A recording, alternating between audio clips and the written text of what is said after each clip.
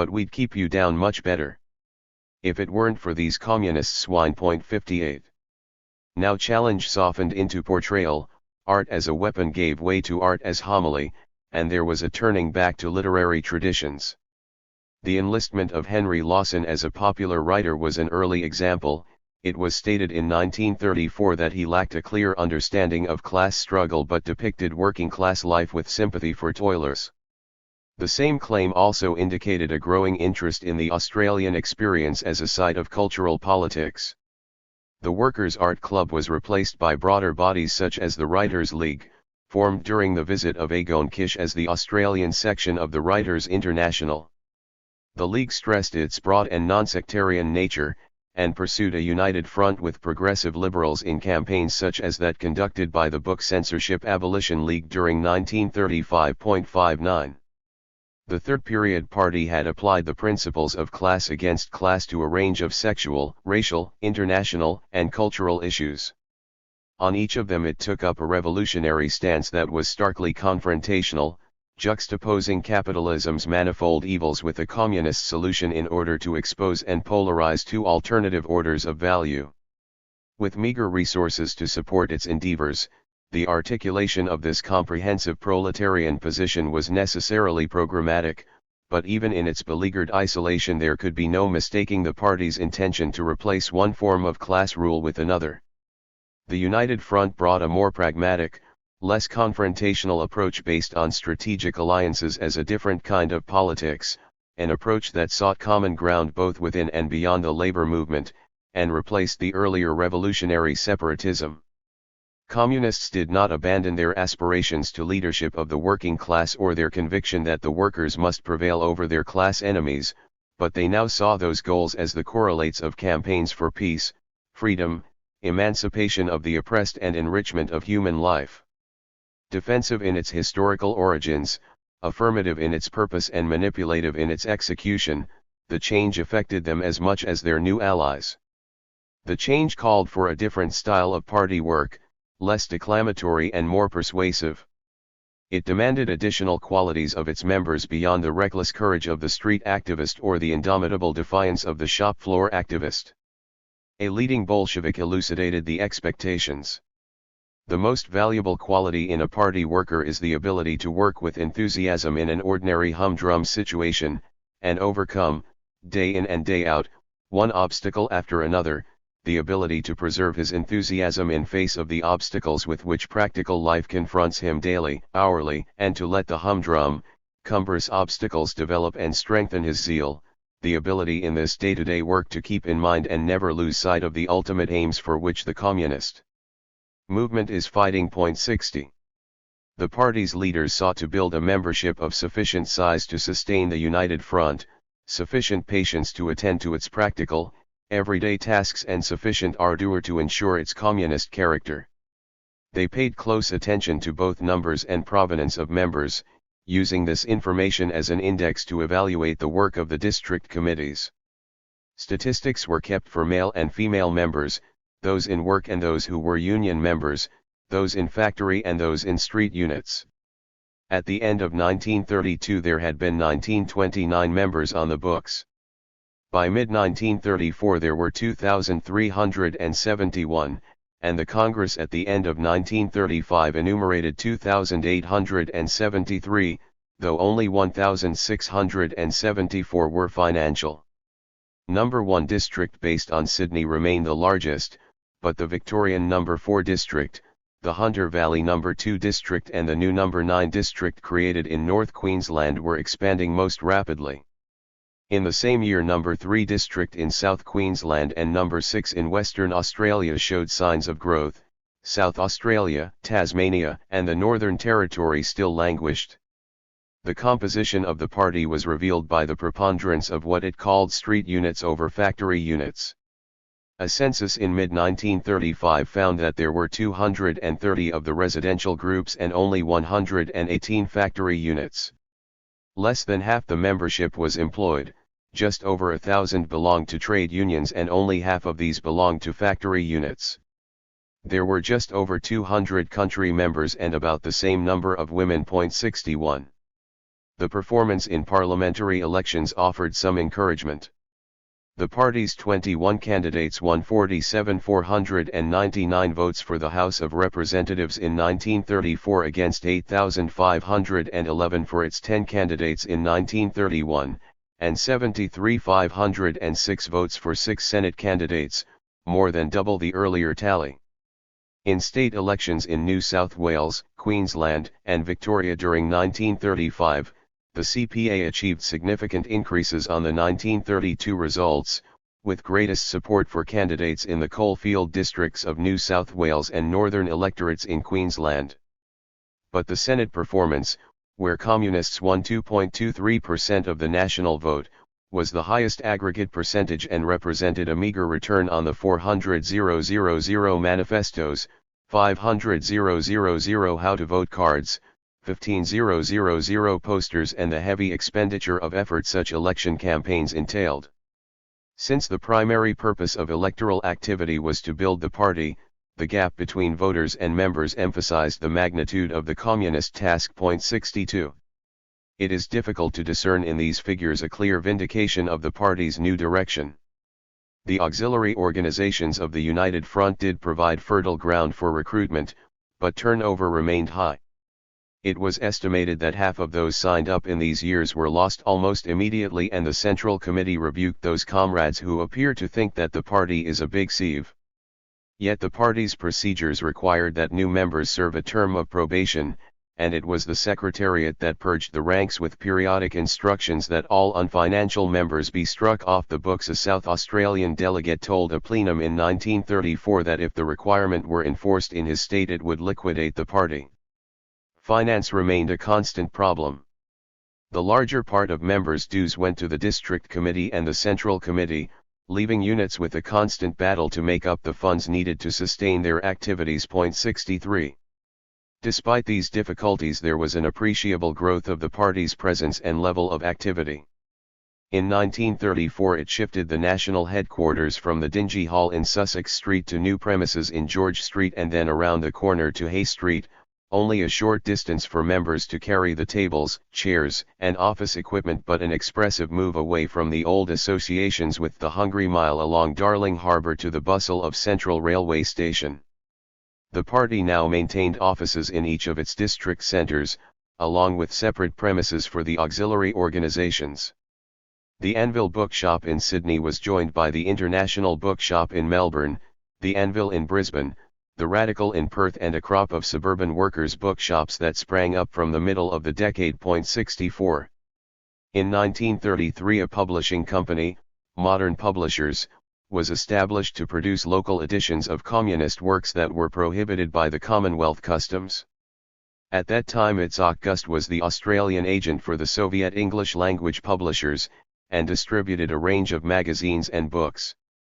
In 1934 the party acquired the agency from him and the import restrictions eased to allow party bookshops to distribute a growing range of Soviet, British, and American material. 65 The party specialized in the production of pamphlets, which were especially suited to its purposes.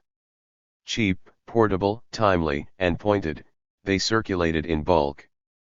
In 1934 a new monthly theoretical journal began, the Communist Review, filling a gap that had been left with the discontinuation of the earlier Communist in 1928. Some districts even began publishing their own papers. The Western Australian Red Star appeared first in 1932 as a roneoed news sheet to circumvent the ban on mail and railway distribution of the Workers' Weekly. It became a printed paper from August 1933. Victoria established the Workers' Voice in September of the same year. South Australia overreached itself with Struggle, which began in November and lasted only a few months. The Workers' Weekly itself obtained an expensive new press and typesetting machine in 1934 and from 1935 appeared twice a week. 66. Changes in layout and content of the newspapers followed the new orientation. In 1933 and again in 1934 the Communist International criticized the Workers' Weekly for a lack of accessibility. Leaving aside the logistical constraints, the publication at that time was not so much a newspaper as a party bulletin. Miles acknowledged that it carried certain articles necessary for the party that cannot be put in very simple language that would appeal to workers. By 1935 those internal needs were met through the Communist Review and an improved system of organizational circulars. The redesigned Workers' Weekly was pitched at a broader readership. A lighter typeface and bolder headlines, and a less crowded page with more illustrations set off the more buoyant tone. There was irreverent commentary on topical events and greater coverage of sport, mainly boxing. The paper still carried lengthy reports of meetings and resolutions, and occasional rebukes and admonitions, but now they were flanked by reports of success in this union or swelling support for that campaign. A gallery of prominent party activists was created, each with a standard photographic portrait, the collar and tie or neat open-necked shirt favored by Queenslanders, well-groomed hair and resolute expression conveying youthful vigor. Conspicuously absent were the arguments, the doubts, the reports of expulsions and other signs of difference. The same appearance of purposeful unanimity was served by the growing use of communist ritual on public occasions. The party song the Internationale, the salute, the use of agitprop chants and other distinctive devices affirmed the esprit de corps of a disciplined army of class warriors. 67. With the growth of the party in the 1930s and its cultivation of the Popular Front, the heavy banner on Workers' Weekly became more restrained, the hammer and sickle stilized as a semitone. Perhaps the most telling sign of growth was the increase in the number of full-time organizers. Even South Australia, a district of 80 members teetering on the edge of insolvency, had 4 of them in 1935. The Communist Party, now fully Bolshevized, was a cadre organization. The cadres played a crucial role in transmitting the decisions of the central bodies to the local units. Each was assigned a particular area of responsibility, but during these transitional years moved frequently from one district to another. Thus Jack Blake took up work in national headquarters after returning from Moscow before shifting to Melbourne in 1934, where he joined Len Donald to take charge of No. 4 district. It was Donald, himself with a newly minted name, who met the former Fred Airy at Spencer Street Station with the news that henceforth his name would be John D. Blake. Jack asked what the D stood for. Desmond. I said, for Christ's sake, I draw the line at that 68. Blake and Donald were 2 of a dozen or so Australians trained during the 1930s at the Lenin School in Moscow, in a wide-ranging syllabus that included political economy, historical and dialectical materialism, the history and practice of the Communist Party of the Soviet Union and the International. Jack flourished at his studies. Len hated them. On one occasion Jack had to retrieve the copy of Marx's Capital that Len had thrown out the window. Len Donald was a wild man who, whenever he could lay his hands on a few rubles, would take Jack out to buy some peasant's nightmare and get stuck into it. Drink would eventually get him into trouble as district secretary. But he was doggedly loyal and his organizational capacities were well matched to Blake's incisive intelligence. Working under them was a dozen or so cadres with specialist tasks, in a pattern followed in other districts. Since the party had yet to establish its own national school, most cadres prepared with a stint of supervised work at the party headquarters in Sydney. 69. Miles and Sharkey attached the utmost importance to the cadre ranks of the party. One persistent problem was their financial support. Some received a sustenance grant from the party that was never generous and always uncertain. Others relied on public sustenance, and were liable to go back to paid work at the expense of their political duties. There was a tendency also for the organizers to spread their energy too thinly and to shift from one activity to another in response to Sydney's latest instruction. This habit of acting as a fire brigade, as one organizer put it, drew condemnation from Richard Dixon, the assistant secretary who in his colorless efficiency reinforced the party's turn to a more bureaucratic routine. He was now 3rd in seniority and bereft of both the vices and virtues of his 2 superiors, a loyal functionary trained in Moscow with no prior political experience and no engagement in activity beyond the ambit of the organization. It was Dixon who insisted that organizers had to know how to delegate. If you go into a factory you do not find that the boss does all the work, he observed in a disturbing analogy, but we have this position in the party. The cadres stood at a crucial intermediate position in the hierarchical structure of the party. They attended the plenums and enlarged meetings of the Central Committee to report on how they had implemented previous instructions and to learn new ones. There was a tendency for them to disguise lack of success with fulsome support of the party line. Miles coined the phrase fossilistes bureaucrats and chatterers at one such gathering to describe this tendency, and the term was immediately parroted by those at whom it was leveled. 70. The turn to the United Front was completed at the 11th Party Congress in December 1935. Miles and Sharkey had clarified the Australian Party's line in visits to the Soviet Union. The worldwide threat of fascist belligerence and the need to defend democracy made working-class unity imperative. The party was to seek affiliation to the ALP and launch a public campaign to overcome the resistance of the labor leaders. As part of this campaign, Miles would have to come out before the party and working class as leader of the party. For more than a year he had been underground, appearing only at closed party forums and working mostly from home, with Jack Simpson acting as go-between for the party secretary and the cadres. This reclusiveness allowed Lance Sharkey to steal a march at the earlier Congress of the Communist International, where he represented the Australian Party. The Australians were to have a member of the new Comintern Executive Committee, a high honour indeed, and the first time it had been paid them since Garden and Kavanagh's brief moments of glory. Sharkey convinced the other Australian delegates, Ted Docker and Stan Moran, who were in Moscow at the Lenin School, that Miles was a family man who couldn't travel, so he should fill the position. An astonished Comintern official asked, "What, is there a split in your party?" 71. Miles was now to play a different role, that of the General Secretary, a position equivalent to Comrade Stalin. This new status required a strong and resolute figure who could be invested with the exemplary qualities of a proletarian patriarch.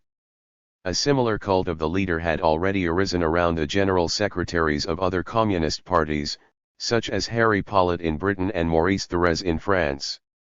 Jack Miles lacked their physical presence and could match neither their qualifications as industrial activists nor their patriotic status, but the Australian Central Committee determined he has these characteristics that are essential to a leader of the working class, and subsequent party publicity provided him with them. 72.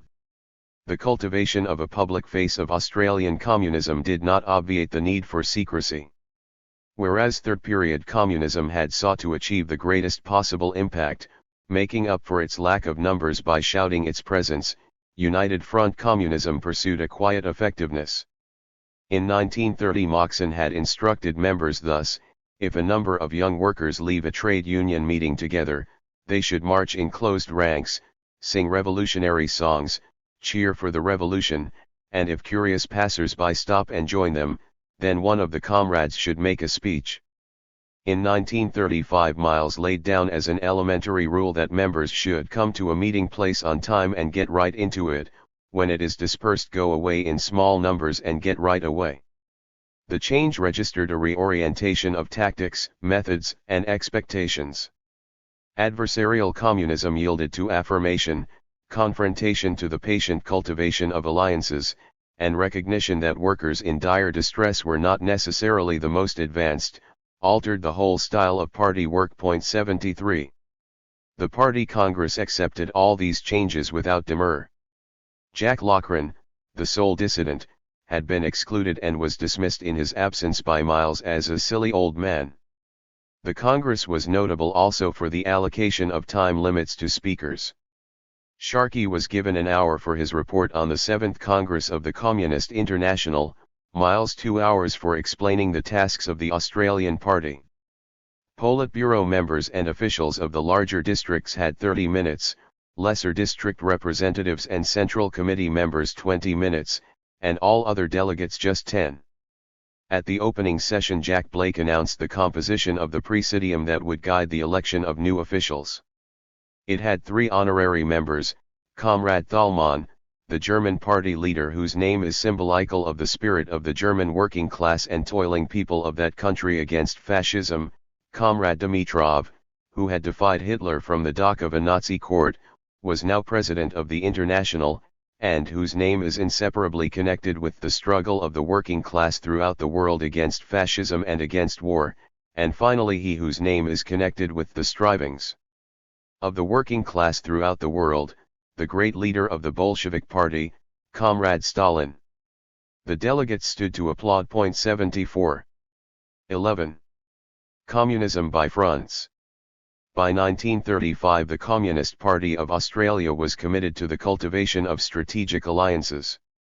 Initially it sought a united front of all sections of the labour movement, subsequently it extended the boundaries to pursue a broader alliance still, a popular front of workers, farmers, and the middle class. Both the United Front and the Popular Front had defensive and offensive aspects. The fronts were to save freedom and world peace from fascist belligerents, a menace that imperiled all workers and all people, but a successful resistance to fascism and war required an aggressive resolve that only communists could provide. Following Dimitrov's definition at the 7th Congress of the Communist International in 1935, the party now understood fascism to be the most imperialist, reactionary, and chauvinist wing of finance capital, and this provided the objective basis for a coalition across class lines, yet it followed from the same characterization that the final defeat of fascism would entail an abolition of the class order from which it emerged. The word front has various usages.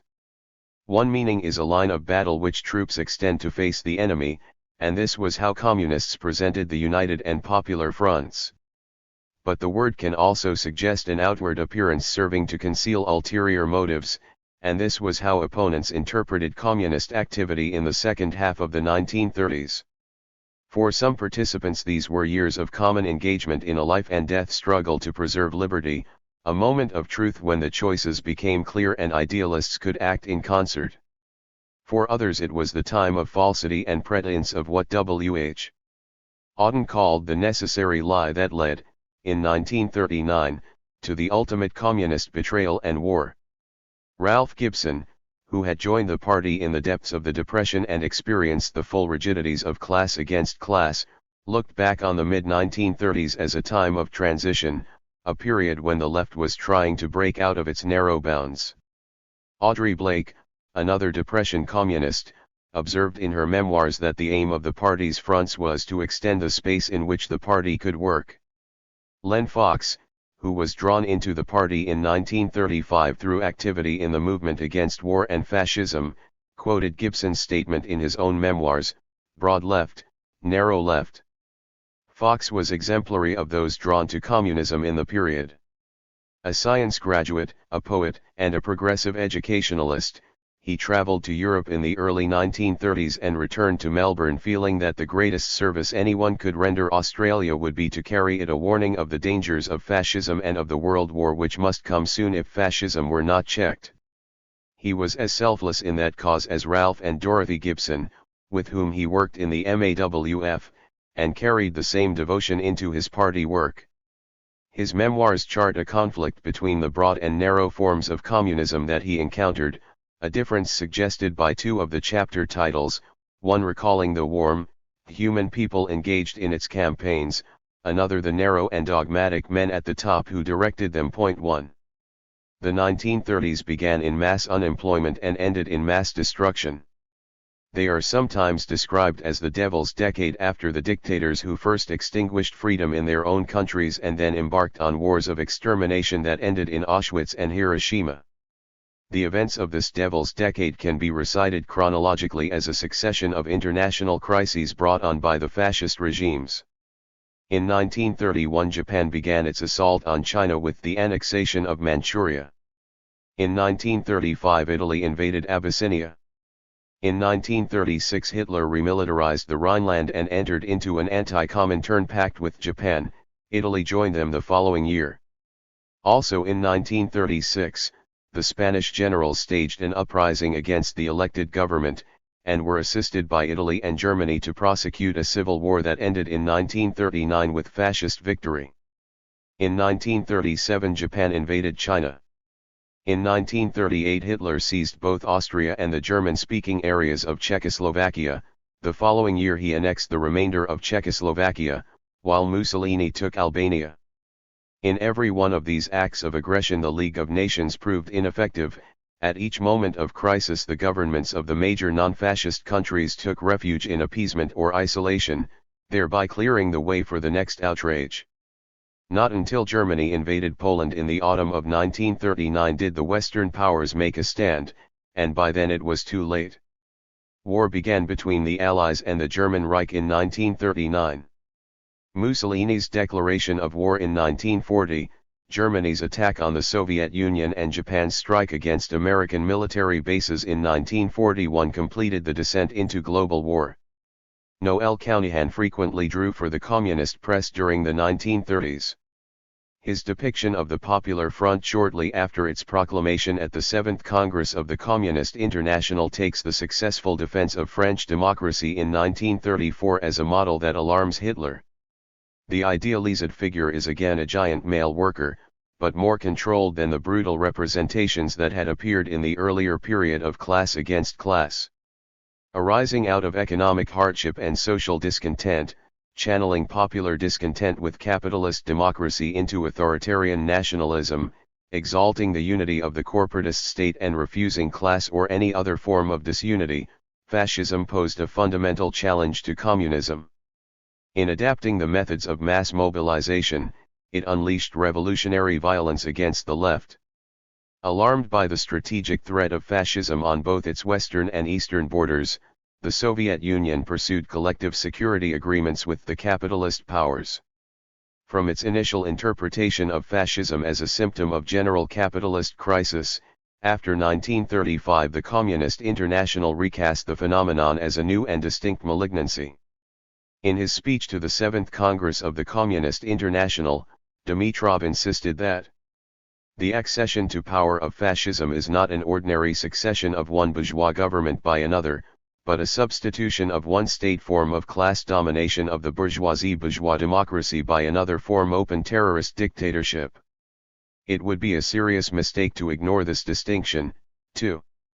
The absolute opposition of communism to capitalism thus yielded to a tripartite configuration of capitalism, communism, and fascism, and the search for common ground on which the first two might repulse the third. From condemnation of democratic illusions the Communist International turned to the defense of freedom, onto revolutionary internationalism it grafted progressive national traditions. For Len Fox, as for others engaged in such endeavors, these realignments allowed the left to shake free of its narrow confines and draw men and women of goodwill into a broader range of activities. The threat of fascism rescued communism as an international movement. The attempt during the 1920s to extend the Soviet model of revolutionary socialism had failed. The depression benefited the right rather than the left. The effect of fascism in the 1930s was to force communism and liberal capitalism into an alliance against a common enemy, an alliance that neither would have chosen but was forced upon both. The strategic importance of the Soviet Union and the organizational capacity of the Comintern made communism an indispensable component of this alliance and, as Eric Hobsbawm has observed, the logic of this situation was so compelling that even the 2 years when Stalin reversed the anti-fascist policy could not weaken it. 3 It was thus during the Devil's Decade that communism began the ascent that brought it to its highest point of support and influence. Such was the success of communism's front activities, so pervasive was temper of engagement, that the 1930s are also remembered as the Red Decade.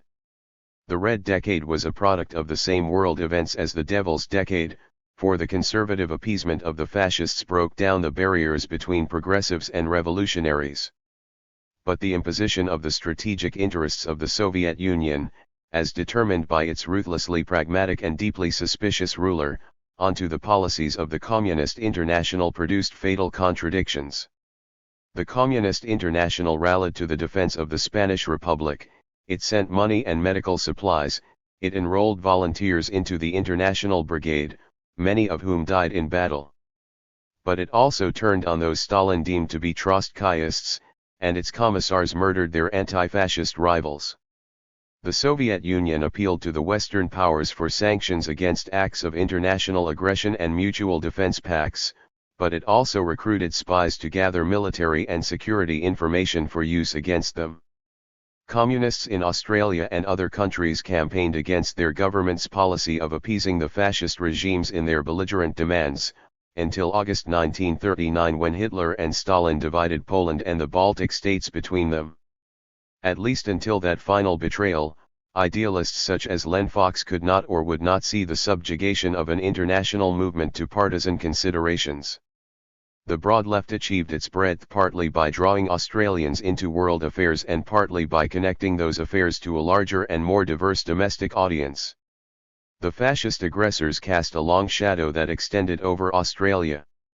The Australian government cooperated with Mussolini's officials to maintain surveillance over anti-fascist Italians in Australia. It accepted the request of the German government to prevent anti-Nazi agitation here, and it set tight restrictions on the entry of Jewish refugees from Hitler's pogrom. Boycotts of the shipment of strategic materials to Japan brought Australian trade unionists into direct conflict with the Commonwealth. From the Kish affair onwards, the anti-communist and pro-appeasement policies of the conservative federal government provoked protests against censorship and repression, and attracted wider circles of church people, civil libertarians, intellectuals, men and women from outside the traditional confines of the labor movement. Paradoxically, the party's industrial base became even more important.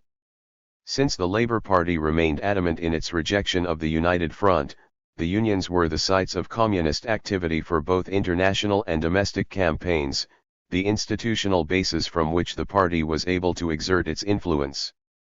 Yet the rapid progress of communist trade unionists in the second half of the 1930s was based above all on their ability to improve their members' wages and working conditions, to soften the stringencies of capitalism and to make the institutions of capitalism serve their needs. The Red Decade consolidated Australian communism as a party of doctrinaire pragmatism. The failure of the Communist Party's renewed appeal to the Labour Party at the end of 1935 for a united front caused no surprise. Its campaign to unify the labour movement against fascism and war proceeded, therefore, through the trade unions and front organisations such as the Movement Against War and Fascism. Here it met with immediate setbacks. In October 1935 the party announced its support for international sanctions against Italy in response to the Italian invasion of Abyssinia. In this it followed the lead of the Soviet Union, and in doing so encountered sharp opposition both within and beyond its own ranks. Some party members found difficulty in aligning themselves with the imperialist powers, for at this time the British as well as the Australian government supported the League of Nations' call for sanctions, although the Australian government quickly backed away from this position in favour of appeasement. The Central Committee emphasised the need to distinguish between the support of the capitalist class and that of the working class for sanctions. Some non-party pacifists believed that such action increased the danger of war, but the party stressed that sanctions were the best chance of preserving peace. 4. Many in the broader labor movement combined elements of both anti-imperialism and pacifism with a more general hostility to foreign entanglements that was rooted in memories of the conscription referendums during the First World War and the divisions those controversies had opened in the Labour Party. Others followed the lead of the Catholic Church in support for Italy. Maurice Blackburn was the only member of the Federal Labour Party who broke ranks to support the Lyons government's Sanctions Act in November 1935. Furthermore, the ACTU Congress later in the same month rejected arguments in favor of sanctions put by Lloyd Ross, Bill Orr, and Ernie Thornton.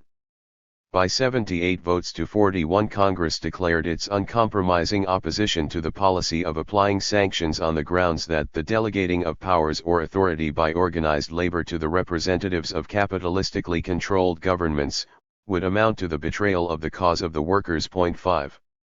Blackburn's defiance of the Labour caucus and his prominence in the movement against war and fascism brought immediate retribution. In September 1935, the state executive of the ALP, which had established its own Labour anti-war committee, declared that no loyal member of the ALP could be associated with the MAWF. In October it gave its members until November 15 to sever the connection. On Armistice Day, Blackburn spoke at the Yarra Bank for the Victorian Council Against War and Fascism, adamant of the need for a wider anti-war, anti-militarist movement than can be got within the confines of any one party. 6 On December 6 the state executive expelled him and a number of other labor activists. This was a serious blow. Before the rupture, two leading members of the Communist Party in Melbourne had met privately with Percy Clary, Albert Monk and Don Cameron, the principal officers of the Melbourne Trades Hall Council. They were encouraged to hear that the trade union officials agreed on the desirability of a united labour movement. But when they next met, the Trades Hall Council had determined that no affiliated body could remain a member of the VCOF and any prospect of a united front vanished. The VCOF responded with a proposal for a joint conference with the Labour Anti-War Committee, but this compromise was rejected. The National Committee of the MAWF counselled submission. The Victorians argued for defiance and claimed that most of their union affiliates were not prepared to break the connection with the VCOF. In April 1936 the Melbourne Trades Hall Council suspended the affiliation of the ARU, the Wonthaggi Miners, the FIA, the Locomotive Engine Drivers Union, the Teachers Industrial Union and the Ballarat Trades and Labour Council. 7. With a number of other unions and a score of Labour Party branches affiliated to it until it was proscribed, the Victorian section of the MAWF had made the greatest progress, and the attack on it indicated the difficulties the party encountered as it sought a united front. There were particular opponents in Victoria. Denny Lovegrove, the former communist who in 1935 became secretary of the Labour Anti-War Committee, was a bitter adversary. A group of Catholics who had formed around the Campion Society in 1931 and who espoused the corporate state as a bulwark against godless communism, wielded increasing influence in the Victorian labour movement. The Labour Party expulsions and the Trades Hall Council disaffiliations were part of an intense factional struggle within the Victorian labour movement at this time, marked by sectarian divisions between the Catholic right and their moderate or left-inclined Protestant opponents. The cautious overtures of the THC officers to the Communists were an episode in this contest. The subsequent rift an illustration of the handicap suffered by labour activists who associated with Communists. Rather than the industrial wing of the labour movement facilitating a united front of the Communist and Labour parties in the cause of peace, the Communist bogey had damaged industrial unity and isolated the VCOF. The party's Central Committee recognized as much when it instructed left-wing unions to abandon their links with the VCOF and the Victorian district to strengthen communist fractions in ALP branches. 8. In New South Wales the circumstances were more propitious. There, Lang's control of the Labour Party and Labour Council rested on a narrow base of trade union officials, the so-called inner group, who maintained control by ruthless manipulation of the party rules Lang had devised. During 1935 Lang came out in opposition to sanctions against Italy. He used the Labour Daily to damn the Communists and insisted that Australia must remain resolutely free of all foreign entanglements. In 1936 he led his state Labour Party back into the federal ALP, and thereby buttressed its isolationist stance. But his attempts to wrest control of the radio station 2KY from the Labour Council and strengthen his grip on the Labour Daily brought him into conflict with the Miners' Federation and a growing number of other unions. Jock Garden, now a federal member of Parliament, and his successor as Labour Council Secretary, R.A. King, led a challenge to Lang that gathered momentum. To its surprise, the Communist Party found itself once more allied with Garden, a very shady gentleman, as Richard Dixon described him, as big a political crook as Lang, insisted Sharkey, in a struggle that strengthened the left in the Labour Council and would ultimately clear a space for a united front with the New South Wales branch of the Labour Party. 9. Not yet, however, and in the meantime Labour in that state remained as hostile to the united front against war and fascism as in Victoria. Elsewhere the efforts to win the Labour Party over to a more resolute anti-fascist foreign policy met with mixed results. South Australia was most amenable, but its labour movement was a negligible force. 10 In Queensland and Western Australia, where Labour held office, Communists were kept firmly at arm's length.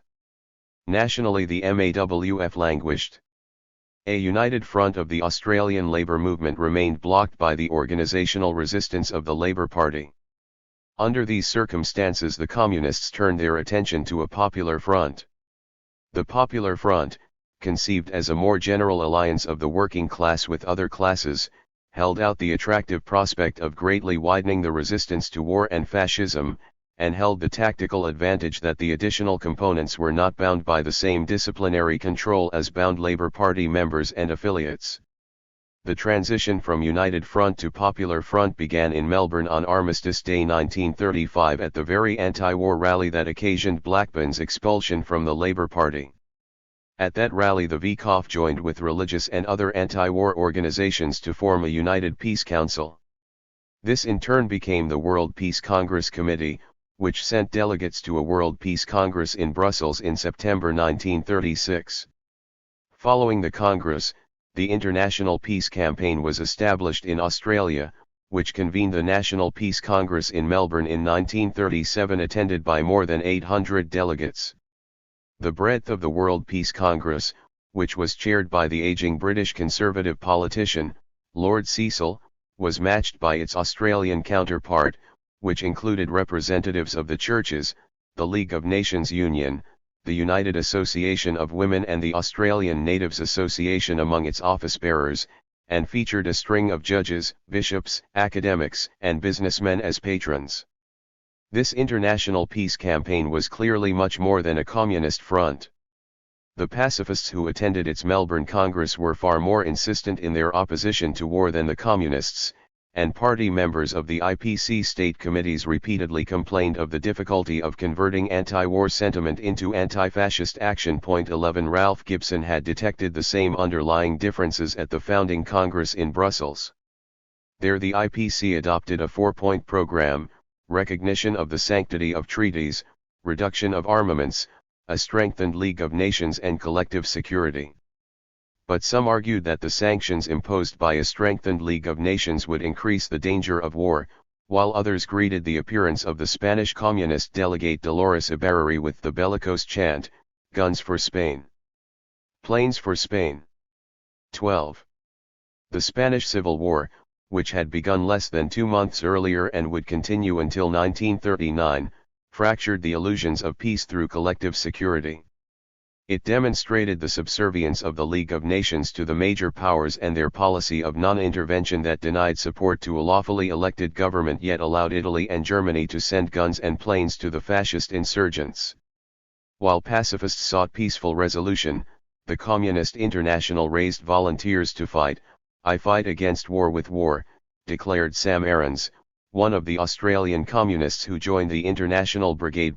13 Spain thus became the testing ground for the larger conflict that would follow, the European cockpit in which fascists and communists did battle. In 1936 the Spanish Republic was just 5 years old and still seeking to establish its legitimacy over deeply conservative opponents. The Civil War began as a military uprising led by General Franco, who used Moorish troops and drew on Falangist and clerical support against the electoral success of a Popular Front government. The popularity of the front was indisputable. It stretched from moderate republicanism to communism and well beyond to include Trotskyists and anarchists. Initially the war was marked by mass killing on both sides, as the stronger local force put down the weaker and settled old scores. This phase produced atrocities against the Catholic Church, which was a powerful institution of the Ancien regime, as well as clerical complicity in atrocities against the left, and the religious dimension inflamed the divided responses in Australia to news from Spain. Subsequently the rebels controlled the north and west of the country, the government the south and east, and the war was fought on shifting fronts as the military tightened its hold and began to push, slowly but inexorably, into government-controlled territory. The left strongholds of Catalonia and Aragon were gripped by a revolutionary euphoria which saw peasants seize estates from their landlords and workers turn the city of Barcelona into an anarcho-syndicalist commune until the Communist Party imposed its own control. In 1937 German planes bombed the Basque capital of Guernica and the rebels won control of the industrial north. By 1938 the rebels had cut the country in two. At the beginning of 1939 Barcelona and Madrid fell and the war was over. A poster produced by the Victorian Council Against War and Fascism in the early stage of the Spanish Civil War. Australians made up a tiny fragment of the volunteers who enlisted in the International Brigade, some 40 out of a total close to 40,000. They provided about the same proportion of nurses, administrators, drivers, journalists, altogether perhaps a score of the 20,000 foreign non-combatants who assisted the Republic. Their Spanish Relief Committee raised about £17,000, probably a smaller proportion of total foreign aid, though still a remarkable sum. Even when allowance is made for disparities of population, the Australian contribution was more modest than that of Britain, the United States or Canada, which raised its own Mackenzie-Papineau battalion, whereas the Australians were mostly scattered throughout the British battalion. There were particular reasons for the limited response. Most Australians knew little of Spain, and many of those who did supported the insurgents. The long distance from Spain and restrictions imposed by the Australian government made it necessary for volunteers to make their way to Britain, sometimes posing as tourists, more often working their passage or even bunking down as stowaways with the assistance of a ship's crew, and then evade the blockade imposed on Spain. 14. The heroism of Australian volunteers was repeatedly connected to national traditions. Jack Barry, who had been a militant in the Pastoral Workers' Industrial Union, died in 1937 during the defense of Madrid. A New Zealand journalist remembered him as a sturdy, sandy-haired working man who grumbled cheerfully and blasphemously about the non-arrival of food, as I have heard Australian and New Zealand shearers grumble hundreds of times, and then met his death covering a retreat alone, with all the gallantry of the Anzacs in 1915. Ted Dickinson, a former Wobbly who had been jailed in 1928 for his part in the maritime strike, was captured in the Jarama Valley near Madrid during the same campaign and faced his captors with defiance. "If we had 10,000 Australian bushmen here, we'd have pushed you bastards into the sea," he was said to have told them. They put him up against a tree and shot him. An RSL journal responded to the story with the tribute, "Whatever one may think of the merits of the cause in which they are serving, it is gratifying to learn that the old strain of Gallipoli and Posiers is running true to form." Though Dickinson was in fact an Englishman and had returned there some years earlier, the line drawn here runs from the First World War to the opening phase of a second, and the Australian volunteers in Spain constitute an advance contingent in fight to defend freedom from fascism that would continue until 1945. "I wouldn't mind dying for democracy," was the explanation given by an unemployed Tasmanian volunteer, Charlie Walters, while Charlie Riley, a gold miner from Tennant Creek, said that Adolf the Butcher had got right under our skins. Some Australians, such as Ron Hurd, a tough communist seaman who had boxed professionally, were keen to fight. Other volunteers, such as Lloyd Edmonds, who had attended the Victorian Socialist Party's Sunday school with Hurd and was expelled from the ALP in 1935 for membership of the VCOF, were drawn more by a feeling of obligation. When Jack Stevens died fighting in 1938, Catherine Susanna Pritchard remembered the earlier hardship he had experienced as party organizer in Western Australia. Shabby and hungry, he struggled against tremendous difficulties, including 6 months' imprisonment, and throughout remained honest, unobtrusive, lovable, sterling. The emphasis here is on selfless dedication to a universal cause. 15. Ted Dickinson's execution by Franco's troops at Jarama was often recalled, as was his fearless defiance of the executioners. This cartoon misspells his name and extends his martyrdom into a refusal to submit to fascist militarism. La Pasionaria slogan, "No Parison they shall not pass," became the catch cry of the defenders of the Spanish Republic. Neither the volunteers nor their Australian supporters admitted to any reservations, not even when the Spanish communists turned on the other parties of the left, or the political commissars of the International Brigade began to weed out unreliable elements. "Barcelona crushes Trotsky fascists," was the headline over the Workers' Weekly's account of the repression of the anti-Stalinist Partido Obrero de Unificación in May 1937. The article described a foul gang of fifth columnists under the control of Trotsky's agents who were in secret communication with Franco. In fact, the POUM were so resolutely independent in their fight against Franco that they had fallen out even with Trotsky. This ruthless and mendacious surveillance affected a party of 4 Australian nurses who were given a rousing red flag farewell from Sydney in October 1936. They were under the leadership of Mary Lowson, a party member, and they included the forthright Agnes Hodgson, who had no prior contact with the left and was motivated simply by liberal humanitarianism. Her fluency in Italian and distaste for bombastic political ceremony soon brought her under suspicion from zealous communists. When the group arrived in Spain, her 3 colleagues were posted to the International Brigade Hospital at the front, but Hodgson was left behind in Barcelona. Lowson made no reference to this contretemps when she returned to Australia in 1937 to publicise the cause. Nor did Australians learn of Bill Belcher, who had the misfortune to enroll in an anarchist militia, was arrested by the communist security and eventually released only through the intervention of the British consul. While Eileen Palmer admitted privately that there were many shades of grey in the Spanish War, she condemned the dirty work of the POUM and accepted the need for strict discipline. 16. Australians did not lack their own sources of information about Spain.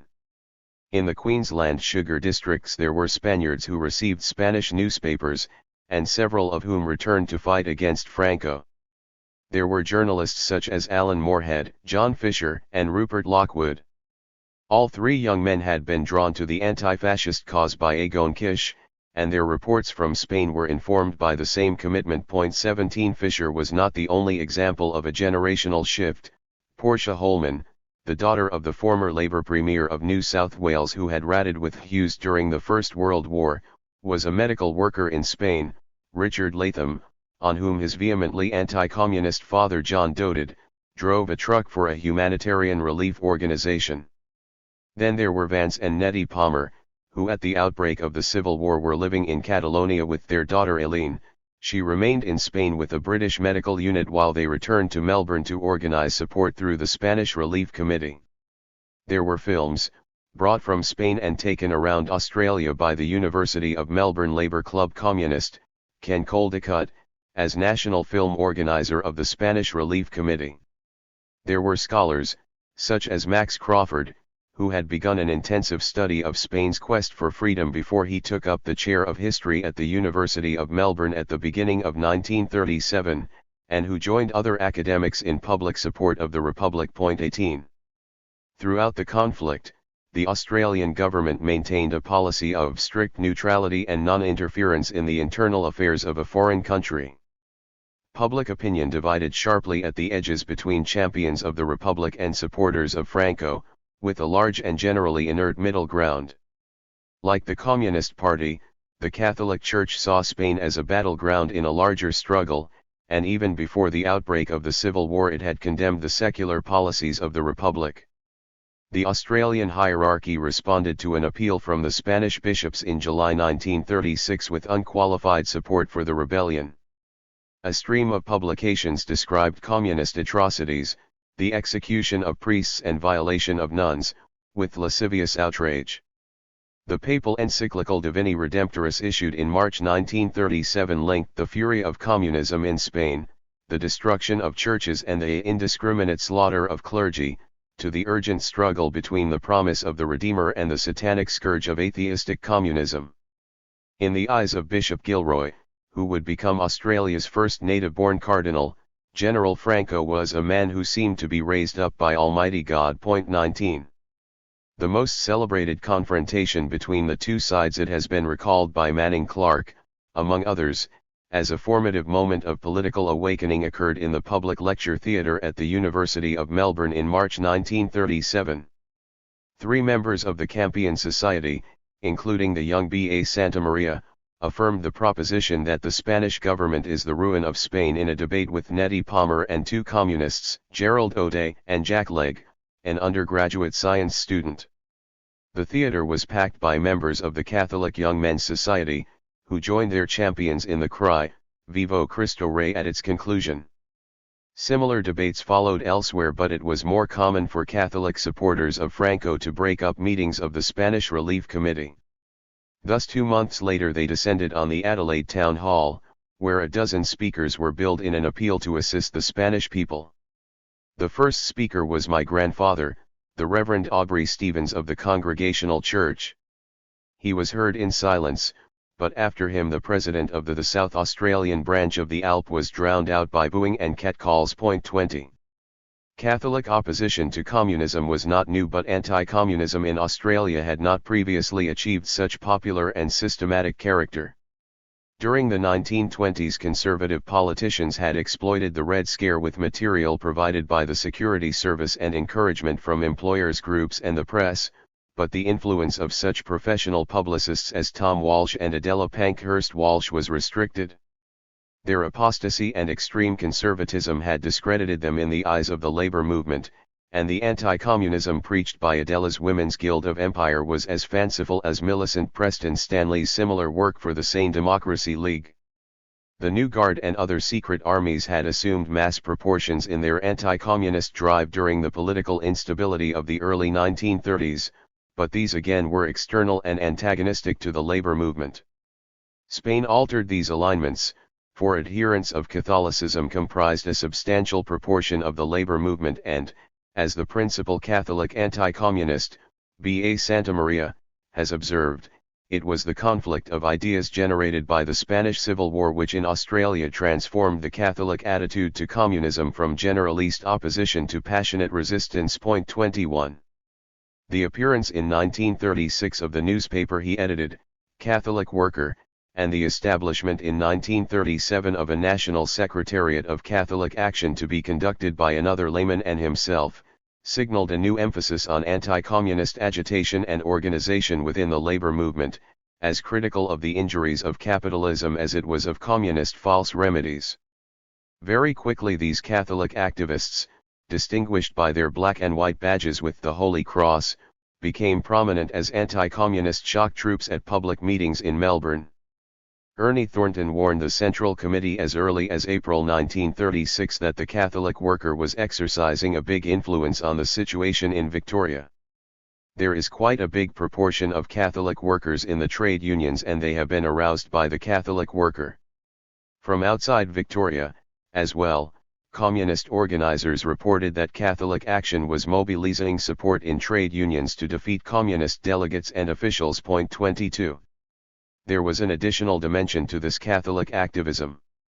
During the 1930s a number of Protestants were drawn to the peace movement. In New South Wales the Anglican warden of St Paul's College at Sydney University, Arthur Garnsey, was president of the International Peace Council. In Victoria the Methodist minister Palmer Phillips occupied the same position, and representatives of the student Christian movement, the YMCA, and the YWCA attended its meetings.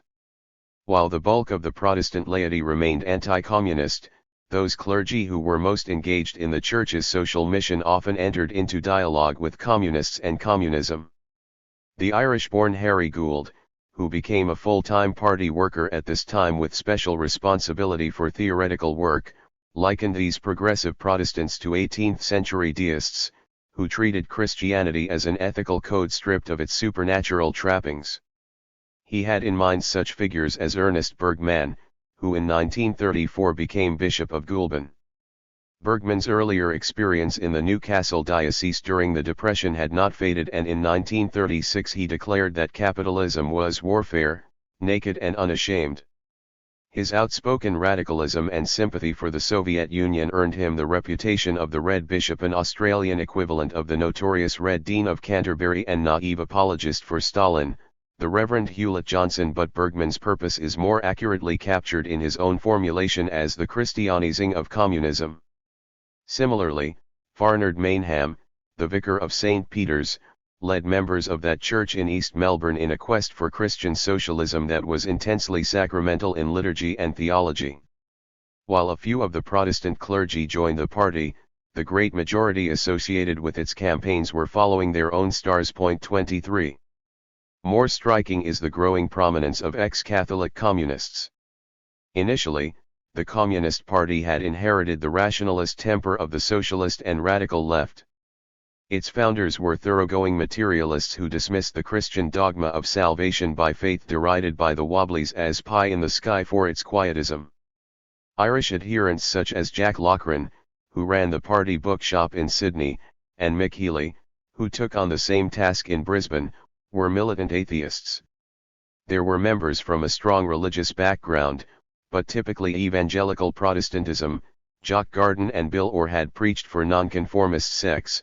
Bill Gollin and Jack Hughes, notable recruits of the 1930s, were brought up in the Salvation Army. The sprinkling of Jewish communists had little to do with religious observance. Former Catholics, on the other hand, were trained in a confessional faith that was not so easily set aside. In a number of cases, youthful piety as an altar boy preceded a prolonged crisis of faith. Typically, their turn to communism caused lasting family tension, especially as communism and Catholicism became sharply polarized. To Catholics, who felt keenly their own minority position in Australia, the alignment of Protestants against Catholic Spain hardened sectarian divisions. During his national tour after the party's 11th Congress, J.B. Miles encountered this phenomenon, particularly in Queensland where the Labor Party was close to the Catholic Church. In response to Archbishop Tuhig's repeated attacks on godless communism, he sought to play down the question of religious belief. We are not concerned at the moment with the question of how the world came into existence or what will happen when we pass away. We are concerned with the things that happen here and now in decent wages, living conditions, in defense of our democratic rights, with the preservation of peace. The Central Committee also advised its districts that they should be careful in responding to the Catholic campaign. Catholics made up a considerable proportion of the working class, and it was important to concentrate on the Church's alliance with fascists, making it clear that we are not specifically attacking the faith and doctrines of the Catholics as a religion.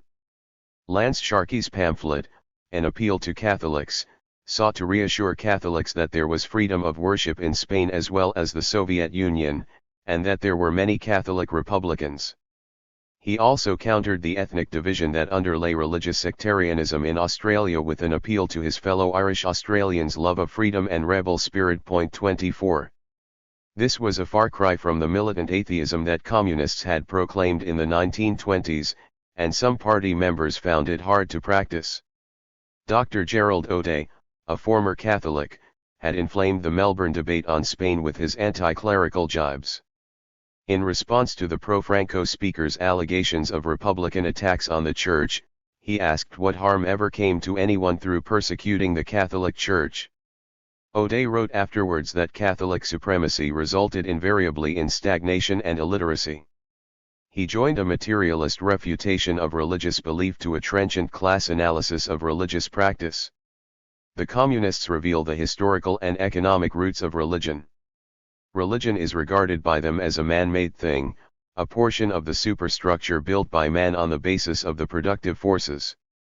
The Church was supported by the ruling class because it helps to keep the oppressed masses from the struggle for a heaven on this earth. It flourished amidst poverty, unemployment, and superstition, hence with the end of capitalism the end of religion begins.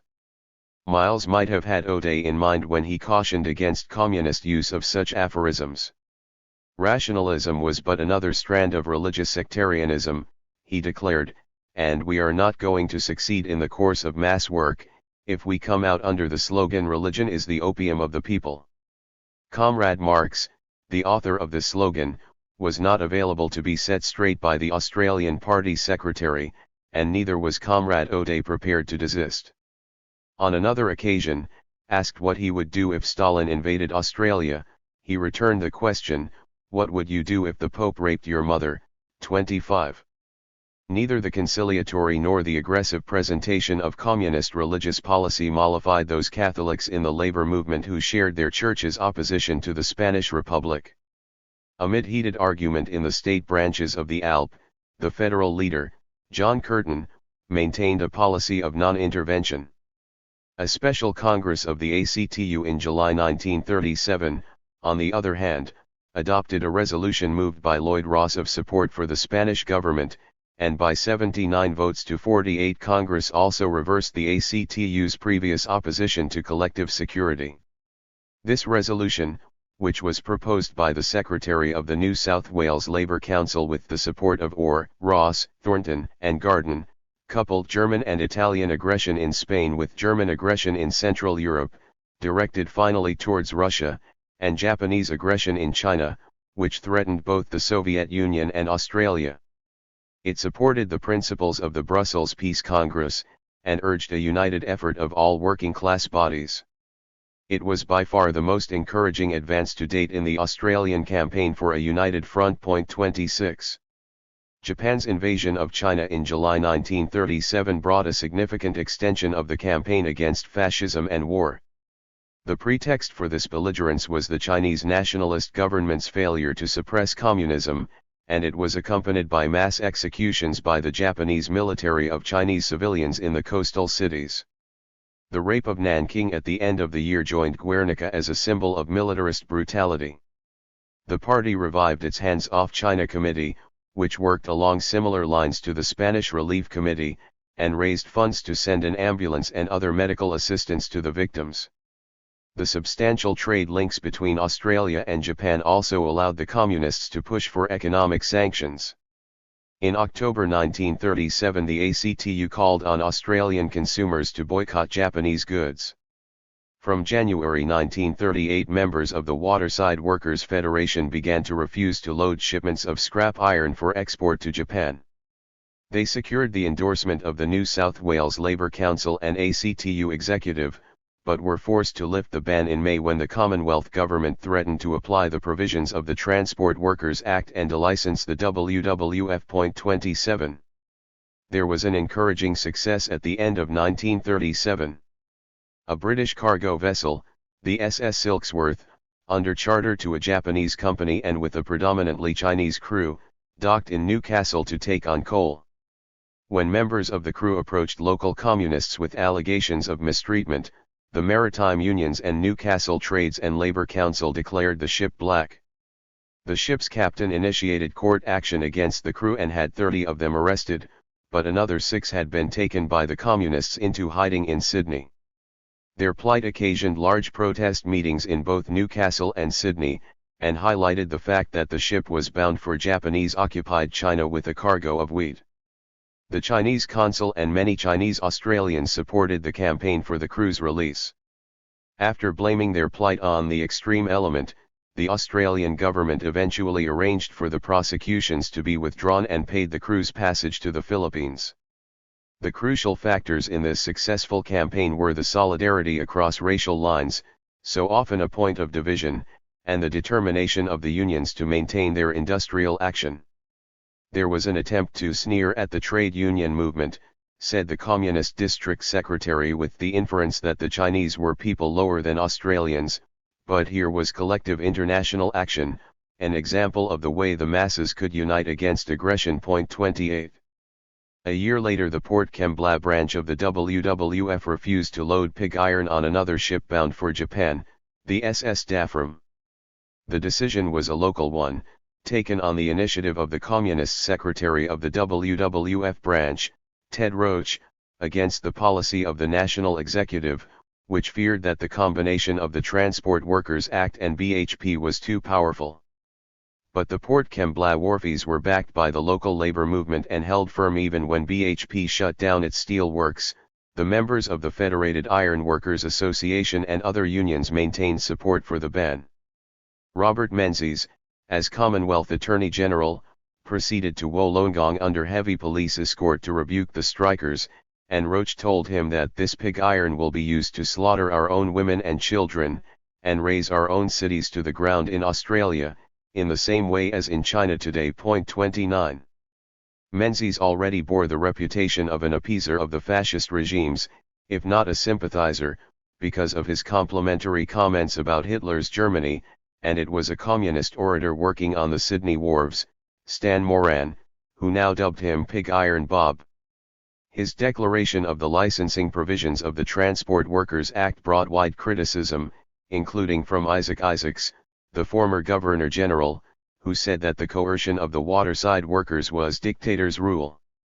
The ACTU affirmed its support for the principle that there should be no export of war materials to countries engaged in a war of aggression, and the government's insistence that the trade should continue undoubtedly increased union mistrust of its domestic and external intentions. In the end, the 9-week strike ended in a truce.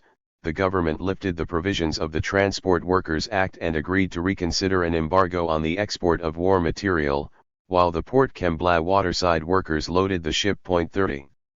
Apart from its exploitation of the draconian powers of the Transport Workers Act to bar workers from their industry, the government also resorted to censorship during the Port Kembla dispute. The Sydney radio station 2KY broadcast allegations of government interference with union telegrams and telephone calls. In retaliation, the Postmaster General ordered engineers to cut the connection between the studios and the transmitter, and refused to re-establish the connection until the station apologized. This was not the first case of censorship of radio broadcasts. Earlier in 1937, a state manager of the ABC had ordered the deletion of passages critical of Hitler and Mussolini from an educator's address on Machiavelli and modern dictators.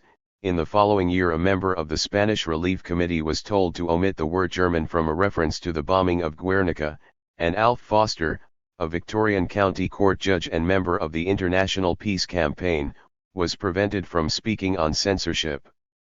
There was also the refusal, at the request of the German government, to allow public performances of the anti-Nazi play Till the Day I Die, by Clifford Adets.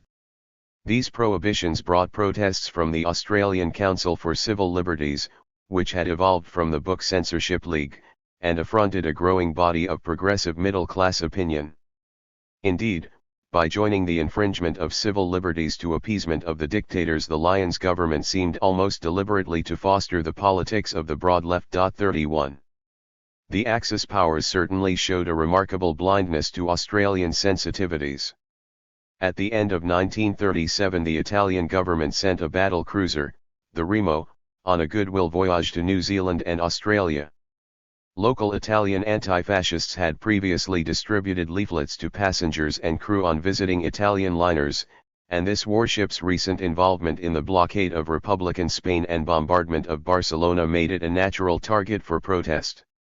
When similar literature was smuggled on board Remo after it berthed in Melbourne in February 1938, a ship's officer ordered ratings to seize a local Italian taxi driver, Ottavio Orlando, in the mistaken belief that he was the leader of Melbourne's Gruppo Italiano against war and fascism, Frank Carminola. Other members of the Italian Navy drew knives in an Italian club in Carlton and smashed the club's picture of Italian volunteers in the International Brigade.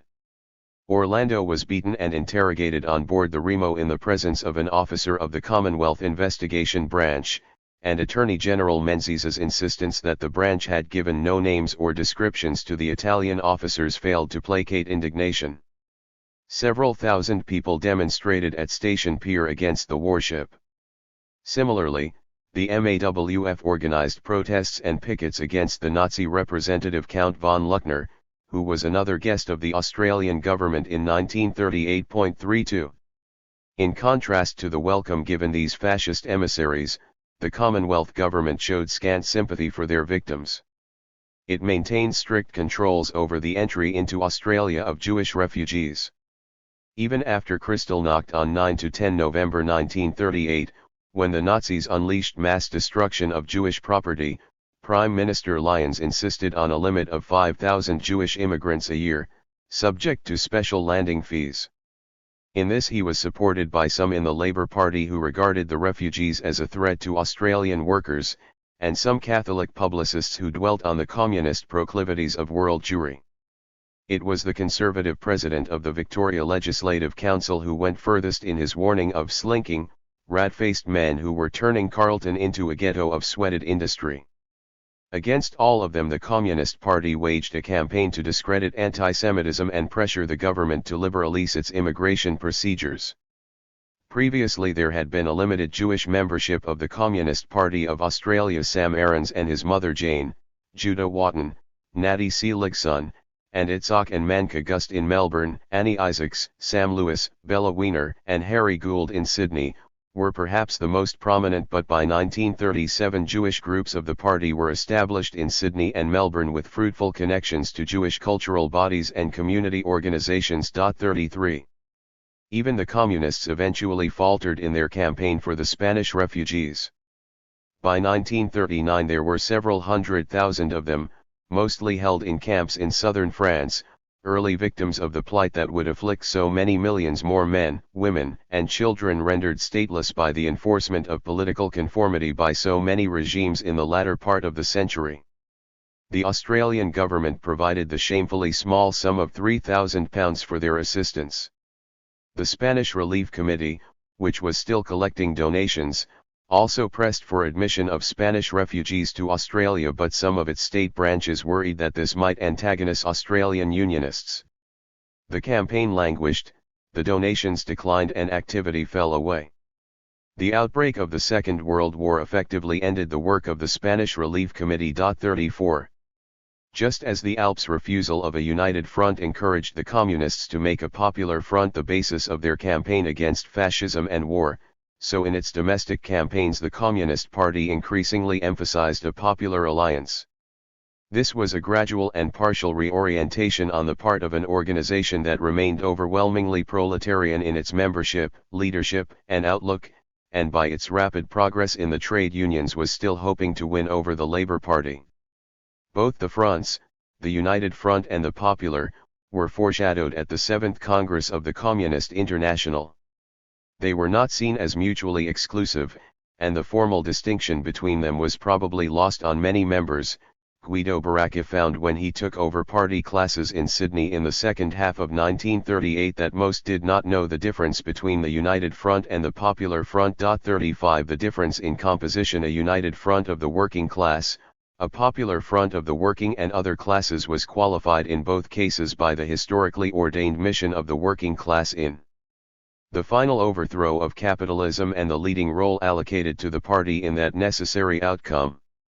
More significant was the alteration of emphasis and tone, from the stress on a separate and self-sufficient working class in conflict with the capitalist ruling class to the common endeavors of men and women, workers by hand and brain, wage earners and farmers, artists and intellectuals, all striving for a more harmonious, richer, and fuller life. It was a member of the Anglo-American Bureau of the Communist International who first drew the Australian Party's attention to the full implications of the Popular Front. Writing as S. Mason in the Comintern Bulletin in Preaker in July 1936 on the next task of the Australian Communists, he stressed that the imminent danger of war required a real Popular People's Front program. This in turn entailed a different orientation than that pursued by the Australian Party.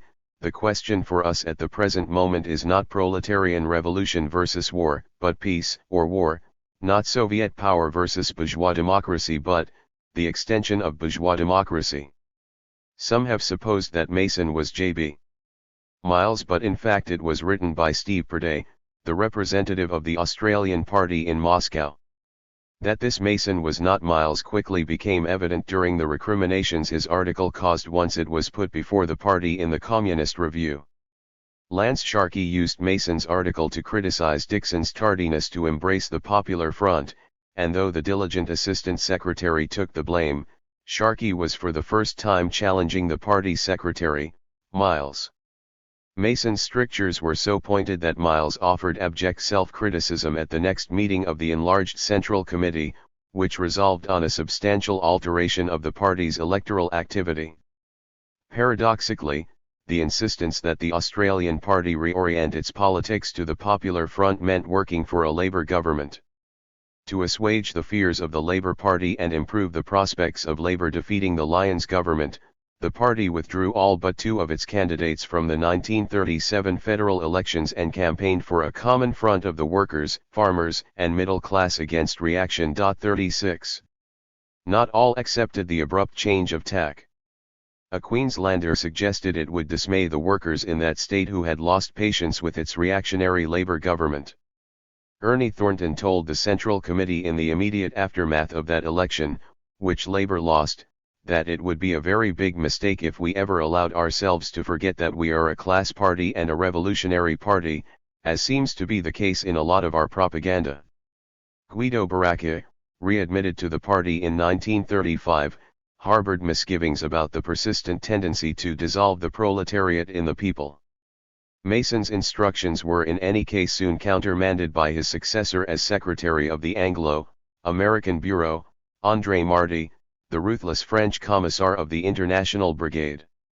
At a meeting of the committee in September 1937 he taxed the Australian representatives, Dickson and Orr, with the Australian party's failure to take a more independent electoral position and brushed aside their explanation that it had been determined for them by Mason. The article by Mason was bad. I don't know why Mason had the idea of writing such an article.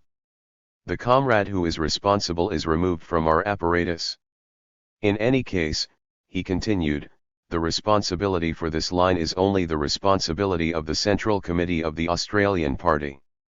An article by Mason is not sufficient. The leadership of the parties are not babies. Dickson's chagrin is easily imagined. 37. In any case, Australian communists were now fully committed to the Popular Front, and its urgent necessity was the dominant theme of the 12th Party Congress in 1938.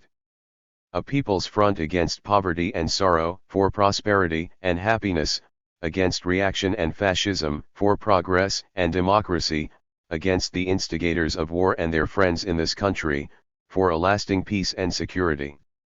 These polarities provided the coordinates of a popular alliance that would incorporate workers, farmers, teachers, civil servants, doctors, other professional workers and small businessmen, Catholics and Protestants. Dickson was even able to quantify the progressive and democratic people as constituting 90% of all Australians. In this vein, the preamble of the new constitution adopted at the 12th Congress defined the Communist Party as a working-class party carrying forward the best traditions of Australian democracy, the struggle against convictism, for self-government, at Eureka the fight for social reforms, against military conscription and peace. Upholding the achievements of democracy and standing for the right of the majority to direct the destinies of our country, the Communist Party fights with all its strength to unite the masses to resist any and every effort, whether it comes from abroad or within, to impose upon the Australian people the arbitrary will of any selfish minority group, or party, or clique. It is devoted to the defense of the immediate interests of the workers, farmers, and middle class against capitalist exploitation. To further emphasize the democratic basis of the Popular Front, Jack Blake declared that the party had no intention forcing socialism on Australia. That would require majority support and Australians were not ready for it. Let it be known definitely once and for all that the Communist Party is not and never has been an advocate of force and violence. 38. The new emphases of the Popular Front were served by material that contrasted the economic interests of the masses against the greed of a parasitic minority. In 1936 the party demonstrated the feasibility of its demands for increased wages and shorter hours by detailed analysis of business profits. For the 1937 federal election, James Rawling produced the leaflet Make the Rich Pay, which publicized the 20 families who controlled so much of the country's industry along similar lines as the French party's exploitation of their country's 200 richest families.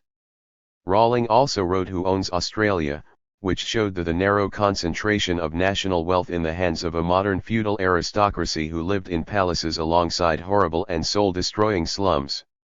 From an earlier political economy that used the labor theory of value to show how all profit derived from the exploitation of wage labor and argued that the logic of capitalist accumulation would necessarily reduce the middle strata to the ranks of the proletariat, the party now championed farmers, shopkeepers, and small business against an oligopoly of large Australian companies characterized by interlocking directorates and links into conservative politics. 39 The change was at once a move towards careful empirical research into company registers conducted by experts who invoked the authority of massed facts, and an adaptation of the techniques of public relations. As Lloyd Ross told the Central Committee, simplification, illustration, reiteration, the methods of the successful advertiser must be applied to our propaganda. 40. A further extension of this Popular Front literature was the practical blueprint. Ralph Gibson's Socialist Melbourne is a striking example of the genre in its description of how his city would appear to a future visitor: the modernized public transport system, the new schools, the People's Bank and the new People's University, the Richmond slums replaced by housing estates, the Palaco factory on the hill now a community center, the Turek mansions across the river made into rest homes for the workers, the red flag flying over Parliament House. To go inside a factory was a new and wonderful experience. One felt as if one had walked into a club rather than a factory. Gibson reported both changes and continuities. Pent Ridge Prison was no more, crowds at the Melbourne Cricket Ground were down because new sporting facilities allowed much greater popular participation, but the churches in Collins Street were still free to operate. It was a new Melbourne, very different from the Melbourne that we know, and yet eminently realizable and even likely to be realized in the immediate future. This is not so much a utopian work in the pre-communist millenarian tradition of William Morris, or like an earlier Melbourne utopia imagined by the anarchist bookseller David Andrade, a genre that heightened the contrast between what was and what could be, as rather a readily recognizable account of a familiar place enhanced by an expanded range of communal amenities. 41. The most striking feature of Popular Front communism was its cultivation of national traditions. This strategy was equally true of other communist parties. The American Communist Party at this time constructed a progressive lineage that ran from Jefferson and Paine to Jackson and Lincoln. Communism is the Americanism of the 20th century, declared its party secretary, Earl Browder. In Britain, communist writers including the expatriate Australian Jack Lindsay turned, as earlier radical movements had done, to the past in order to connect Wat Tyler, the Levellers, and the Chartists to the contemporary defense of liberty, whatever was good in British traditions. Harry Pollitt told the CPGB Congress in 1937, the national government had abandoned and betrayed. In France, the Communist Party revived the rich revolutionary heritage of the Republic to declare itself the heir of the Jacobins. 42. The difficulty for Australian communists was that their own popular memory was so exiguous. The radical nationalists associated with the Bulletin in the closing years of the last century had celebrated convict martyrs and defiant diggers. Bob Ross of the VSP had commemorated the Eureka Rebellion with his study published in 1914, and the epic event was recalled intermittently during the 1920s. 43. Little remained of such history by the 1930s, not least because early Australian communists regarded it with suspicion for perpetuating romantic national illusions, though Bob Ross's son Lloyd would publish his study of the utopian socialist William Lane and the Australian labour movement in 1937 and the first instalment of Brian Fitzpatrick's radical interpretation of Australian history would appear in 1939. 44. The key figure in the Australian Party's construction of a popular national tradition was James Rawling, who worked in Sydney as the party's researcher and the national secretary of the MAWF. An interest in Australian history, stimulated by the teaching of Professor Arnold Wood at the University of Sydney in the 1920s, found expression in a miscellany of articles on popular resistance in the colonial era published from the early 1930s in the Workers' Weekly, the Red Leader and the Communist Review. His incomplete story of the Australian people, issued by the Modern Press in irregular installments from 1937, shows the clear influence of Wood in its emphasis on the convicts as wronged victims of a bloody penal code and the emancipist struggle for freedom against autocracy and squattocracy. 45. Until communists became interested in the Popular Front, these enthusiasts evoked little response. In 1934 Lloyd Ross tried to interest the labor movement in the centenary of the transportation of the Tolpuddle martyrs, with limited success. Later in the same year Rawling drew attention to the 80th anniversary of the Eureka Stockade, but the party did nothing to commemorate it. 2 years later, however, J.B. Miles reported to the Central Committee that he had recently been in Ballarat and visited the site of the stockade as well as the museum that held the flag and other relics of the Diggers' Rebellion. He was compelled to realise the need to study Australian history. Almost immediately the Workers' Weekly responded by hailing the Eureka Rebellion and the anti-conscription struggles of the First World War as true expressions of real Australian traditions. The self-styled patrons of the rich families who at present control Australia had claimed a monopoly of patriotism, but a suitably nurtured appreciation of the past showed that the communists today are the real inheritors of the true Australia, of the fathers of democracy, of the Dunmore Langs, Parkses, and Wentworths. The pen of Rawling was clearly apparent in the claim that true Australianism has always been a dominant mode in the history of this country, in the early struggle against the oppressions of the governors, against convictism, for the extending of democratic rights, and in countless battles of the worker for betterment in their working and living standards.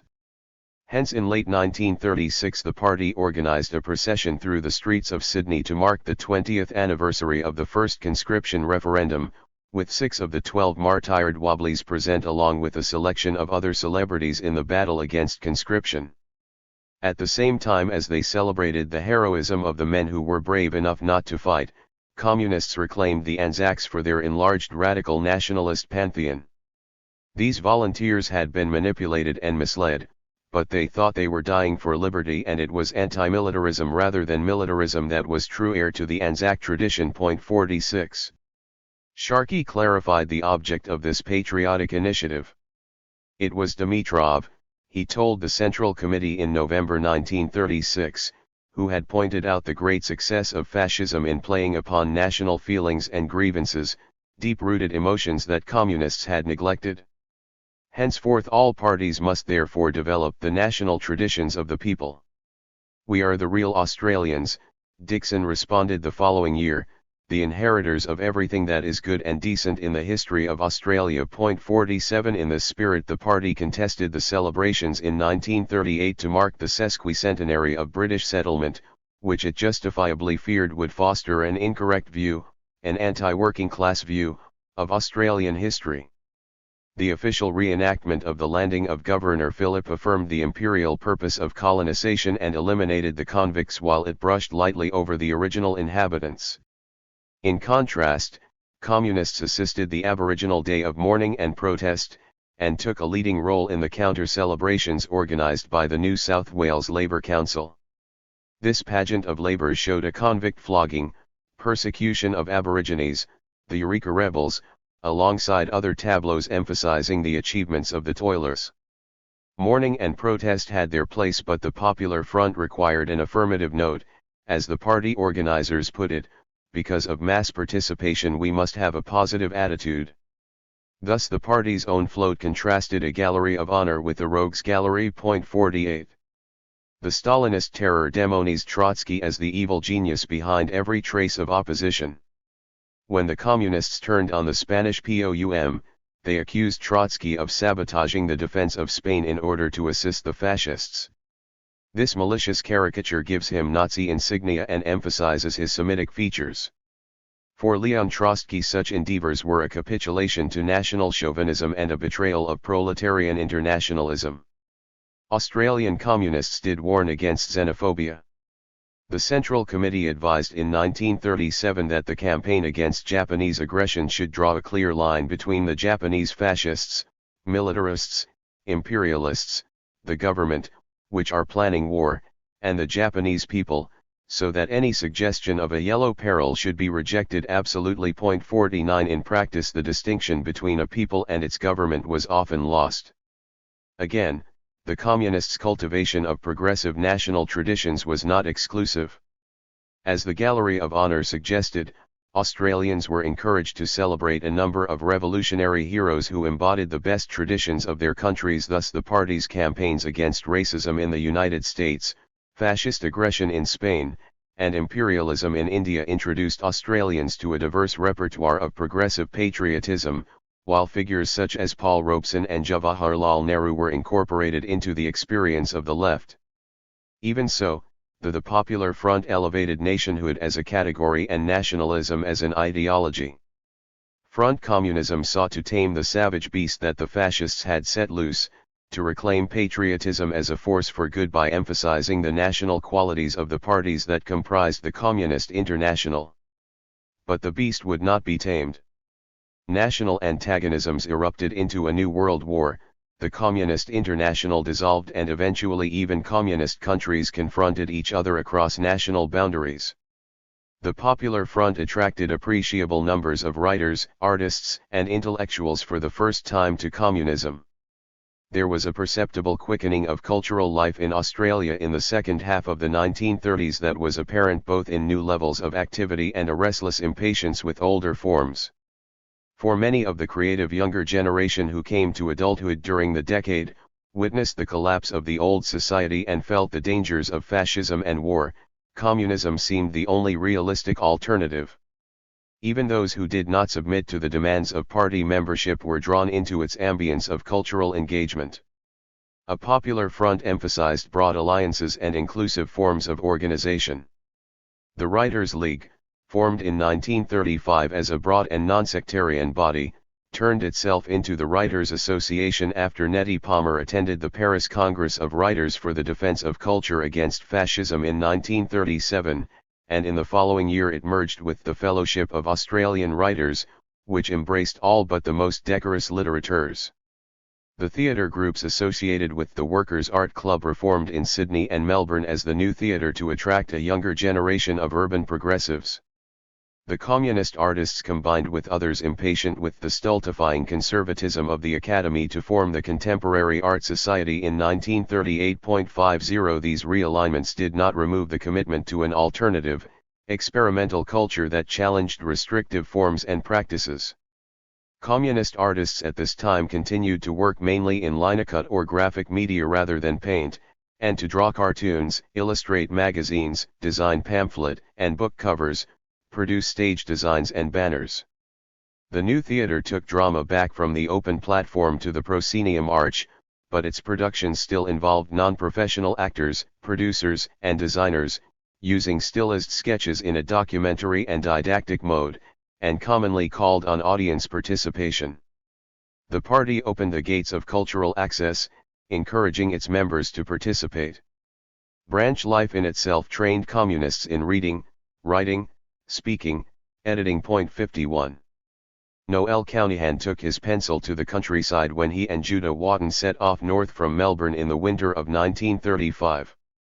Wotton had been expelled from the party once more as the result of petty bourgeois irresponsibilities, and he proposed to act as Cownihan's manager and hunt out country notables prepared to sit for caricature portraits that could be exhibited and sold.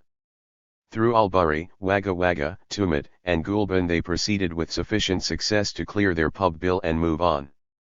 Christmas found them in Sydney, where Noel met Stan Cross and George Finey. In the new year it was on to Orange, Tamworth, Armidale, and Brisbane, where they befriended Raphael Salento. This was fortuitous. Salento, the Director General of Medical Services in Queensland, was an influential patron who helped them sell a substantial proportion of the portfolio. But he was also the honorary Italian consul, and at a celebratory meal the guests fell out with their host over Mussolini. Thus ended the Wanderjar, and there was just enough from the proceeds of the Brisbane exhibition to pay their passages back to Melbourne. 52. At the All-Union Congress of Soviet Writers in 1934 the leading party authority on culture, A.A. Zdanov, took Stalin's description of writers as engineers of human souls to codify the artistic doctrine of socialist realism, a heightened realism that faithfully rendered the heroic struggle of the working class to help it achieve its appointed goal. In the communism of the Popular Front, artists and writers were to cast off narcissistic aestheticism and take their rightful place alongside the only truly creative class, the proletariat.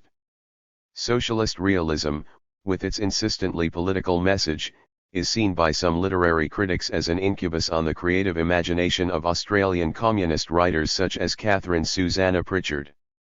Her earlier novels such as Working Bullocks and Cunardu, with their rich vitality and sensuality, are compared with those written after she had returned from a writers' conference in the Soviet Union in 1933, in which the class struggle takes precedence over human subjectivity. 53 This view has been contested, partly on the grounds that Zdanov's speech was not published in Australia during the 1930s and the term socialist realism not commonly used until after the Second World War, but it was certainly promulgated earlier, and its effects were readily apparent in a range of contemporary statements.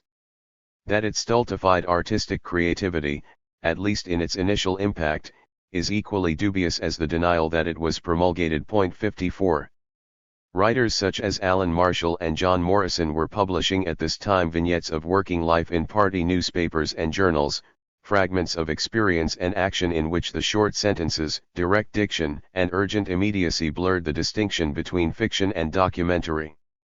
There was a close relationship between such prose and the experimental genre of reportage, which was a new form of journalism strongly influenced by Egon Kisch and characterized by one of its Australian practitioners, Tom Fitzgerald, as a report plus atmosphere, comment and deduction, not copycat realism but lessons for human progress. Then there were political novels such as John Harcourt's Upsurge, a jagged distillation of events in Western Australia in which the story and actual fact walk hand in hand. The Melbourne New Theatre's play 13 Dead, based on a recent underground explosion at the Wonthaggi State Mine, used a similar technique of dramatic reportage to drive home the lesson that capitalism destroyed lives in its compulsive drive for profits. As David Carter has suggested, such writing deliberately challenged literary convention. Its politicization of the text was such that it entails thinking of propaganda, not as bits of political rhetoric insufficiently made over into art, but as an available narrative strategy. 55. In their laconic intimacy, the short stories of Marshall and Morrison resemble those of Henry Lawson, who was championed by the Fellowship of Australian Writers during the 1930s just as enthusiastically as he was claimed by the Communist Party. The more direct influences on writers of the left came from abroad: Dos Passos, Hemingway, Steinbeck, and the New Masses magazine, Gide and Malraux, Gorky and Sholokov. Among the members of the Writers' League in Melbourne, in fact, there was resistance to the minority of enthusiasts Frank Hewlin, Len Fox, Arthur Howells, who advanced claims for an Australian literary tradition. When one member introduced the work of Joseph Furphy, hardly anyone else knew of him. The more established figures associated with the literary popular front, Vance and Nettie Palmer, the Essens, Miles Franklin, Marjorie Barnard, and Flora Eldershaw, appreciated only too well how fragile was the space occupied by Australian literature. In the satirical novel on the sesquicentenary written by Miles Franklin and Dimphna Cusack, Pioneers on Parade, we see the snobbish denial of convict origins as an obstacle to the development of an independent Australian civilization. It is in the native soil and from those who mixed their sweat and tears with it that these radical nationalists expected a real culture to grow. Both the fiction and the art of the later 1930s moves from the stark depiction of embattled labor, alternatively crushed or heroically defiant, to a more affirmative rendition of popular endeavor from early pioneering days to the present, a collective memory gathered into a narrative of progress. 56. As communists ventured out from their oppositional fastness, they encountered a new constituency that responded less to national traditions or local concerns than overseas influences and international issues. A younger generation of educated Australians who came to adulthood in the 1930s rejected the enclosed conservatism of their parents. They looked outwards, past the mental boundaries of the British Empire, to new centres of energy and innovation. Few of these restless, inquiring young men and women were drawn to the dogmas of communism in its proletarian Australian accents, which sounded no less parochial to ears attuned to cosmopolitan modernism, but they were attracted to the cultural ambience of the left. They did not suffer acute material distress, since their professional qualifications and intellectual skills afforded reasonable comfort, but they were appalled by the misery, the waste, and perhaps most of all the sheer irrationality of the capitalist depression. By contrast, the Soviet Union appeared efficient, purposeful, progressive. Its heroic feats of construction appealed to technicians, its mass programs of literacy and culture to teachers. For those who watched with alarm the march of the fascist dictatorships, and the pusillanimity or worse of the bourgeois democracies, communism seemed the only realistic alternative. Such dissident middle-class sympathizers did not easily adapt to the demands of party membership, but they swelled the popular front. This altered climate of opinion especially affected journalists, just as they shaped it. The dark machinations of diplomacy, big business, spies, and treachery crossed the genres of reportage, travel writing and the thriller, so much so that the writings of Graham Greene, Eric Ambler, and Ernest Hemingway became emblematic of the decade. Journalism was at once glamorous and seedy, competitive, and world-wearily cynical, its privileged access to events constrained by media proprietors deeply complicit in the structures of power. In Melbourne, Keith Murdoch assembled a remarkable combination of youthful talent for his Herald and Weekly Times chain: Brian Fitzpatrick, John Fisher, John Hetherington, Kim Keane, Clive Turnbull, Edgar Holt, Frederick Howard, and Douglas Wilkie from England, and later James Aldridge, Rupert Lockwood, and Alan Moorhead. As Moorhead recalls, "Nearly all of us were left-wing and we glowed with hate for Mussolini and the up-and-coming Hitler. We read such books as John Reed's 10 Days That Shook the World and Sholokov's And Quiet Flows the Don. Every one of us, I suspect, was secretly planning or already working on a novel. The view here is outwards, and most of these journalists would try their hand abroad. Some, like Moorhead, never returned. Earlier, as undergraduates, these ambitious young men affected a style of raffish sophistication. On the Melbourne campus there was Cyril Pearl, who became an editor for the Packer Press in Sydney, and Alwyn Lee and Sam White, both briefly party members, who cut their teeth on the Labour Club's magazines, Proletariat and Stream, before departing for careers overseas. Sam eloped with Mary Wren, as Alwyn Lee had decamped to Sydney with Guido Baracca's wife. 57. Stream, a volatile mixture of Lenin, Joyce, and Pound, gave way in the later 1930s to the sober exhortations of the Left Book Club News and the monthly club selections in their uniform livery, brick red for the hardbacks, tangerine for limp cover editions. The Left Book Club was a significant extension of the Popular Front. Established in Britain by the left-wing publisher Victor Gollancz, it provided members with cheap editions of works concerned with fascism, the threat of war and poverty. Gaetano Salvini's Under the Axe of Fascism and Robert Brady's The Spirit and Structure of German Fascism were complemented by Edgar Snow's Red Star over China and Hewlett Johnson's The Socialist Sixth of the World. The party promoted the Left Book Club in Australia both in the trade unions and through encouragement of club groups that met to discuss the books and participate in progressive politics. The Central Committee advised that it was important for party members to play an active role in these suburban groups, and to guide the political line. By 1938 there were 4,000 Australian members, an Australian Left News and a full-time organiser. 58. The Australian Council for Civil Liberties was another forum for progressive activity. Formed in Melbourne at the end of 1935, it took up political censorship, the use of the Crimes Act against communist activity, the attack on Ottavio Orlando and the plight of refugees from fascism. Its secretary and moving spirit was the radical intellectual Brian Fitzpatrick, who was more closely aligned with the left than some of the professors and lawyers who swelled its list of office-bearers found comfortable. While Fitzpatrick recruited such allies as Judah Wotton and Rupert Lockwood, his object in constructing what he described hesitantly as a united front of liberals, CP, and subsidiaries, and all unionists depended upon his own ability to secure their cooperation in semi-darkness. 59. The middle class appreciates strength in the uncertainties and wants to be on the side of the millions. Whether the millions of the people or the pounds of the millionaires depends largely on the working class. This appraisal from Lloyd Ross captures the lingering communist suspicion of the new social constituency it cultivated for the purpose of a popular front. The middle class fitted awkwardly into a Marxist class analysis based on relations of production, as its intermediate status suggests.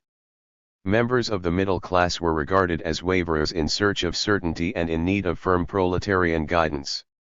Ross cited the example of Frank Dalby Davison who, as president of the Fellowship of Australian Writers, had initiated the merger with the Writers' Association, and described him as somewhat of an intellectual ne'er-do-well and political libertine.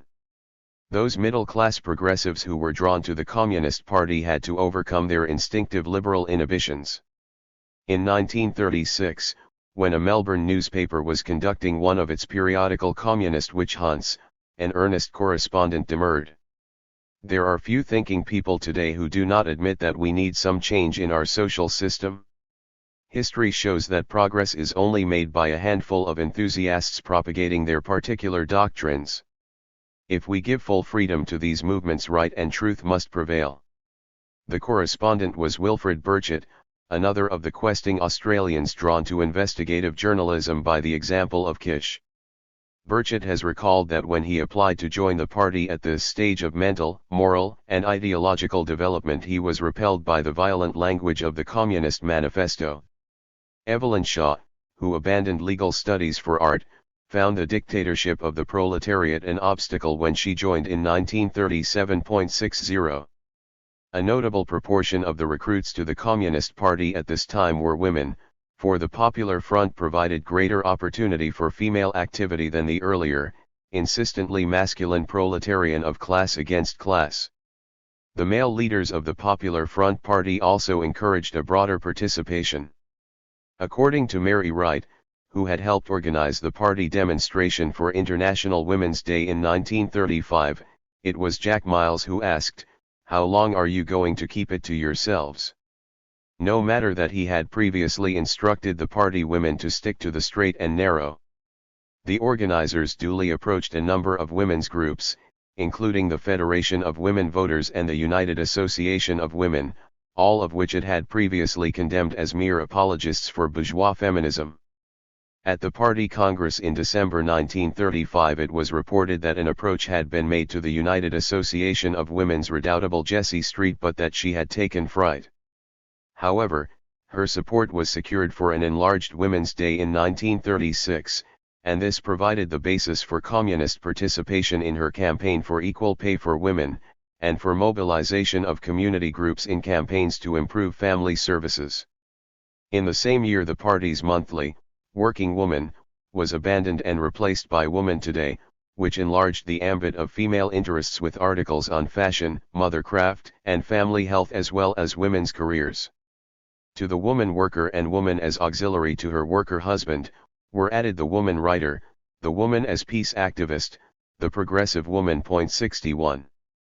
The change proceeded from the party leaders' recognition that our percentage of women members is so appallingly weak, and it entailed no reconsideration on their part of the subordination of gender to class. Party women felt their inequality keenly, and in subsequent autobiographical writings they are acutely aware of the double standards that operated under the aegis of a puritanical party of universal emancipation, but there is little of such questioning in the contemporary party record. Many of the women recruited into the party in the 1930s had independent careers. Of those who have recorded their memories, Marie Gollin, Jess Grant, Joyce Batterham, and Flo Davis were teachers, Bernice Morris and May Pennefather were nurses, Justina Williams a journalist, Betty Rowland a playwright, Mona Brand an advertising copywriter, Evelyn Shaw an artist, Audrey Blake a shop assistant, Joan Goodwin an unemployed graduate.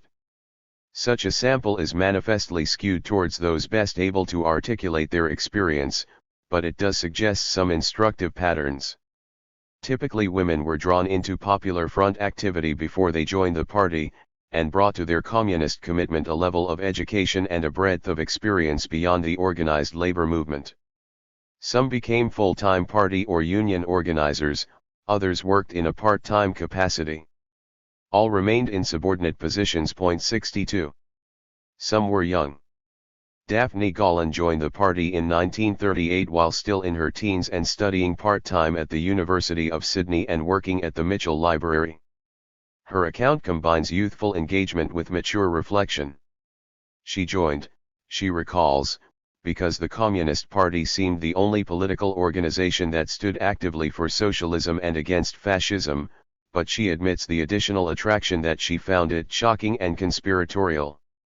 Her problem on joining the party was that of all women in organizations in which they are greatly outnumbered, overshadowed development. The limits of her experience in the public domain were narrower than those of men, much of her activity was mediated by men, and having found her own way into the party she was speedily headed off, cornered and captured. When war came and it was necessary for her to adopt a pseudonym, she put forward Cleopatra's sweat figure. "That's enough, comrade. We are not joking," a member of the Central Committee told her. In fact, she insists, she was not joking. The colors of life were very bright then. 63. One field of women's activity was the youth movement. From its parlous condition in the early 1930s, the Young Communist League quickly applied the strategies of the Popular Front to youth activity. A National Youth Congress in Sydney in September 1935 attracted 71 delegates from church organisations and university student clubs, who formulated a Declaration of the Rights of Australian Youth. This in turn resulted in the Australian Youth Council, one of the genuinely popular fronts. The YCL itself was reorganised by Jean Devaney's daughter, Pat, who had recently returned from the Lenin School well trained in such work. Her bulletin, The League Organiser, provided members with exhaustive advice on how to cultivate support. An article on how to work in a cricket club, for example, explained the need to be a good sport, to mix with all your teammates but pay particular attention to the captain, and to point out the class significance of sport as opportunity arose. Through the Workers' Sports Federation, well-organized Easter and Christmas camps and local YCL clubs offering games and dances, the party attracted larger numbers of teenagers. 64. Upon her return from Moscow in 1938, Audrey Blake took charge of the party's youth work in Melbourne and greatly expanded its scope. Its Workers' Sports Federation was on a scale far larger than in other cities. Its holiday camps grew to a peak attendance of 2,400. The winter program in that year included football, netball, table tennis, boxing, and gymnastics, dramas, dances and rallies, classes in history, political economy, cookery, and public speaking, conducted tours of the Herald office in Flinders Street, Parliament House, and the city courts. She described it as a movement for peace, freedom, and progress. It might equally be seen as a regimen in progressive civics. Even so, the title of the organization remained an obstacle to the aim of building a large, anti-fascist alliance of youth, and in 1939 it was reformed as the League of Young Democrats. The popular magazine Pix provided an illustrated report of the League's premises, 2 floors, and the basement of the Tattersalls building in the city, with a gymnasium, a cooperative cafe, even a printery, a place humming with purposeful activity. 65. The Popular Front undoubtedly struck a chord among many Australians who had not previously been associated with the left. Its internationalism appealed to those who were alarmed by world developments. Its affirmative nationalism attracted those weary of the insular colonialism that dominated Australia between the wars. The appeal to middle-class progressives, artists, and intellectuals seemed to weaken the class barriers that had dominated the country's political life, and to provide the labor movement with an infusion of new energy. But as Len Fox's formulation suggests, the broad left was in tension with the narrow left. The Communist Party, the most rigidly proletarian of political parties, might have relaxed its dogma, but it certainly did not relax its control, and it is to this interplay of the narrow with the broad that we now turn. 12. Growth pains. Communists made significant advances in trade unions during the later 1930s. After the initial breakthroughs in the Miners' Federation and the Australian Railways Union, Ernie Thornton was elected Secretary of the Federated Iron Workers Association, and Tom Wright Secretary of the Sheet Metal Workers Union in 1936. Jim Healy won the same position in the Waterside Workers Federation in the following year, while party members consolidated leadership of the Seamen's Union and made appreciable gains at state and branch level in a number of other unions. Midway through 1937 the party was able to report to the RILU that 29 of its members occupied full-time union posts. In the 2 centres of heavy industry, Newcastle and the Wollongong region of New South Wales, the trades councils were said to be under party leadership, and a decisive influence was claimed for communist delegates and their allies in the New South Wales Labour Council.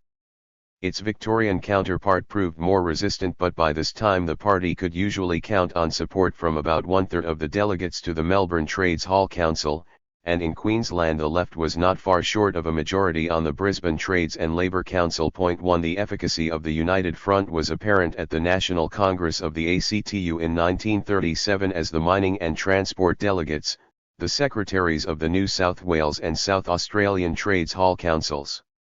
Even the secretary of the ACTU itself endorsed the resolution in favour of collective sanctions, which Communists moved and the Congress adopted by 79 votes to 48.2. Across a complex diversity of industries and occupations with their own distinctive characteristics, it is possible to identify some common patterns. First, Communists achieved success by taking up the industrial demands of union members and prosecuting effective campaigns for better wages and conditions. In contrast to earlier pronouncements of an acute capitalist crisis that allowed no possibility of improvement, the party now accepted a partial economic recovery was underway. The recovery was fragile and incomplete, the world economy beset by fierce rivalry between the leading capitalist powers with intensified exploitation of their domestic workers and colonial markets. Dixon presented a report on the economic struggle and the tasks of the Communists in the trade unions to the 11th Party Congress in 1935 that attributed the increase in production from the depths of the Depression to an increase in the exploitation of the workers by increasing the intensity of labor. The task of the party was to lead resistance to the speed UPS and to demand that workers receive higher wages. 3. It was a timely initiative. While national output increased after 1933 to finally attain pre-depression levels by 1937, wages still lagged behind profits. In 1933 and again in 1934 the arbitration court rejected union applications to restore the basic wage it had cut in 1931. Its 1937 supplementation fell a long way short of the ACTU submission. With the unions thus balked by the National Wage Tribunal, militants in particular industries were able to persuade their workmates to turn instead to direct bargaining with employers. With the partial recovery, employers were more likely to yield to such union action. Second, the seeds of communist success had been sown some years earlier as the party turned from dissident agitation to involvement in union affairs. In the New South Wales Teachers' Federation, for example, Communists had worked during the early 1930s through an educational workers' league, which counterposed a radical conception of working-class education to the apolitical, professional concerns of a union executive dominated by headmasters. From 1934 the militants concentrated on a campaign to restore salaries, and gradually, as this industrial strategy altered the character of the Federation, communist teachers such as Hetty Weitzel won executive positions. The larger concern with the class character of education was now pursued through the Union in Popular Front initiatives such as the Conference on Education for a Progressive, Democratic Australia organized in 1938 by Sam Lewis, the former secretary of the Educational Workers' League and the driving force of the new teachers' unionism. 4. The number and duration of industrial disputes increased steadily from a low point in 1933 to a new peak in 1938. Not all of them were led by communists, but the party's application of its new industrial strategy brought immediate results. In January 1936 the Port Kembla branch of the Federated Iron Workers Association imposed a ban on overtime in the BHP works there. A 10-week stoppage and deregistration of the union followed the sacking of a union delegate. The immediate outcome was a compromise. The company agreed to reduce overtime, though not to reinstate the communist delegate, and it was followed by growth of union membership, election of communist officials, further union gains in subsequent action and a greatly improved national award in 1939. It was this momentum that carried Ernie Thornton to national leadership of the FIA and established his union as a pace-setter in the new militancy. 5. He had been put into the union as Victorian organizer in 1935 and his election as national secretary a year later was followed by the success of communists in two key branches, Scottish Pat McHenry, the Grey Ghost, in Port Kembla, and Welsh Charlie Morgan in Newcastle. 6.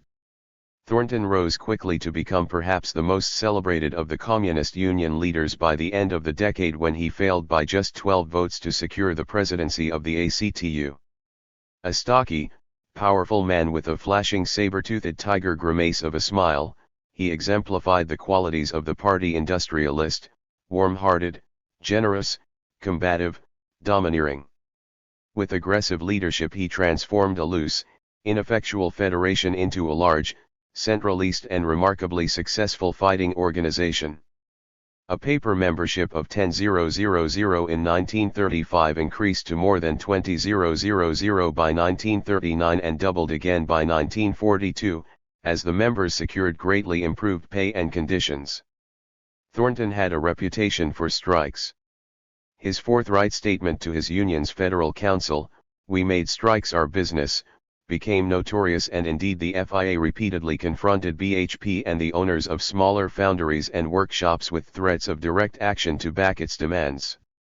But he was also adept in using industrial tribunals to achieve improved awards. During his first year as National Secretary he appeared in no less than 27 such cases. Disputation, negotiation, and arbitration constituted a repertoire of tactics, and while Communist Union leaders placed emphasis on the first, they owed their success to orchestration of all three. Thornton proclaimed that a Union official who is not prepared to lead men out on strike is not fitted for his position, but added so also is an official who, when the time for retreat has come, has not the courage to fight for his policy. The proclamation emphasized both the responsibilities and the prerogatives of leadership, a role that Thornton assumed perhaps too readily, for he would later be denounced for rigging Union ballots. This charge is difficult to sustain for the 1930s and is belied by the clear evidence of support in mass meetings. He typifies the communists who with the recovery from the Depression made the transition from unemployed agitation to Union leadership: tough, intelligent, prickly, turbulent men who had battled all their lives for a job and a fair go. They were prepared to stand up to anybody on behalf of their members, and the members in turn stuck by them with a fierce loyalty. 7.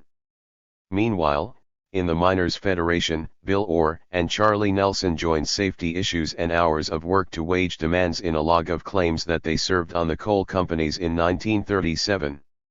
After the Union stopped production at selected pits, the dispute was taken to arbitration and the owners agreed to restore the wage cuts they had imposed in the 1929-30 lockout. 8. There was also the lengthy campaign conducted by the New South Wales branch of the Australian Railways Union for a shorter working week, sick pay and leave entitlements, benefits gradually won by different sections of the Union by dint of protracted local endeavours led by the State Secretary, Lloyd Ross. 9.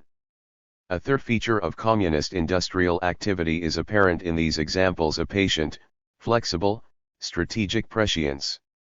Far from storming the industrial barricades, communist union activists were prepared to bide their time, mix direct action with recourse to arbitration, and work towards attainable objectives. Their campaigns were preceded by careful analysis and painstaking preparation. They laid the ground with workplace meetings, and used their own union publications, the party press and the mass media to build popular support for their demands. These tactics acknowledged a crucial fact: a small, highly disciplined party operating on a slender base of members in any single industry depended of necessity on the support and cooperation of a larger mass of non-communist union members. There were perhaps 3,000 communist workers by the late 1930s in a workforce 1,000 times that number. Beyond this, however, the Communist Union officials who had experienced the futility of precipitate militancy during the Depression were seized with the lessons of earlier defeats. The chief of those lessons was not to start a strike you could not win. The force of that maxim was driven home by the mixed fortunes of communists in the maritime transport industry. The party had long held great expectations of the Seamen's Union. Unsympathetic shipping companies, harsh working conditions, cramped accommodation, and the draconian discipline of shipboard life all fostered a rough and tumble militancy among the workers in this vital transport industry. Ever since the Union's National Secretary, Tom Walsh, had quit the party in the early 1920s, communists endeavored to re-establish control of the Union, but had repeatedly failed to dislodge Walsh's successor, Jacob Johnson, from the Union headquarters in Sydney. Johnson and the branch secretaries in Melbourne and Brisbane were adherents of the rigidly doctrinaire Socialist Party of Great Britain, which allowed no compromise in the class war, and enforced the Union rules as strictly as they upheld the letter of impossibilist Marxism. With decisions taken at monthly stop-work meetings, however, there was scope for local action, so as prosperity returned, ships' crews began to demand piecemeal improvements. One such dispute escalated in August 1935 into a general stoppage, opposed by Johnson and led by the militants in Sydney under the leadership of Joe Keenan, a Scottish Party member whose fiery oratory was well suited to the Open Union Forum. When the arbitration court handed down a new award that reduced special rates and introduced penal clauses to curb strikes, the seamen again overturned the officials' instructions in favor of a general stoppage. Although the Commonwealth government applied the licensing provisions of the Transport Workers Act to authorize non-union labor, the seamen held firm, and in late December 1935 at a large stop-work meeting they replaced Johnson as General Secretary with Keenan. The Communist Party invested considerable effort into support of the seamen's action. Keenan's success, coinciding with the party congress, brought paeans of praise for one of the most capable agitators and mass leaders. The delegates elected him to the Central Committee. 10. Within 2 months the strike was broken and Keenan discredited. The fault was not his alone. Johnson used the courts to cling to office, the shipping companies used the licensing provisions to man their ships with volunteers, the miners voted overwhelmingly against their union executive's recommendation to support the seamen, and the ACTU refused assistance. Nevertheless, Keenan's decision in February to urge a return to work played into the hands of the former officials, who now became firebrands to discredit him for selling the union out. The seamen are really somewhat different to other workers, J.B. Miles lamented, they are most unruly. Other leading party members added that they were anarchistically inclined and very left. One claimed their main argument was arsenic, they wanted to poison the volunteers. But Keenan carried the blame for failing to understand the importance of collective action, and was further accused of dissolute laxity in portside pubs and brothels. In mid-1936 the Political Bureau decided to look elsewhere for leadership of the seamen and removed him from the Central Committee. 11. The strategy of communists in the other major maritime union, the Waterside Workers' Federation, offers an instructive contrast. Here too the ravages of the Depression and the legacy of the government's licensing provisions had created deep divisions in the workforce. Union members had to accept second or even third preference at the daily pickups behind members of the scab unions formed during the strike of 1928-29. Under these circumstances the conservative union leadership resisted all calls for precipitate strike action. Jim Healy offered a new approach. Healy, the president of the Mackay branch of the union who only joined the party in 1934, hailed from Manchester in England and had arrived in Queensland a decade earlier. He was a large, slow-talking pipe smoker with a shrewd grasp of the limits of sectional militancy. In a series of articles in the Workers' Weekly under the heading "What is Wrong with the Waterside Workers' Federation" and directed at party members and sympathizers in the industry, Healy argued that unity of the workforce was the key to improvement. In 1937 he transferred to Sydney and at an interstate conference of the Union later that year proposed a national campaign to win back some of the conditions lost over the past decade. A subsequent ballot installed him as General Secretary. 12. Healy immediately began rebuilding the Federation. He established a union newspaper, along the same lines as those of the Miners' Union and the ARU, to publicize union issues.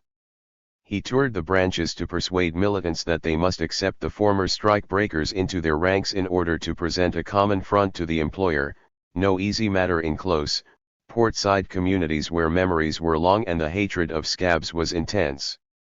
One of the Port Melbourne party wharfies recalls Healy's compelling argument. "You've been hitting 'em on the head, you've been chasing them, you've been shooting at 'em. You've thrown them over bridges. You've done everything possible to get rid of 'em, but they're still here. Now the only way we can get rid of them is to absorb them into the Federation." Healy was quite prepared to resort to industrial action. The campaign against trade with Japan saw branches of the Federation repeatedly tie up ships during 1937 and 1938, but he was wary of engaging in such action without clear, immediate, and attainable objectives. He glossed the party's standard condemnation of industrial arbitration with acknowledgement of its utility. "We can expect little or nothing from the arbitration court. On the other hand, what little it is possible to gain from such a court can only be gained by workers organized in industrial strength. He eschewed the general strike and usually retreated in the face of threats to invoke the Transport Workers Act in order to keep his union's strength intact. Point 13. Such pragmatism, willingness to learn from mistakes and preparedness to withdraw when necessary characterized communist activity in other industries. It was apparent in the mixed fortunes of the miners. During 1935 Orr and Nelson opened a campaign against mechanization. They blamed the spread of coal-cutting machinery for increased accidents, wage reductions, and loss of employment, and announced the union would prevent any further introduction of mechanical appliances. But when the lodge members of those pits most directly affected by mechanization refused to implement the union ban, the leaders beat a hasty retreat. Instead, they made the increased productivity of the industry the basis for a general log of claims that brought the new award of 1937, and while they backed these demands with stoppages of selected pits, they insisted that such lightning strikes were not a continuation of the anti-mechanization campaign. Point 14. Similarly, the members' rejection of their call at the beginning of 1936 for a general strike in support of the seamen inhibited Orr and Nelson from repeating such acts of solidarity. Communists had long since abandoned calls for general strikes, and henceforth they were reluctant even to embark on sympathy strikes. Indeed, as they consolidated their influence within trade unions, they turned away from workshop committees and other such mechanisms to coordinate action across organizational divisions that the minority movement had promoted during the third period. The change of communist strategy has been criticized as a shift to sectional militancy, but this is to lose sight of the coordinating role of the party itself. The party encouraged worker solidarity, and actively promoted union amalgamations, but its efforts to develop industrial campaigns always centered on the official peak bodies, the state trades hall councils and the ACTU. Point 15. The party's Central Committee recognized in 1936 after the Miners' Federation refused to support the seamen that the decision of the miners represents a setback which will require much intense work. Union Secretary Orr was inclined to blame other comrades for such setbacks. He was especially critical of party members in the Newcastle district for neglecting to take up union campaigns in the lodges, while they in turn criticized his own failure to consult. The district organizer complained that Comrade Orr is inclined to be neurotic owing to overwork and nerve trouble, and he is prone to bite your head off. The fact that the union office was in Sydney and that Orr boarded in pubs while working there did not help. But the Politburo backed the union secretary, and agreed with him that the setbacks were the result of the inadequate reaction of the Communist Party in localities. As for the grumblings of his failure to consult, leaders in the field must see when overburdened central leaders need protection from carping criticism. Only in 1939, when the strain on this gifted, driven man, who had given so much to the Communist Party as well as to his union, became apparent in alcoholic binges, did the party leaders intervene. At their insistence he undertook to get into the field more often. Point 16. The tension between communist union officials and local activists became more pronounced with the party's successes, especially when officials imposed their own strategic pragmatism on more headstrong union members. In 1936 militants in two small Victorian coal mines defied Orr's instructions and stopped work in pursuit of their claims. Orr blamed party members in nearby Wonthaggi for the action, which he said had flooded the pits with scabs. Charlie Nelson went down there to assist the striking unionists to retrieve their jobs. Those at the Sunbeam mine at Corumburra did so by occupying the mine in a dramatic operation portrayed in the film Strikebound, while the Wonthaggi miners marched on the other mine and defied armed guards to persuade the non-unionists to cease work. Even then, Orr was critical of the Victorians' audacity.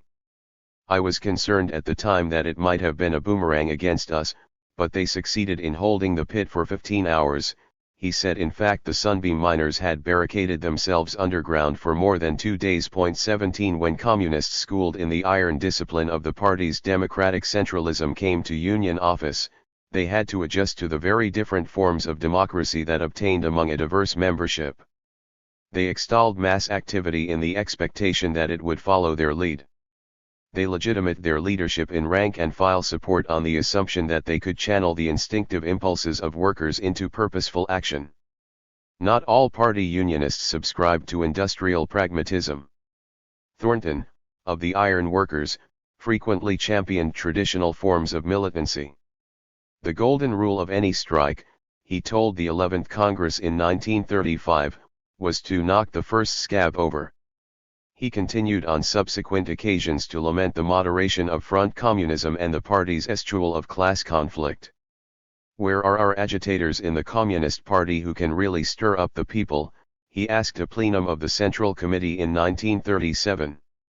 2 years later he compared the gradualism of the ARU and the Miners' Federation with the combativeness of his own FIA. Miles rebuked him for his intemperance, but he was not alone in his misgivings about the reliance on industrial tribunals for piecemeal and painfully slow improvements. The ARU had to wait 3 years for settlement of claims it submitted in 1937. Having secured its first round of wage increases in 1937, the Miners' Federation's second round log of claims lodged in the same year dragged through the Industrial Tribunal until 1940. Orr himself appreciated the dampening effects of such displacement of energy. He observed at the Central Committee in 1937 that there is perhaps less mass agitational work than at the time when our party membership was only 10% of its present size. 18. The consolidation of communist industrial activity posed even more sharply the perennial question of how to reconcile revolution and reform. The party held that capitalism could not satisfy workers' needs, yet the essential function of the unions was to make it do so. Leninism sought to resolve the contradiction by grounding trade union campaigns for better wages and conditions in a proper appreciation of the class struggle, and communists were therefore expected to guard against what were termed economist illusions by drawing out the essential political lessons of every industrial campaign. The Communist International saw economism as a persistent tendency of the Australian Party, where practically the whole leadership is composed of trade union functionaries, who have not time for studying the political questions and were more concerned to lead industrial campaigns than build the party.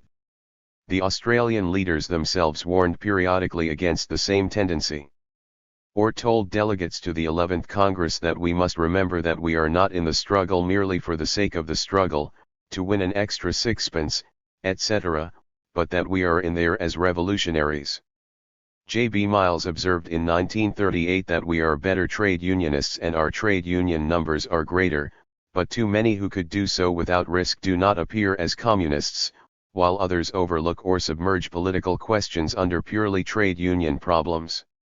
Jack Blake went even further at the 12th Congress in the same year when he warned against the conventional demarcation of the political and industrial wings of the labor movement. The trade unions, he insisted, had keen interest in the struggle for peace and progress, so to term such a movement an industrial movement could only tend to narrow its scope and hinder its full development. 19. This larger purpose was served by a renewed emphasis on research, education, and publicity. All of the major communist unions employed research officers to assist in the preparation of claims, and in union publications these officers habitually linked the conditions of the industry to the larger economic and political circumstances. All of them encouraged working-class education, none more assiduously than the ARU, which appointed Gordon Crane, a Communist Party member, as national education organizer responsible for a wide-ranging syllabus. All established union newspapers were conducted by talented journalists, and these traversed both national and international issues. A single issue of the Railroad, the publication of the New South Wales branch of the ARU, saw the Union General Secretary editorializing on the United Front, reviewing a compilation of Lenin's articles on Britain, scripting a dramatic presentation of the life of Lenin and presenting a chant for the release of Thalmann. 20. Yet the politicization of trade union activity brought its own problems. During the latter part of the 1930s the party's opponents alleged repeatedly that the party was imposing its own extraneous concerns on union members. Whether it be the denunciation of fascist belligerence in a union newspaper, union affiliation to a communist fraternal organization or industrial action in support of an international campaign, the communist union officials were accused of putting political considerations ahead of the members' interests. Party members usually tried to answer such charges by showing the necessary connection between the industrial and the political. The Silksworth dispute, in which the maritime unions took up the master's victimization of the Chinese crew of a vessel that happened to be bound for Japan, provides a good example of the efficacy of such linkages. Never had he met better unionists, said the Newcastle Trades Hall secretary of the Chinese Seamen. 21 In its cultivation of the united and popular fronts, however, the party was inclined to minimize its distinctive purpose. Thus the resolution adopted in 1937, "The stronger the Communist Party the stronger the labor movement," said that every communist is to be looked upon as the best trade unionist, eliminating every remnant of appearing as an opposition force in the unions, and declaring publicly that the Communist Party does not interfere in the internal affairs of the unions. 22. This was a long way removed from the recent rigors of class against class, and it was a disingenuous description of an organization that still organized its industrial members in union fractions under party direction. The interests of Australian workers did not stop at the factory gate, nor was their concern restricted to the size of their pay packet. Communists leavened the union movement with energy, resolution, and breadth of purpose. But the web of loyalties that joined communist and non-communist workers remained fragile. In opening the campaign for the United Front, the party had expected that its growing industrial influence would yield a commensurate political influence.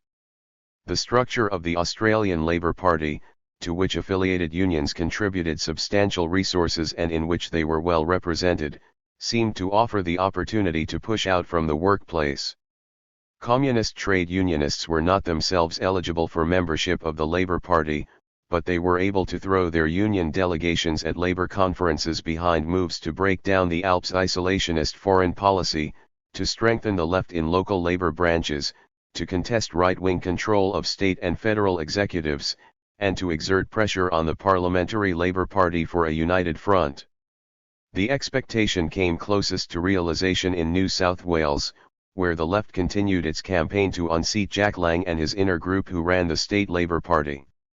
The critics were known as the industrialists because of their base in the Labour Council, but Lang's autocratic conduct and continuing feud with the federal ALP enabled them to win over a growing number of local Labour branches.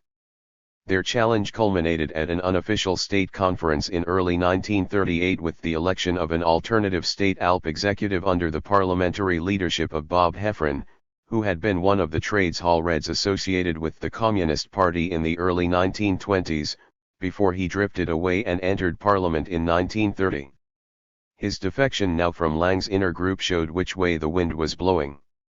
The industrialists had recently won control of the Labour daily and radio station 2KY.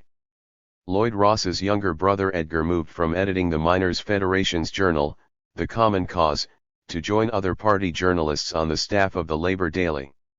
Under the management of Charlie Nelson, the paper was renamed the Daily News in 1938 and held a circulation of 40,000. In August 1939 the federal executive of the ALP convened a state unity conference, which in turn confirmed the victory of Heffron and the industrialists. 23.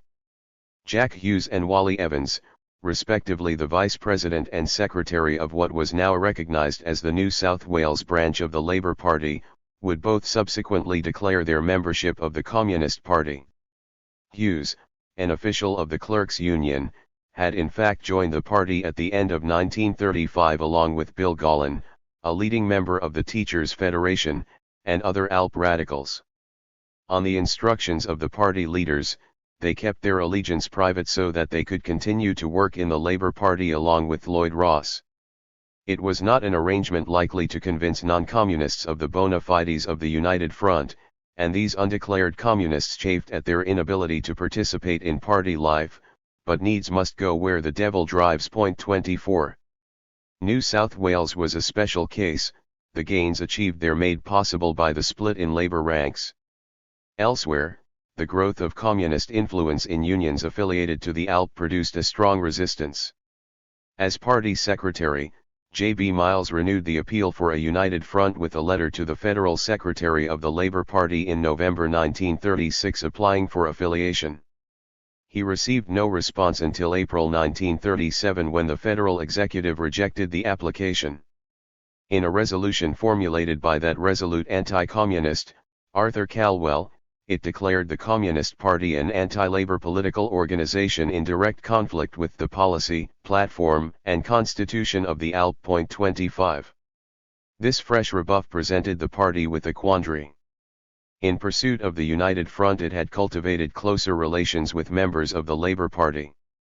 Communist sympathizers had been directed to join and work for unity within local labor branches. Even before the 11th Congress in 1935 suggested that party members also might be sent into the Labour Party, the Politburo conducted regular discussions with the communist fraction of the New South Wales ALP state executive. In 1936 the party's rural organizer claimed that whole branches in regional towns of that state had been formed by communists, while Jack Blake estimated that 20 of the 60 local labor branches in Victoria were under party control. 26 But as soon as these units of the United Front showed their colours, as they did in Victoria by affiliation to the MAWF, they risked expulsion. Initially the communist leaders expected them to run the risk. During 1936 the party repeatedly warned against sacrificing principles to expediency and reminded sympathizers as well as followers that the achievement of a united front would require exposure of the anti-communist labor leaders. Communists therefore regarded the fierce battles within labor ranks as a healthy sign. That attitude changed, however, as the urgency of international considerations was driven home. The threat of fascism and the danger of war demanded the defeat of the Lyons government, which in turn required the election of Labour to office. In a discussion with the Anglo-American Bureau of the ECCI in Moscow in mid-1937, Richard Dixon stated that a split in the Labour Party had at all costs to be averted. At the 12th Party Congress in the following year he said that even though the Labour leadership still clung to isolationism, the task of the party was to provide constructive criticism. 27. The implications of this position were played out during the federal elections of 1937. As early as 1936 the party put forward the slogan "Down with the Lyons government." Following the pointed advice of the Comintern official who wrote as S. Mason in the Communist Review, the Politburo decided early in 1937 to throw its weight behind labor. Comrades, the role of reformism is no longer the same, J.B. Miles told the Central Committee in March 1937. Reformism is no longer the chief social prop of capitalism. The urgent need for working-class unity in defense of democracy made a labor government imperative. The party therefore resolved to withdraw all its Senate candidates and run just 2 members for the House of Representatives in the elections that were due in October, so that it could assist labor to office. Miles, who had been brought reluctantly to this position himself, characteristically presented it as a vindication of the leading role of the party. Since the masses were moving left, the party could only remain ahead of them if it dropped its opposition to the Labour Party. Explaining the decision to readers of the Workers' Weekly, Jack Blake was more prescient. There may be some comrades who will develop the idea that this line worked out by the Central Committee is a right-wing deviation. 28. There were such comrades, especially in North Queensland where the Communist Party had grown rapidly to challenge, if not surpass, the number of Labour Party adherents. The party section in Cairns objected strongly to the decision not to run a communist candidate for the federal seat of Kennedy.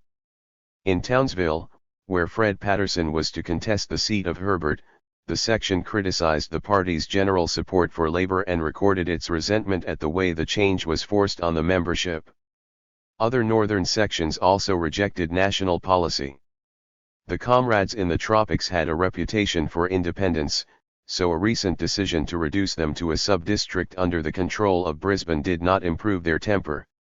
Even after Jack Henry, who had recently taken up duties there as district secretary, forced compliance at an aggregate meeting in Townsville, resentment lingered. Pat Clancy, the northern sub-district organizer, resigned in protest, while Patterson continued to state his opposition through the party's North Queensland paper, The Guardian, which he edited. Miles explained to the Central Committee that the North Queenslanders were very radical but suffered from an anarchical tendency. To raise their level of political understanding, he did permit two of them to publish temperate criticism of the party's election policy in the Communist Review, then sternly corrected their misconceptions and reminded all party members that the discussion should be confined to consideration of how to apply the line. A further contribution from Mount Mulligan, which observed that Comrade Miles' reputation for annihilating comrades who criticize the line of the party is well known, did not appear. Of all the critics, Patterson attracted Miles's greatest ire. He was a lawyer, not a worker, and a liquidator. The trouble with Comrade Patterson is that dialectics is a completely closed book to him and always has been.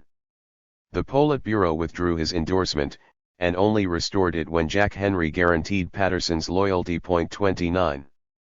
The other communist candidate was Ralph Gibson, who stood in the Victorian seat of Flinders, which included Wonthaggi. Party members in that state readily accepted the instruction to work for a Labour victory. Indeed, Len Donald and Jack Blake had great difficulty in persuading the local comrades to contest state elections held just 3 weeks before the federal ones.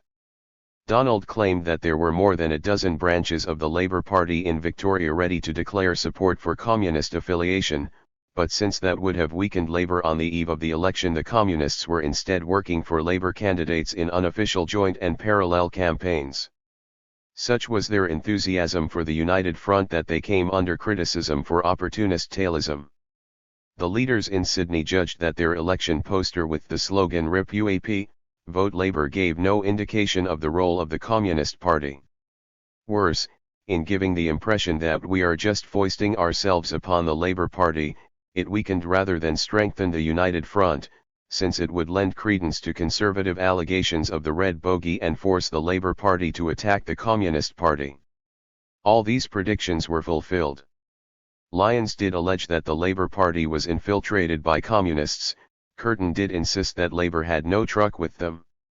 To prove it, he cited the last federal election when communists had opposed his own party and, he claimed, attracted sufficient votes to defeat several Labour candidates. Communists responded with their own psephological analysis to buttress the claim that their preferences actually assisted Labour. 30. The two communist federal candidatures were premised on the judgment that they offered a good prospect of success. Patterson came closest with 12,523 votes, about half those won by the successful Labour candidate. His 21.2% of the total poll compared well with the 24.5% he had attracted in a by-election for the smaller state seat of Bowen in 1936, which increased in the 1938 state election to 29.3%.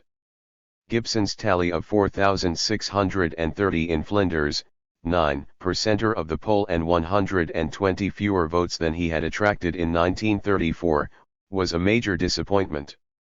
Along with the poor showing in the state elections when two communist candidates received 5,700 votes, the Victorian result vindicated local critics, led by Thornton, who rose up in condemnation of Len Donald as district secretary and forced his transfer to Sydney. The party also put up 4 candidates for the New South Wales elections in March 1938, who attracted just over 10,000 votes. The Communist Party is a Labour Party of a new type, Miles told the voters of Bulli in a radio broadcast. 8 communists stood for the Queensland Parliament in the following month, and none came close to Patterson's level of support. The Western Australians contested the state seat of Fremantle in 1939 and mustered a derisory 308 votes. Well might the ECCI conclude that our comrades are recognised as good trade unionists, but politically our comrades are not recognized. 31.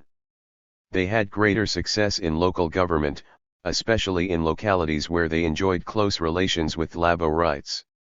In No. 2 district the party negotiated a united front to contest the Lake Macquarie Shire Council elections in 1939 and campaigned vigorously among the miners, the unemployed and retired workers, small farmers, and even the surf clubs. A majority of United Front candidates were returned, the sole communist candidate only narrowly defeated. In the same year Fred Patterson was elected to the Townsville City Council and Jim Henderson to the Wangaratta Shire Council in North Queensland, which encompassed the coal mining town of Collinsville. 32. The Communist Party of Australia embraced the pro-Labour policy in 1937 because it believed Labour could win. Enormously encouraged by the electoral successes of the Popular Front in France and Spain, the Australians thought they could both assist and benefit from a Labour victory.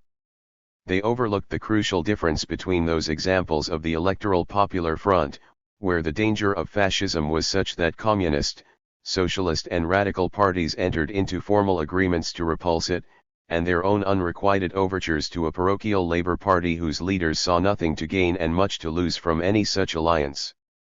The non-Australian members of the Anglo-American Bureau were more sceptical, and rebuked the Australians for mechanical application of a tactic that called for wholehearted enthusiasm. Thus the ECCI criticised Miles and Sharkey for cutting short the party's discussion of its election policy. 33. Beyond such defects in implementation, however, there remained the stubborn fact that the Labour leaders did not want communist assistance. The Australian communists thus found that their subordinate position circumscribed any capacity to influence the Labour Party. Having renounced open antagonism, they were left as unwanted advisers, forever holding back their censure in order to sustain a non-existent partnership. As the Communist Party grew, this problem became more pronounced. In the immediate aftermath of its defeat in the 1937 federal election, Sharkey observed that the Labour Party was drifting onto the rocks, so that communists would have to help rebuild it. The party criticised John Curtin, the federal leader, for his cautious moderation but forbore from actions that might have endangered his position. It denounced the Labour premiers who spurned all offers of cooperation, but always stopped short of action that might split Labour or damage its popular standing. It is not the Labour Party as such we are fighting, but some of the reactionary right-wingers. Communists had opened the campaign for a united front in the expectation that they could exert their considerable influence in the Labour movement to win the Labour Party. As Bill Orr put it, by pulling strings in the trade unions and labour leagues they would make the ALP amenable to their objects. Instead, by the end of the decade they found themselves accommodating their own policies to Labour's internal dynamics. Even as they pressed Labour to abandon its isolationist foreign policy, the communist leaders raised a moistened finger to test the wind lest they damage the illusory United Front. 34. A popular front called for a popular party. After 1935 the members of the Central Committee vied with each other to tell cautionary tales of the misplaced rigour that marooned Australian communism. One related a meeting of a party unit at Lithgow. It opened at 7:15 p.m. with the secretary reading through the correspondence. Then the 5 members present related their various activities. This one had to prepare the factory bulletin, another was responsible for finance, yet another had to arrange for sale of literature. Then there were social activities to organize, trade union business to consider, study classes that needed evaluation, the agenda of the next meeting of the Trades and Labour Council to be discussed, and so on. We learned that most of the comrades were in difficulties with their wives and had domestic troubles, and were also in trouble because they were unable to carry out all their party tasks. The meeting finished close to midnight with much of the work still to be transacted. Another member of the Central Committee observed that the majority of recruits passed quickly out of the party. As soon as they signed the application form they were immediately weighed down with duties. We are apt to have arbitrary demands for activity and dues payments, and so-called deadheads are wiped off wholesale. 35. After 1935 the party began to recruit a higher proportion of white-collar workers, public servants, professionals, and intellectuals. The unemployed members were returning to industry and no longer able to sustain the same level of activity. Lance Sharkey recognized the altered circumstances in his appeal to join the Communist Party. You will not be asked to expose yourself to victimization, nor have to spend all your time on party work. The party is growing up and the old harmful leftism, as it will, in inter-party life of the past, has been largely abolished. 36. In his reply to the discussion before the 12th Party Congress, J.B. Miles noted remnants of an old sectarian defect, the idea that so-and-so is not developed, not a communist, not up to a standard set by our stick-in-the-mud members. He accepted that the new members had neither the time nor the resolution of the older diehards, and in any case the need to popularize the party called for a different style of work. There was no longer the same imminent threat of illegality or fear of victimization, so that party members could now work openly as part of a people's movement. This lifting of the clandestine veil was a necessary condition of the Popular Front, heralded by Miles's own emergence from secrecy in 1935 and subsequent national tour. The party had previously drawn comfort from its semi-legal status, and counted the efforts to repress it as evidence of its importance, but that notoriety no longer suited the changed aspirations. It therefore commenced legal proceedings in May 1935 to compel the government to lift the ban on transmission of its publications. The action was joined by the Commonwealth, and occupied Fred Patterson and Clive Evatt for more than a year, but eventually it became clear to the Attorney General, Robert Menzies, that it was likely to succeed, and he arranged for a settlement. The postal ban was lifted, and although federal and state agencies continued to hamper the party's activities, the danger of illegality receded. 37. Party officials took advantage of the changed circumstances to lighten the load. Ralph Gibson, who was notorious for his own breakneck tempo, reported in 1939 that "we do not do disciplinary driving as we used to do in Victoria, and do not crack the whip as we used, but in place of that we have to produce amongst the party members a real desire to be active." As exhortation replaced peremptory instruction, party work was turned into a form of voluntary endeavor invested with transformative qualities. Thus Jean Devaney celebrated the unconquerable optimism, indefatigable zeal, flaming enthusiasm of the stalwarts who stood at the factory gates or knocked on doors to peddle the party's newspapers.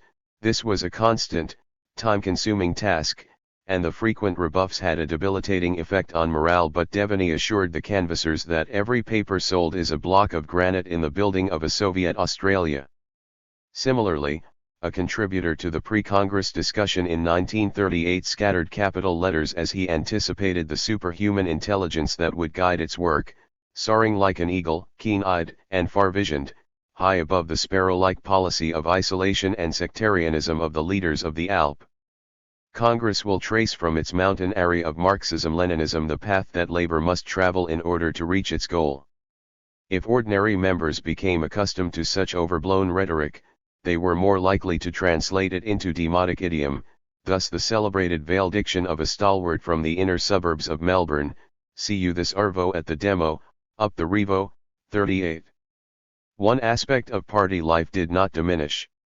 Early in 1935 the Central Committee announced a year of intensive study of Marxism-Leninism to remedy the indifference to theory that it saw as an ingrained national weakness. Party education was systematized around core texts, Marx and Engels's Communist Manifesto, Marx's Wage, Labor and Capital and Value, Price and Profit, Lenin's What is to be Done? And State and Revolution, Stalin's codification of Lenin and other exegeses. All recruits were expected to undergo training in classes that were conducted by senior members under the supervision of two new epigones, E. W. Campbell and L. H. Gould. They also prepared a new training manual that blended dogmatism with patient endeavor. Its emphasis was on organization rather than theory, and its exposition of the principles of activity elaborated the understanding needed for patient construction of the Popular Front. A mistake, a bad statement, a failure to carry out work, even hostility to the party, does not necessarily mean that the person is no good. On the other hand, the party is not weakened, but strengthened, by removing members who are incorrigible. The object was practical dogma, revolutionary zeal combined with American efficiency. 39. Campbell, a Sydney recruit trained at the Lenin School, laid out communist doctrine as a set of syllogisms, finished and complete, which allowed no uncertainty and were able to encompass every eventuality. Gould was an Irishman who had spent time in the United States and began his party career with a flurry of heroically proletarian doggerel verse. He became the director of the party school, long foreshadowed and finally realized in a 12-week intensive course undertaken in 1938 by 20 hand-picked students, who included Doug Gillies from South Australia, Ted Bacon from Queensland and Max Thomas, an unemployed activist turned printer. It was held in a block of flats at Kingsford, and attended by Sharkey and Dixon. 40. The limitations of this party training are readily apparent. It replicated Stalin's schematic rendition of Lenin, who had himself rigidified the frequently speculative formulations of Marx and Engels into the language of a military manual. From time to time Australian communists talked of the need to speak more intelligibly. "We are not a sect," insisted one in 1937, "and should take care to use the language of the masses." Harry Gould urged members to keep in mind the fresh faces in the audience in order to repeat the same leaden exhortation to speak in the language of the masses. 41 In 1939 a party member took the creation of the party's national school as an opportune moment to call for a more substantial, painstaking overhaul of our language.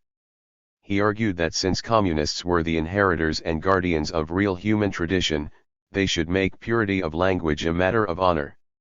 As examples of the hackneyed phrases and lurid jargon that disfigured communist usage, he cited granite foundations, cohorts of reaction, the vile conduct of the Trotskyists, capitalist pimps and fascist hordes, as well as the fulsome terms of endearment for party leaders. A number of members agreed with him. James Rawling did so as a linguistic conservative who objected to the errors of style and taste, the exaggeration, bathos and grammatical faults in party newspapers. Others were more concerned with the habitual parroting of communies, which acted as a barrier between communists and non-communists. Steve Purdy, for the Central Committee, defended the Leninist-Stalinist vocabulary and also put the case for neologism. Advanced politics cannot be adequately voiced by conservative language. Harry Gould suggested the critics suffered from a bourgeois intellectualism and reminded them that in the beginning was the deed. 42. This was a rare instance of open debate of an issue that simmered in party circles. Communist rhetoric codified an understanding of politics that enclosed its practitioners within the certainties of language. It fired their enthusiasm and validated their heroic zeal, but it also separated them from non-initiates. Communist education systematized this understanding into a comprehensive philosophy. It provided intellectual justification for the arcane terminology but taxed the capacity of many. The inner mysteries of dialectical materialism, which was meant to animate an otherwise inert mechanism of base and superstructure, simply baffled many of those to whom it was expounded.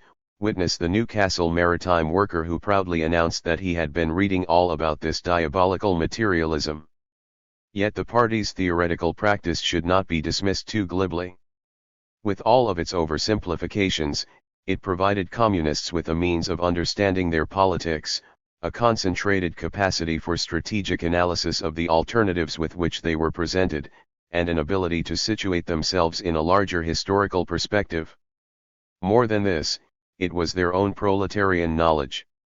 That provenance greatly enhanced communism's appeal since it presented a systematic alternative to the received knowledge and culture, an alternative that banished all traces of intellectual inferiority. You did not have to master such a system of ideas to feel its power. 43. The growth of the party nationally was slow but appreciable.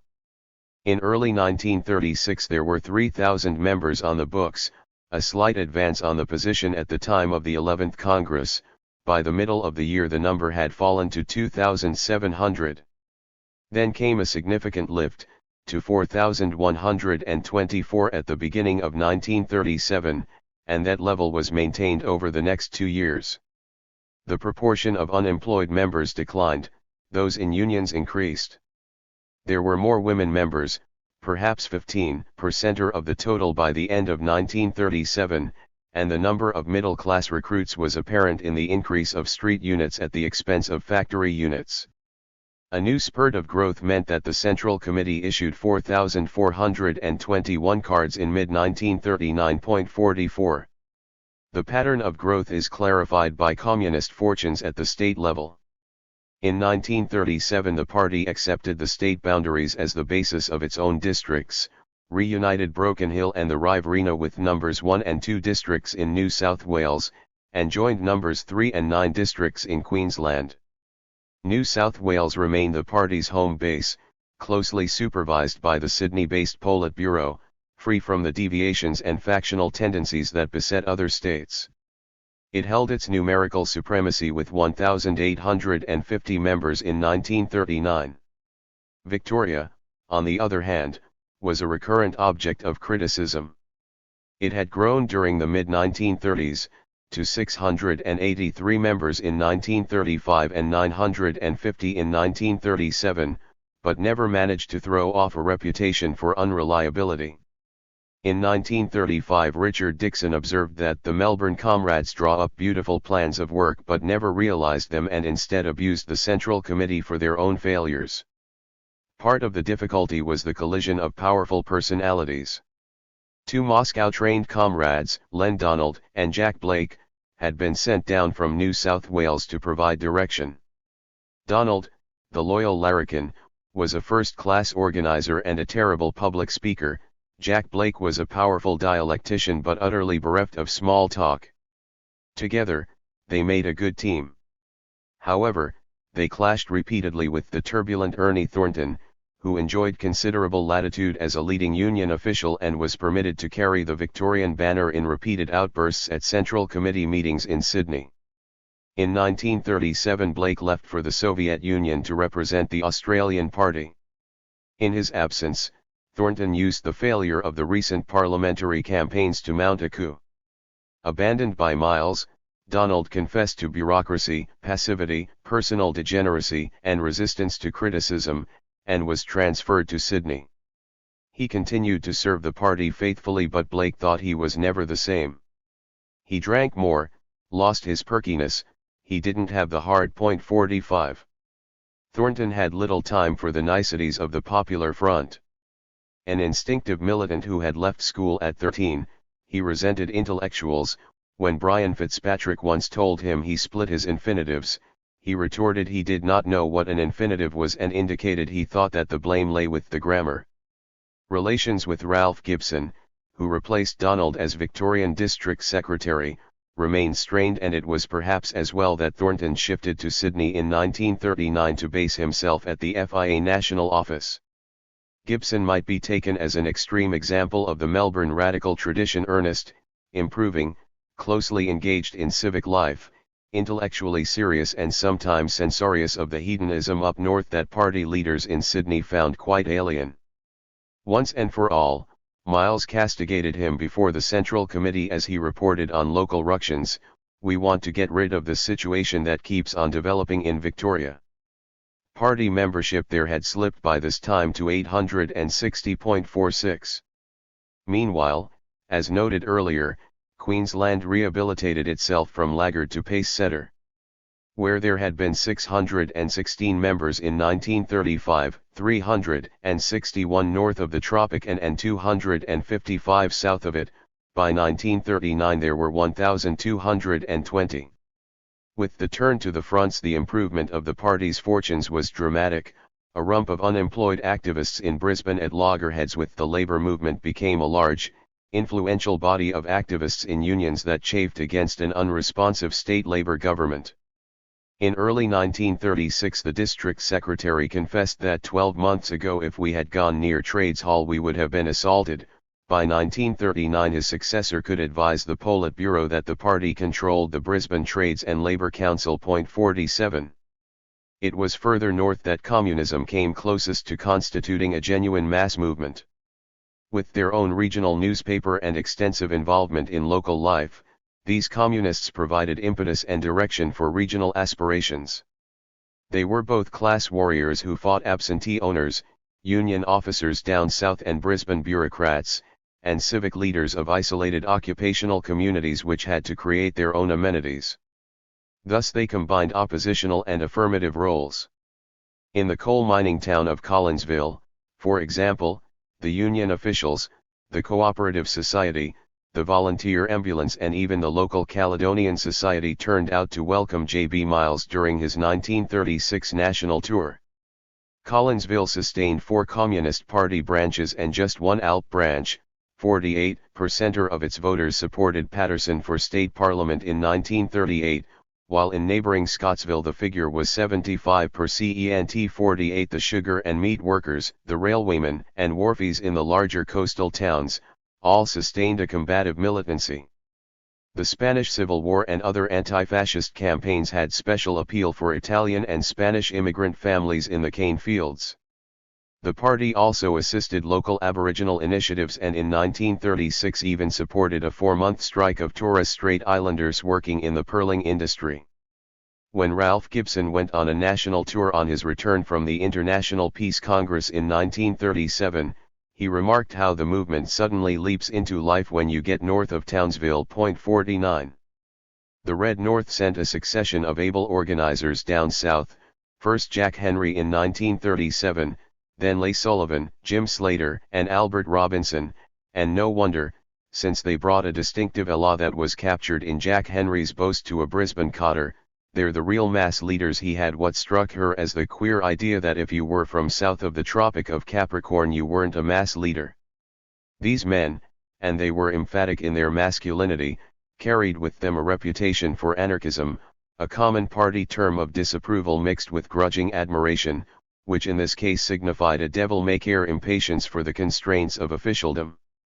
In Brisbane, Ted Bacon thought the impetuosity arose from the fact that so many of the Queensland Party members were seasonal workers, shearers, cane cutters, mill hands, meat workers, wharfies in a frontier setting free of the constraints of more settled regions.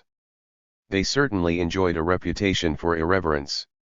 We were larrikins, boasted the Toowoomban Claw Jones, bush larrikins with a militant don't give a bugger attitude. If you were out of a job, you didn't get all upset and get ulcers, you'd go get a quid or thieve a quid or go to a 2-up game or something else.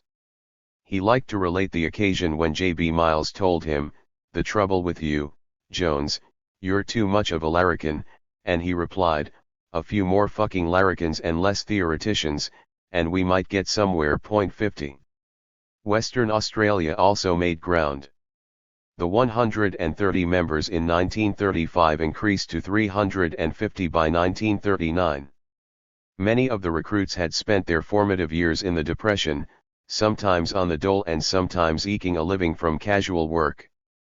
As they found their way back to employment, these Depression communists began to challenge the entrenched moderation of the state labor government and the compliant union officials who were its chief clients.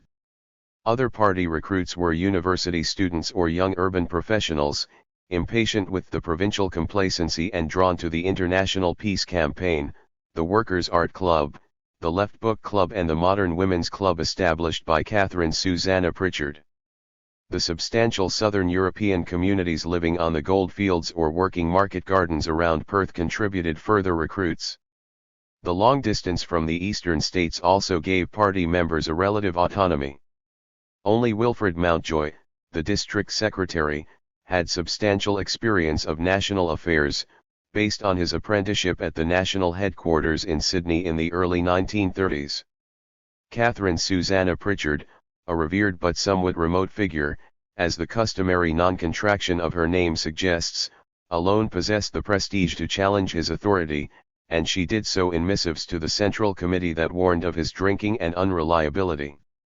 The Politburo left him in charge. 51. South Australia, by contrast, languished.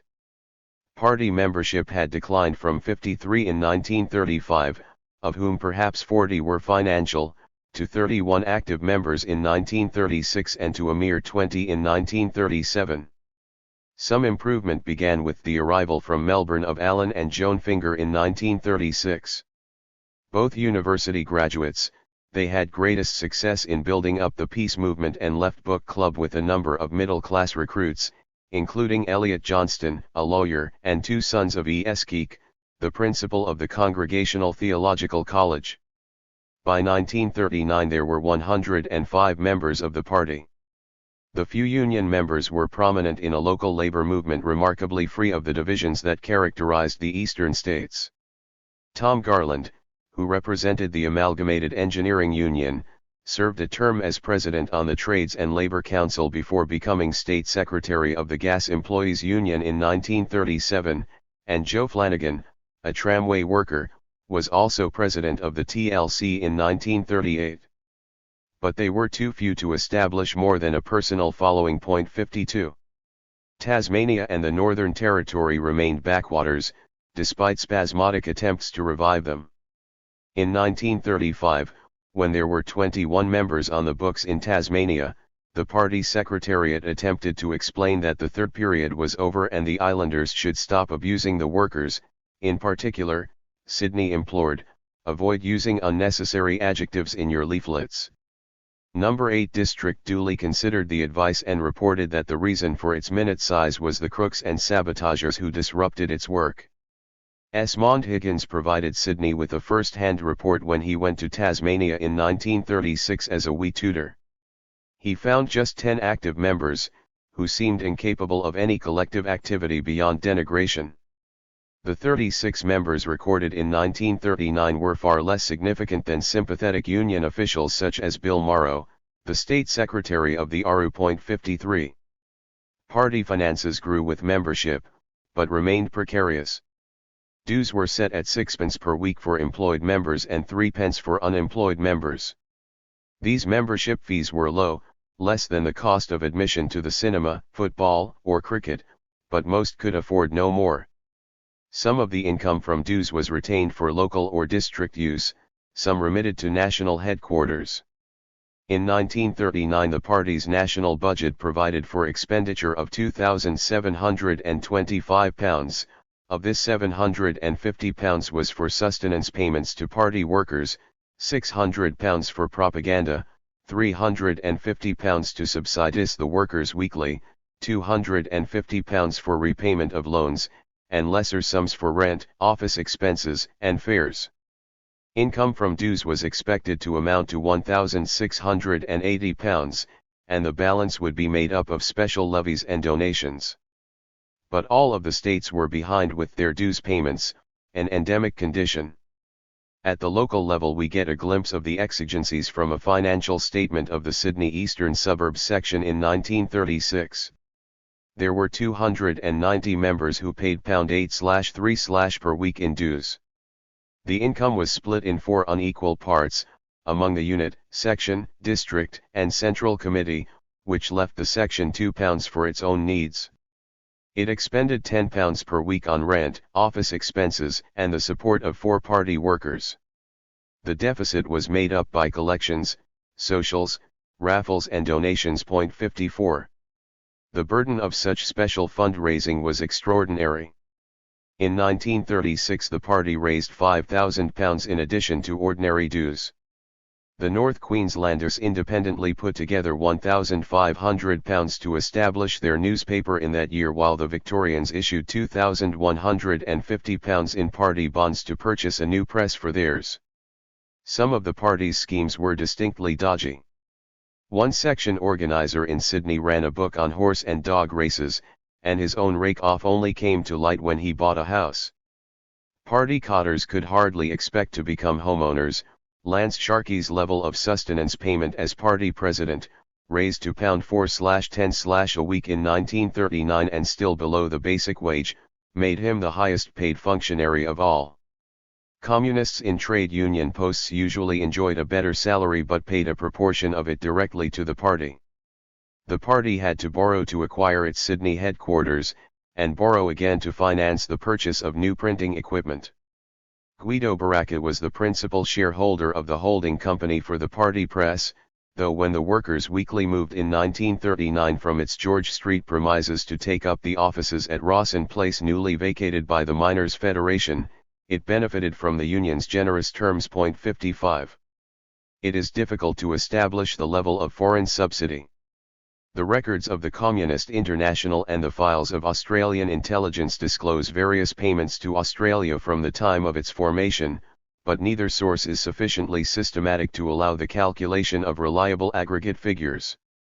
During the 1920s it was possible to make financial transfers from Moscow to Sydney, via London, but this channel closed in the late 1920s. Australian delegates to the Soviet Union requested and sometimes received subventions. Higgins is reported as bringing back £1,000 from the 6th Congress of the Communist International in 1928, and Sharkey returned from Moscow with £720 in a money belt in 1930, which combined two 6-month installments of a monthly subsidy of £60 for the Pan-Pacific Trade Union Secretariat and £60 for the work of the Australian Party. Bill Orr received £300 for the minority movement on the same visit and a further £260 by courier in 1931. Jack Ryan had previously obtained £170 for the PPTU, Jean Devaney received a cheque from London for nearly £200 for Workers' International Relief in 1931, and Ted Tripp claims that he was handed nearly £1,000 for International Class War Prisoners' Aid by a representative of the Communist International in London at the same time. 56 These payments were intended to sustain the work of front organisations at a time when the party itself was indigent, and frequently they were diverted to defray the party's most pressing debts. Not the least of J.B. Miles's service to the Australian Party was his capacity to manage its finances so that it lived within its means. Irregular remittances continued during the 1930s, sent by individual draft from London to a cooperative third party here, but Australian intelligence was convinced that they amounted to no more than £500 per annum. 57 The celebrated Moscow gold, which might have contributed a substantial proportion of the Australian Party's income when it was on its uppers, was a negligible factor now that it flourished. A number of the organizational changes were introduced in the late 1930s to simplify the party's cumbrous structure and thereby increase its appeal. At the 1938 Congress, the old district committees became state committees, and the units became branches. The intermediary level of the section had been abolished in 1937. The change from district to state was merely nominal, but that from unit to branch aggregated small groups into larger ones, mostly based on residential location but also allowing for common interest groupings. There was keen debate about the name of the paper when the party decided to abandon the title Workers' Weekly, and further argument about whether it should identify itself as a communist publication. This first issue of the Tribune describes itself as the People's Paper. The cartoon in the top left-hand corner was taken from the British Daily Worker. Even the terminological changes marked a turn by the party towards familiar forms, as did the renaming of the party's newspapers. In June 1939 the Victorian Workers' Voice became The Guardian. As early as March 1938, a new title was canvassed for the Workers' Weekly, ostensibly on the grounds that it was no longer a weekly publication. Eventually the alternatives narrowed to Tribune or Clarion, both appropriately radical yet unspecific. Consultation established members' clear preference for the former. There was then further discussion whether the renamed paper should identify itself as a publication of the Communist Party. Eventually the Politburo decided there was no principle in the matter and the Secretariat should make a decision once the paper's layout was determined. The Tribune first appeared on September 1, 1939, the bannerhead shorn of its hammer and sickle, and identifying itself simply as the People's Paper. 58. The party also glossed its rules on democratic centralism. The rules had previously favored the centralism at the expense of the democracy, prescribing a unified, firm discipline and enjoining rapid and precise execution of directives. The changes introduced at the 11th Congress emphasized the democratic basis of such authority, provided for free and positive discussion in reaching decisions, and set down the accountability of all officials to representative assemblies. This was scarcely an accurate description of how the Australian Party actually worked. Its National Congress, nominally the supreme body, met only 3 times during the 1930s. Constituted by delegates elected by state conferences, its composition and agenda were in fact closely prescribed from above. The Central Committee it elected was also determined in advance, and it too became a passive, acquiescent assembly as its numbers grew. That elected at the 12th Congress in 1938 had 29 members. Real authority rested with the Politburo, which also expanded to 7 permanent and 3 candidate members by 1938. All of these were full-time party or trade union functionaries, and the 7 permanent members Miles, Sharkey, Dixon, Wright, Orr, Docker, and Simpson had all occupied leading positions since the beginning of the decade. Dixon was assistant secretary to Miles, and Sharkey was styled party president. In a party attempting to reinvent itself in a more popular idiom, the signs of ossification were clear. The pattern was replicated at each level of the party's work through the full-time party workers. They supervised, invigilated, and drove every aspect of communist activity. The number of these cadres was never precisely calculated, but cannot have been less than 50, even the stripling Western Australian district supported 4 of them. Their frequency in a party so relatively small astonished the ECCI, which sensed that they both sustained and enclosed the Australian party. Sometimes Moscow called for a reduction of numbers and sometimes for an improvement in their quality. In 1937 it stipulated that every cadre should enjoy the confidence of the common people. 59 The nature of cadres' duties imposed a heavy strain that a single example must illustrate. Bob Cram was born in Newcastle in 1906 and completed an apprenticeship as a carpenter before moving to Sydney. He joined the party in 1926, became a full-time worker and was elected to the Central Committee. In 1934 he was sent back to Newcastle as party organizer and guided its revival there. But by 1939 he was in serious trouble. With a sick wife, 6 children to support and mounting debts, his party work suffered. Cram interpreted the Politburo's strictures criticizing him for not making greater progress as an attempt to isolate him, and alleged that Ted Docker, who was sent up from Sydney to remedy the weaknesses, was spying on him. He therefore resigned from his post and returned to work as a builder. This was perhaps an unusual example. The party accepted the resignation and lent Cram the working capital for his new venture, but it illustrates the confluence of personal and political difficulties. 60. The authority of the cadre rested on something more than the party rules. Daphne Golan captures one aspect of it in her observation that these men lived isolated lives of unremitting work, much of it routine, for which they were paid a pittance. She also notes the consequent danger of corruption in the sense of power that flowed from the deference with which we listened to them. Members such as Golan appreciated the extraordinary sacrifices the party functionary made, and respected such self-denial of worldly comforts. Yet these same admirable qualities also exposed the cadre to the temptations of hubris. Austerity could isolate the cadre, dedication could confine him within a habitual round of activity, doctrine could become a substitute for creative endeavor. The party functionaries certainly cultivated an air of infallibility. Just as the party line was never wrong, rather, objective conditions had changed, so the expositors of the line embodied a collective infallibility. As so often, Guido Baracca caught this reification of a constantly shifting yet always binding warranty when he implored that we find some other expression for the wretched term party line, which suggests something to be towed, or something to be negotiated as a tightrope, or something to be sold as a commodity. The line had to be towed, negotiated, and sold, but behind it lay the force of experience, the habit of authority. 61. The cult of the leader transformed the party secretary, J.B.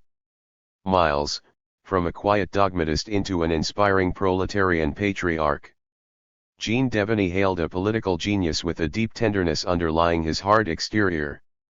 Countyhand's caricature sharpened Miles' features to suggest a sympathetic perspicacity. The deference to which Golan refers was cultivated with augmented assiduity in the later 1930s.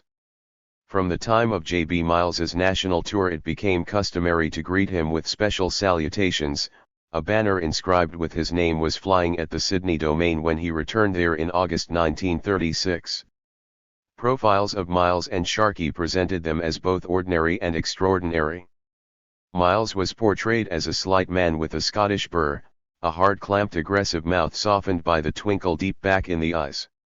He smoked and drank in moderation, was not a teetotaler but objected to drinking to the detriment of the party. He worked a 12-hour day but relaxed with popular cinema, where he preferred Joe Brown to Clark Gable and Popeye to Hollywood He-Men, as well as light fiction. It's a big jump from Lenin to Edgar Wallace, but I do it, easily. Jean Devaney went further in an encomium written for the women of Boulie when Miles stood for that state electorate in 1938. I have known many men in politics and literature and art, but judged from every point of view, J.B. Miles stands out among the biggest, in artistry, in principle. To hear him analyzing a situation, stripping every unessential from it, laying bare its core, is an experience a communist can never forget. The hyperbole, and the choice of expression, is startling. Elsewhere Devaney recorded the coldness and anger with which her secret lover treated her, his puritanism and contempt for culture. Yet here she hailed him as a political genius, the pride and champion of all women, with a deep tenderness underlying that often biting tongue. All who went to him in their trials felt his grandeur of character. 62. Something similar occurred in the profile of Sharkey. He was presented as a son of the soil, steeped in communist theory, yet always a man of the people. The list of his virtues was directed so unerringly to his limitations as to suggest parody. It was noted that like all the leaders of our party, Comrade Sharkey was temperate in his habits. In fact his binges in Moscow were notorious. He was a brilliant mass agitator, actually his oratory was leaden. He had an instinctive genius, yet when he took up Lenin's favorite pastime of chess, lesser party members had to be careful to lose. Perhaps these pastiches passed over the heads of these victims. In any event, their status in party assemblies was inviolable. Thornton, the most audacious of the notables, was brought before the Politburo for displaying insufficient respect at the party congress in 1938. He explained that he had made jokes at Sharkey's expense because of the party president's seriousness, which exacerbated his own lackadaisical attitude. After appropriate self-criticism he was warned not to repeat the offense. 63. 13. The Socialist Sixth of the World. The Australian Party's veneration of its leaders was modelled on the Soviet adulation of Stalin, and this reached new extremes as the CPSU General Secretary consolidated his domination over every aspect of Russian life. Stalin's decisive influence on the policies of the Communist International has already been noted. He determined the turn to the extreme policies of class against class at its 6th Congress in 1928, and then the belated turn back to the anti-fascist front in 1935. He imposed the party rules that turned democratic centralism into centralist control, and enforced a regimen of unquestioning obedience, self-criticism, and expulsions. In 1939 he would cynically abandon the anti-fascist alliance for an accommodation with Hitler. In 1941 the German invasion of the Soviet Union would result in unprecedented slaughter. In 1943 Stalin would dissolve the Communist International as an empty token of goodwill towards his capitalist allies. Only after his death in 1953 could his successor Khrushchev reveal his crimes, and even then many Australian communists refused to believe them. Stalin's dark shadow falls as a curse across the entire history of communism, and all attempts to lift that curse have failed. The coinage of the term Stalinism was an attempt to exorcise it. Originally employed by Leon Trotsky and others driven out of the communist movement by Stalin, Stalinist is a recurrent epithet in the reflections of those Australian communists whose testimony informs this history, as they looked back in old age on the ruined cause they had served so ardently. In identifying Stalinism as the source of error they refer to a combination of attitudes and habits derived, by compulsion or emulation, from the Soviet leader that vitiated their endeavors: manipulativeness, mendacity, suspicion, intolerance, ruthlessness.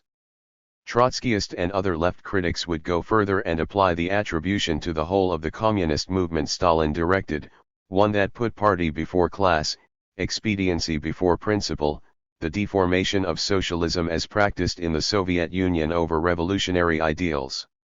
This emphasis on a single individual sits ill with the Marxist method of historical materialism. It makes Stalin the scapegoat for consequences that have emerged repeatedly in communist regimes. It disregards the recurrent tendency for the communist parties of other countries to throw up their own leaders who practice the same lethal megalomania: Mao Zedong, Kim Il-sung, Nicolae Ceausescu, Pol Pot. Most contentiously, it exonerates Lenin from the enormities of Marxism-Leninism. Lenin played no part in the construction of the couplet.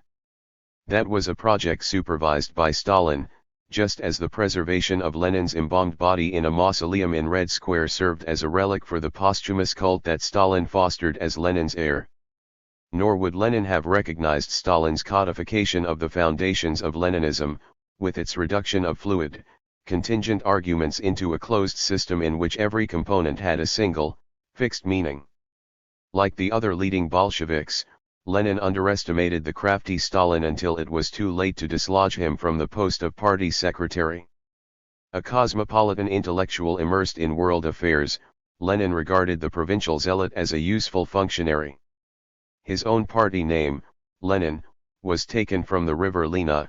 Stalin's was a boast, the man of steel. Lenin seized power in the expectation of world revolution and then had to improvise support for a vast and impoverished federation of pre-capitalist peoples. Stalin captured control over the Communist International and made it into a tool of great Russian interests. The overwhelming difficulty facing the Bolsheviks in the aftermath of their revolution was backwardness. The Civil War had destroyed industry and reduced agriculture to starvation levels.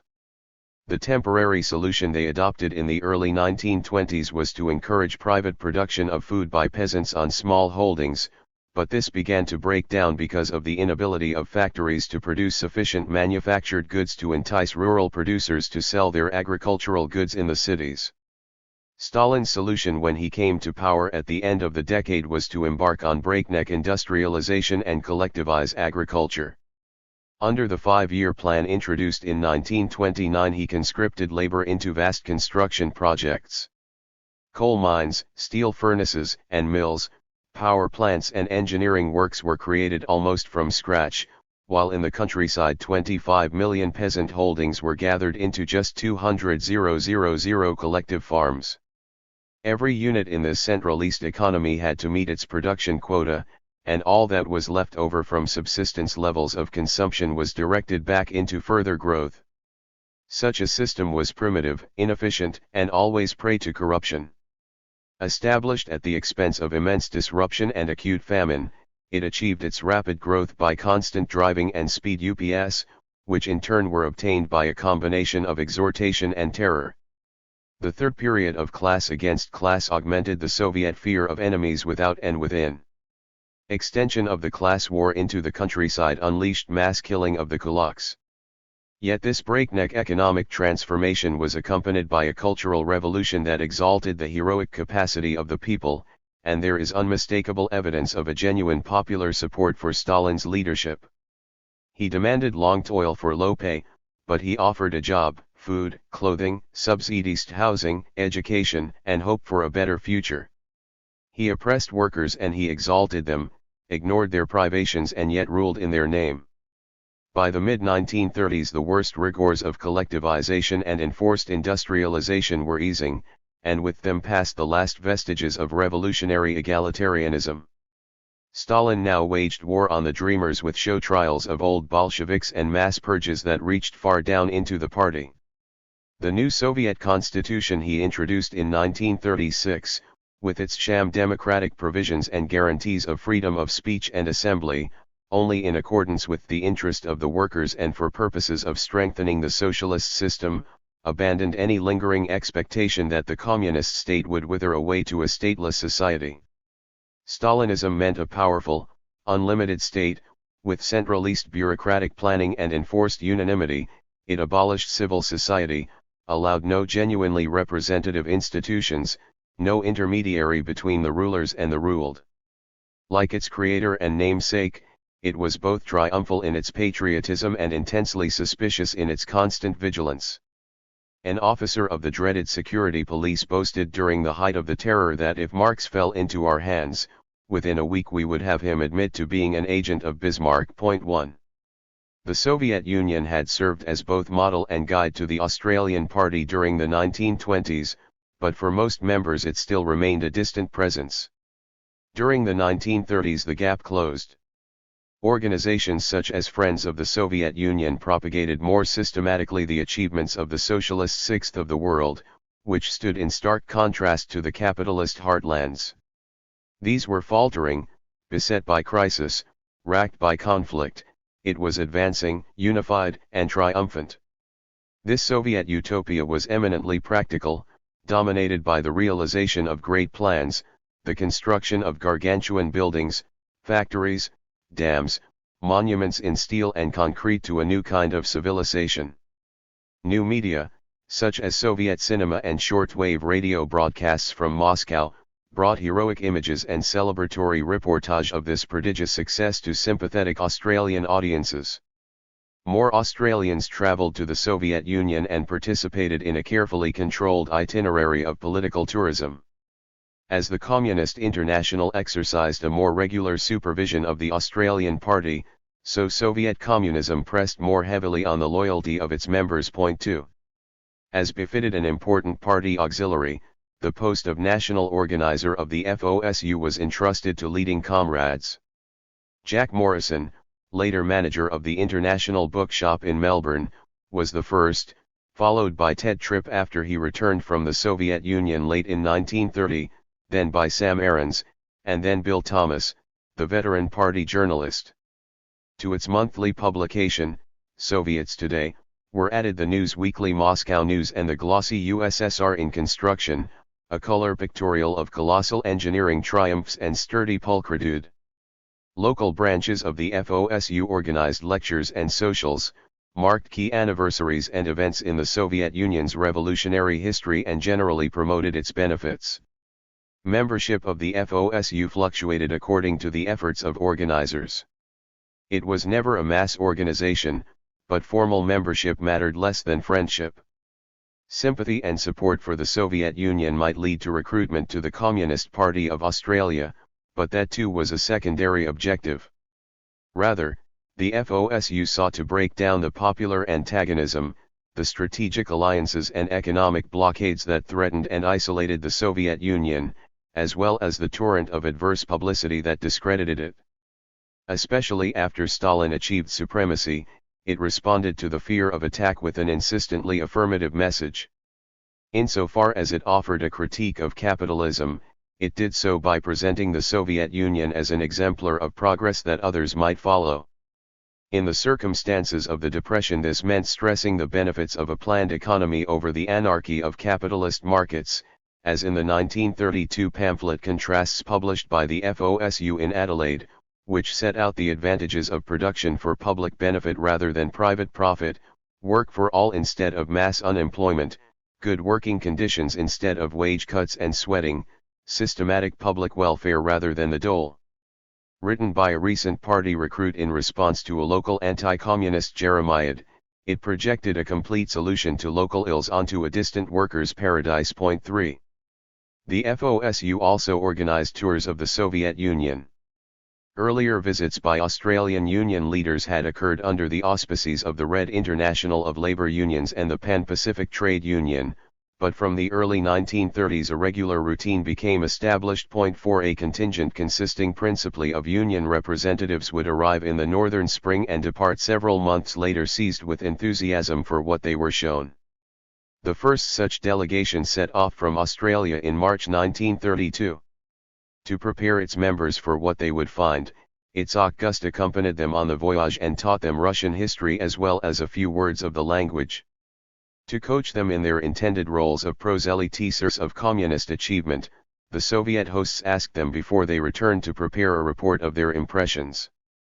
The guests duly set down what would become a standard inventory of attractions: good working conditions, excellent schools and hospitals, a high standard of cultural and social life, emancipation of women from domestic drudgery, freedom for national minorities, the impressive evidence of construction and the faith of the people in the leadership of the Communist Party. There was one dissident who contrasted the enthusiasm of the people with the long food queues, and concluded from the trains full of impoverished peasant families that the pace of collectivization had been too rapid, but his reservations were brushed aside. Point 5. The chief controversy arose instead when, upon return to Australia, one of the delegates was barred from returning to his job in the Victorian Railways and another, Beatrice Taylor, was sacked from the New South Wales Teaching Service for Her public praise of the Soviet accomplishment. This became a regular hazard for subsequent delegates, in addition to the difficulty of obtaining passports for travel to Russia and the seizure by Australian customs officers of literature, slides and film that the delegates brought back to Australia. 6. These trips generated a considerable volume of books, pamphlets, and articles over the course of the decade. At once travel writing and tract, the literature reveals some common themes and instructive variations. Trade union delegates characteristically judged the Soviet Union against the conditions with which they were most familiar.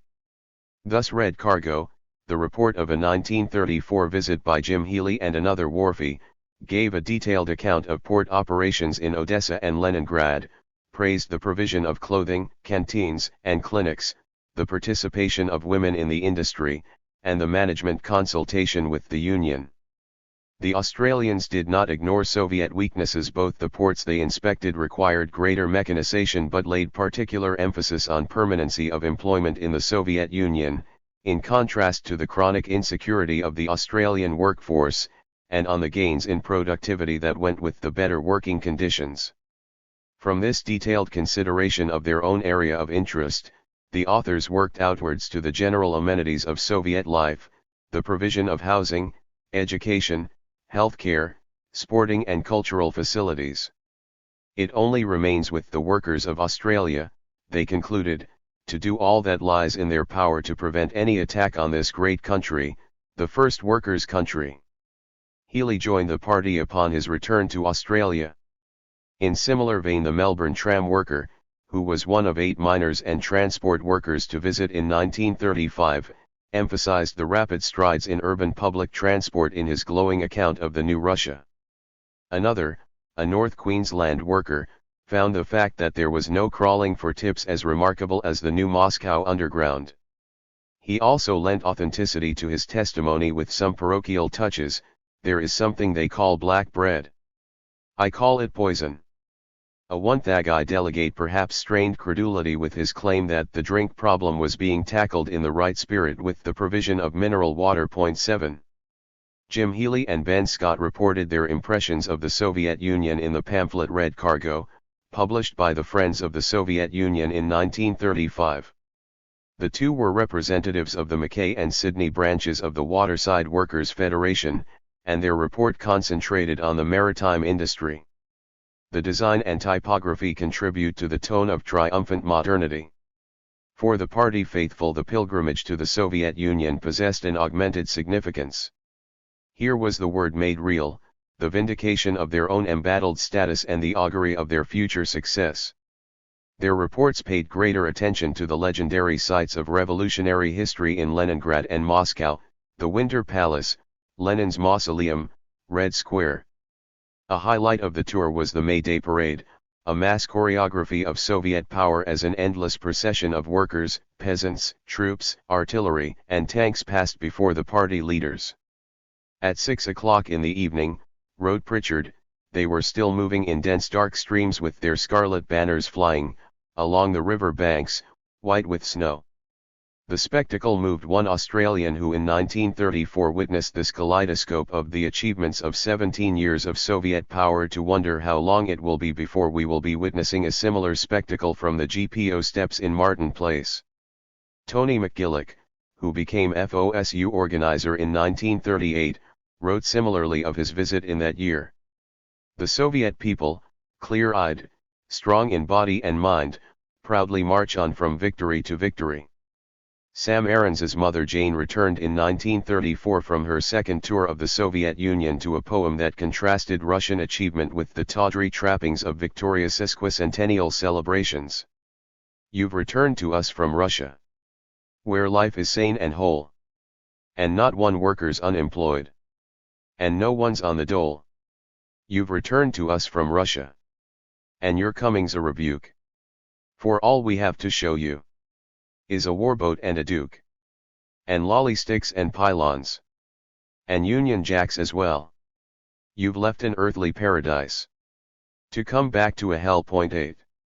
A third category of visitor was the fellow traveler, a term that came into vogue during the period of the Popular Front to describe those who shrank from joining the Communist Party and all that membership entailed, yet sympathized with its apparent ideals. Such sympathizers were important for at least two reasons. First, they provided independent corroboration of communist claims. Second, they were more likely to reach a wider audience than party members, whose own testimony generally went unreported in the mass media. 9. The Soviet Union lent itself to the yearnings of progressives, who saw it as a demonstration of the efficacy of state planning, as well as to idealists, who could project upon it their schemes for the regeneration of humanity. Neil Greenwood, the professor of metallurgy at the University of Melbourne, attended a conference at Kharkov late in 1932 and contrasted the scientific advances there with the neglect of science in the West. The crucial difference was the alignment of Soviet science with popular needs and aspirations. Having passed through Canada, USA, and England on the way to Russia, and having seen in those countries helplessness and despair just the same as had been left behind in Australia, the unparalleled enthusiasm and optimism of Russia came as a refreshing change. Harold Woodruff, head of the bacteriology department at the same university, spoke similarly of his visit a year later. Their educational system, medical services, and housing arrangements were irreplaceable. 10. The prominent feminist, Jessie Street, found the same validation of her expectations when she traveled to the USSR for the first time in 1938. On the morning after her train crossed the Polish border, she awoke and pulled up the blind to rejoice at the sight of women working alongside men on track maintenance. Then followed inspections of creches, factory nurseries, maternity clinics, and the discovery that gender equality brought a completely different set of moral values. She returned convinced that the new way of life which they were developing in the USSR would put an end to the exploitation of man by man, and of women by men as well. 11. The glowing reports of Greenwood and Street are similar to those of celebrated European and American visitors to the Soviet Union during the 1930s. George Bernard Shaw, the Webbs, H. G. Wells, Lion Feuchtwanger, Heinrich Mann, a whole gallery of non-communist intellectuals wrote glowing accounts of Stalin and his achievements. The question that arises out of this mass of testimony is how the evils of the regime can have escaped the visitors. For some Western critics, the fellow travelers were gullible dupes, flattered by the attention paid to them, mesmerized by power, allowing their impatience with human imperfection to exalt an odious despot. For some post-Soviet Russians who have read their apologias, the fellow travelers were deliberate falsifiers. These charges imply that the evils of Stalin's Russia were clearly visible. In fact, the visitors inspected a carefully chosen set of showplaces. They did not speak the language and were reliant on translators. Their access to people was restricted. They knew little Russian history and took the evidence of fresh construction, modern amenities and naive enthusiasm as indices of progress. Furthermore, they were profoundly unfamiliar with the politics of communism and had little interest in acquiring an understanding. Neither Greenwood nor Street, nor the other Australians who extolled the achievements of the Soviet Union, were interested in the works of Marx or Lenin, much less in joining the Communist Party of Australia. 12. The Soviet miracle culminated in the prodigious achievements of a Donbas coal miner, Alexei Stakhanov. Inspired by a speech of Comrade Stalin on the need to apply socialist zeal to practical tasks, Stakhanov applied himself to the improvement of coal production. As he explained to the All-Soviet Union Central Council of Trade Unions, meeting at the Moscow Palace of Labor in 1934, I was always a good worker, and used to produce 14 tons of coal in a day.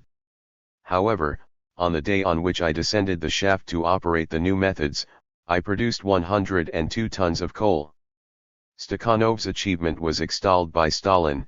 His methods were taken up by whole detachments of Stakhanovites and applied throughout Soviet industry.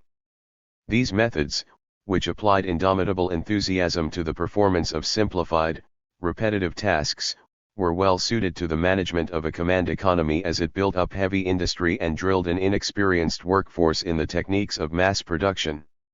More than this, they provided the template for a socialist work ethic that would produce a people of a new and special type, people who would find joy in labor. Stalin told the same assembly that heard Stakhanov, "It is very difficult, comrades, to live on freedom alone." In the schema that now guided communist policy, socialism was a higher stage of historical development than capitalism because it superseded the antagonism between the owner of capital and the seller of labor. As the first socialist society, the Soviet Union would necessarily triumph over its enemies by outproducing them. Stakhanov provided the model hero of labor who would ensure this victory. Point 13. The Australian Party's celebration of Stakhanov sat awkwardly with its fierce opposition to the introduction of similar methods to Australian industry. After all, Orr and Nelson's campaign against mechanization of the coal industry had singled out for criticism the very techniques that Stakhanovites employed: the simplification of the work process at the expense of craft skills, the application of new technology to intensify the tempo of work, the setting of higher quotas and extension of shift work, the payment of bonuses for results. If these methods were dangerous in Australian pits, were they not equally dangerous in the Donbass ones? If the drive for greater efficiency increased the exploitation of Australian workers, did not the same process oppress their Soviet counterparts? Party leaders sought to rebut such comparisons by emphasizing the different provenance of the Stakhanov movement. It was not a capitalist speed-up but a grand upsurge of socialist initiative, bursting all the bonds and limitations imposed in class society. It was not exploitative but a sane and rational augmentation of productive capacity that demonstrated socialism was immeasurably superior to capitalism. J.B. King, the former wobbly who had led resistance to the efficiency experts in Australia during the First World War, returned from several years as a mine engineer in the Soviet Union in the early 1930s to lecture on the achievements of the Stakhanovite movement.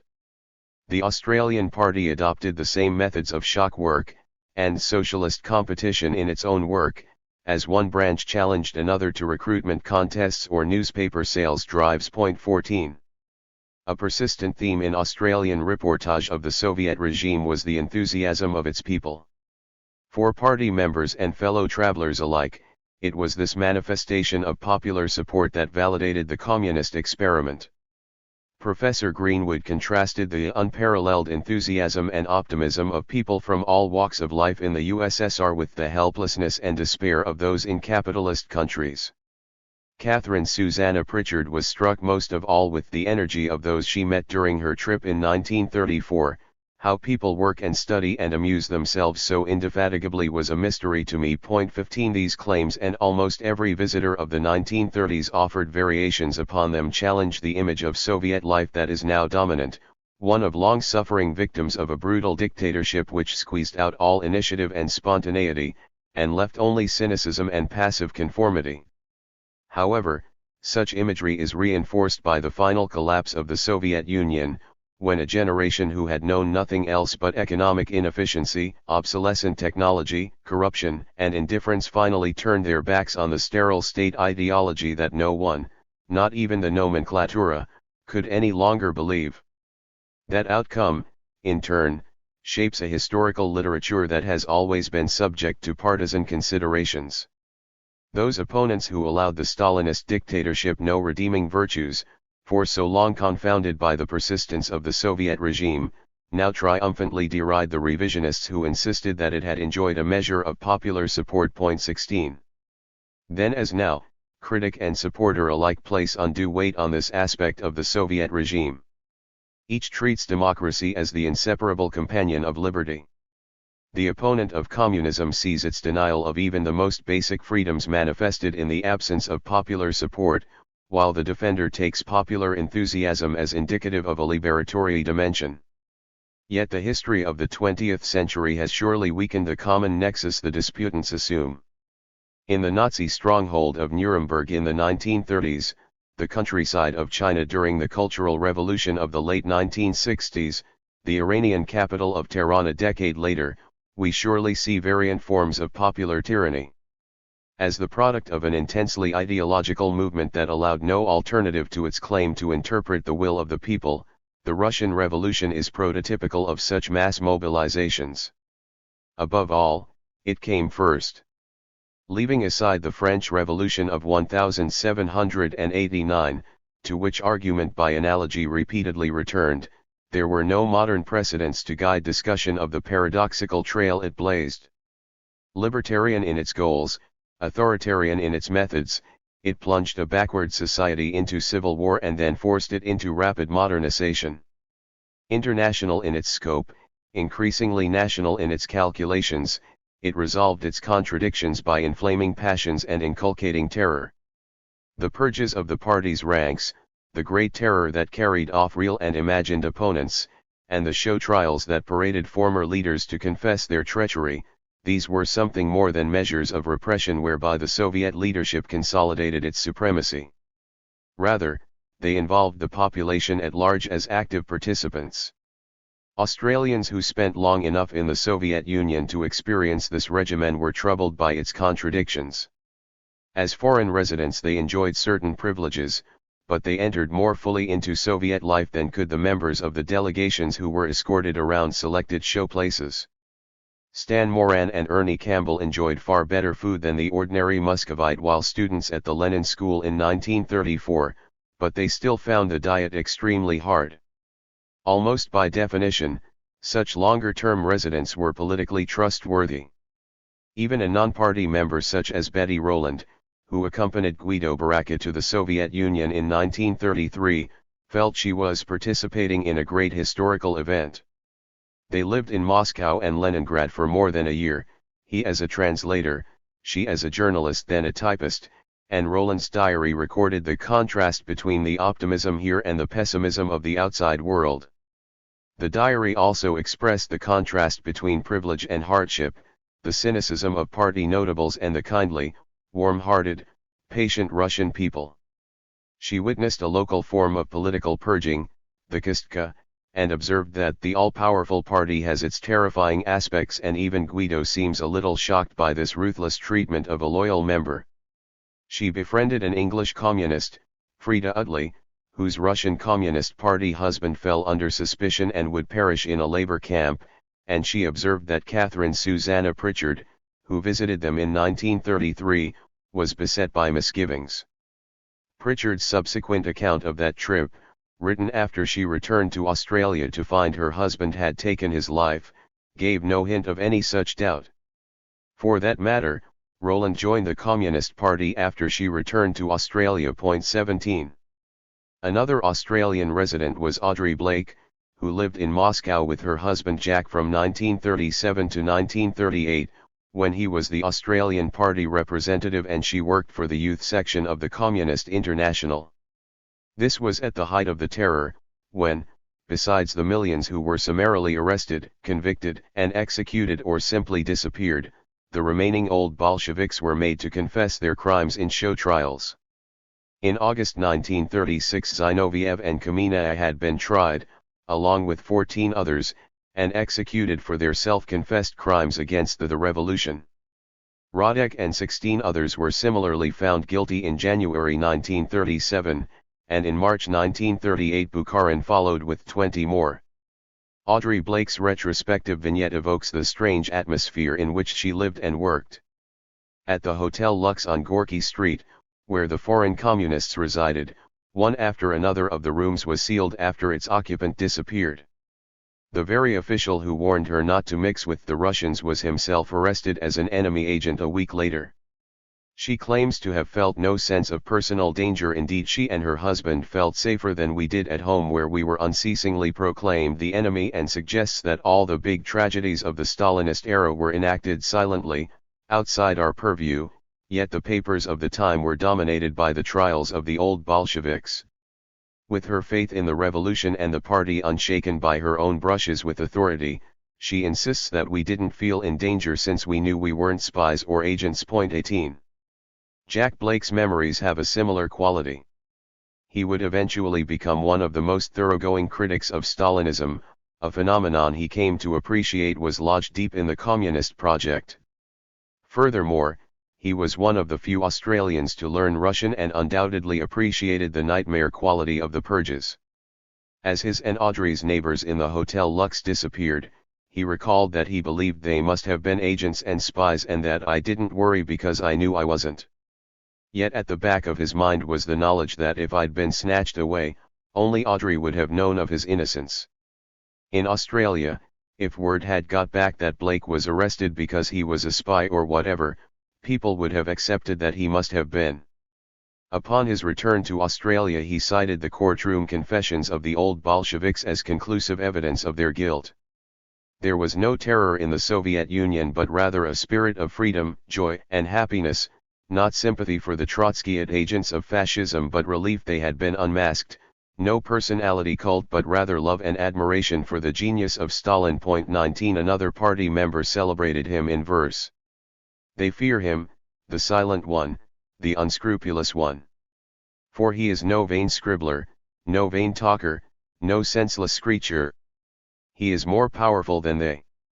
He, the big-hearted one, the inviolable will of the party, has mastered their weapons, has excelled. 20. The evils of the Stalinist terror weighed like a nightmare on the minds of the survivors. Its effects fatally impaired communism's claims to be a movement of liberation, and resisted every effort to explain or justify them, including Khrushchev's official apology in 1956. Frank Hardy's novel But the Dead Are Many, written nearly 40 years after the terror, relates the personal and political disintegration of two aging Australian cotters, each obsessed with the fate of Nikolai Buratakov, whose own confession for the sake of the party to the crimes he did not commit infects one and then the other with guilt and morbid despair. The character of Buratakov is based on Nikolai Bukharin, whose trial Jack Blake had attended. The first of the Australian cotters is based loosely on the party organizer Paul Mortier, who was only 19 when Bukharin was executed, but became deeply troubled by Khrushchev's revelations and eventually took his own life.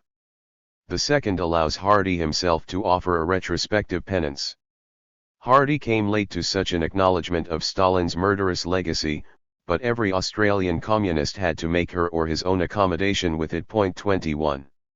For those prepared to attend to it, there was no lack of evidence. Foreign correspondents reported the mass arrests, reputable independent commentators cast doubt on the show trials. The problem was that the admirers of the Soviet Union were so habituated to anti-communist slanders that they usually ignored the contradictions and dismissed the objections. Nettie Palmer thought the similarity of the confessions offered by the accused had a sinister sound, but Ralph Gibson attributed her doubts to Trotskyist tendencies. Gibson's own pamphlet Freedom in the Soviet Union, written before the trials, established a framework in which the apparent freedom of the capitalist West was illusory, the supposed lack of freedom in the Soviet Union in fact the basis of a fuller freedom. Thus comforted, Baraka could describe the Australian press's reportage of Radek's downfall as an excretion of anti-Soviet filth. Having crossed swords with Radek during the 1920s, he had no doubt that the impudent intriguer was guilty of the crimes of which he was accused. It was a tragic irony of history that such social scum rose to the surface just at the moment when the working people of the Soviet Union have written their socialist conquests into the most democratic constitution in the world. Evident here also was the need of middle-class intellectuals such as Baraka to affirm their own reliability.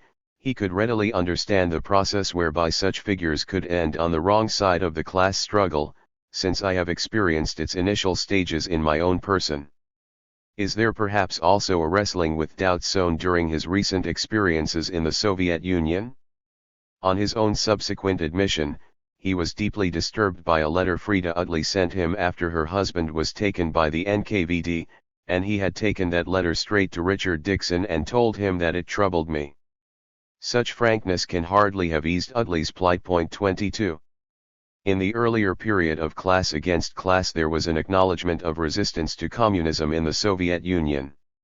The Australian Party justified the repressive measures that accompanied forced collectivization in the early 1930s as necessary for the successful carrying out of the tasks of the proletariat. Thus the introduction of an internal pass system was aimed at exercising a better control over antisocial, criminal, Kulak and similar elements whose social parasitism weakened labor discipline. 23 This ruthless rationalization of class warfare yielded in the changed climate of the Popular Front to claims of socialist triumph and complete unanimity of purpose marred only by the treachery of leading old Bolsheviks. The allegations against Zinoviev, Kamina and Bukharin and other veterans mindful of Stalin's own modest role in the Russian Revolution, as well as his debasement of its principles, distracted attention from the scale of his purge of the party ranks. Under the direction of the head of security, Anna Yezhov, hundreds of thousands of Soviet citizens were arrested, executed, or dispatched to labor camps in Siberia during the later 1930s in a process so indiscriminate that it coined the term Yezhovskaya. The Australian party avoided mention of the Yezhovskaya. Not once did it question the guilt of those subjected to the show trials or express the slightest reservation about Stalin's murderous regime. In response to an article in a Sydney newspaper on the terror, Jack Blake's predecessor as Australian party representative in Moscow claimed that the population were at fever heat against Zinoviev, Kamina and their gang of Trotskyist wreckers. On the eve of Bukharin's trial, the Workers' Weekly assured its readers that the world will hear the story of the guilt of these mad monsters from their own lips. Shoot the mad dogs, it quoted Lenin's widow, who was herself under threat of Stalin's vengeance. This brutal language of exposure, liquidation, and annihilation had been introduced in the period of class against class, along with the practice of self-criticism that seemed to authenticate the confessions of the Soviet victims. Initially the words functioned as political hyperbole, ultimately they desensitized those who used them to the atrocities they licensed. Just as some of Stalin's former colleagues were so habituated to the rhetoric of vilification that they expected to the last to be spared the executioner's bullet, so Australian communists seemed oblivious of the enormity of the regime they lauded and the brutalities they imitated. 24. Jack Blake was questioned closely in 1937 by the ECCI about party members' attitude to the Moscow trials. He advised that some of the rank and file did not understand them. That is, they read from press publicity in the capitalist press to the effect that two old Bolsheviks were being edged out. More than once the Communist International had to instruct the Australian party that it was giving insufficient coverage to the trials. The Australian Central Committee in turn had to instruct the districts to explain the traitorous role of the defendants, and to link their crimes to Trotsky. The Australian Politburo had to instruct the party press that much more Soviet feature material had to be produced. The reluctance of Australian communists to discuss the trials, let alone acknowledge the Yezhovskaya, was essentially pragmatic. There is no evidence of disagreement or opposition, rather, members shied away from a subject that most Australians found deeply disturbing, one that confirmed their worst fears of communist dictatorship. Jack Miles's caveat when arranging for an announcement of expulsion of a party miscreant in 1937 has a chilling quality. We realize that the statement must be careful. We are not yet in the USSR and not yet the ruling party and cannot handle this the way they handle the trial of Trotskyists in the Soviet Union. 25.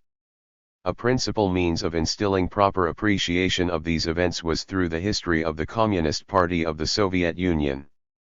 Prepared under the personal supervision of Stalin and issued in Russia in 1938 to replace an earlier history, it became the standard textbook for party classes. 26 Through it party members learned the rudiments of Marxism-Leninism, and came to understand that Stalin had stood at Lenin's shoulder during the long preparation for the Russian Revolution. With shameless effrontery, it then cast Stalin as the constant guide through subsequent travails as one after another traitor sought to derail the building of a socialist society.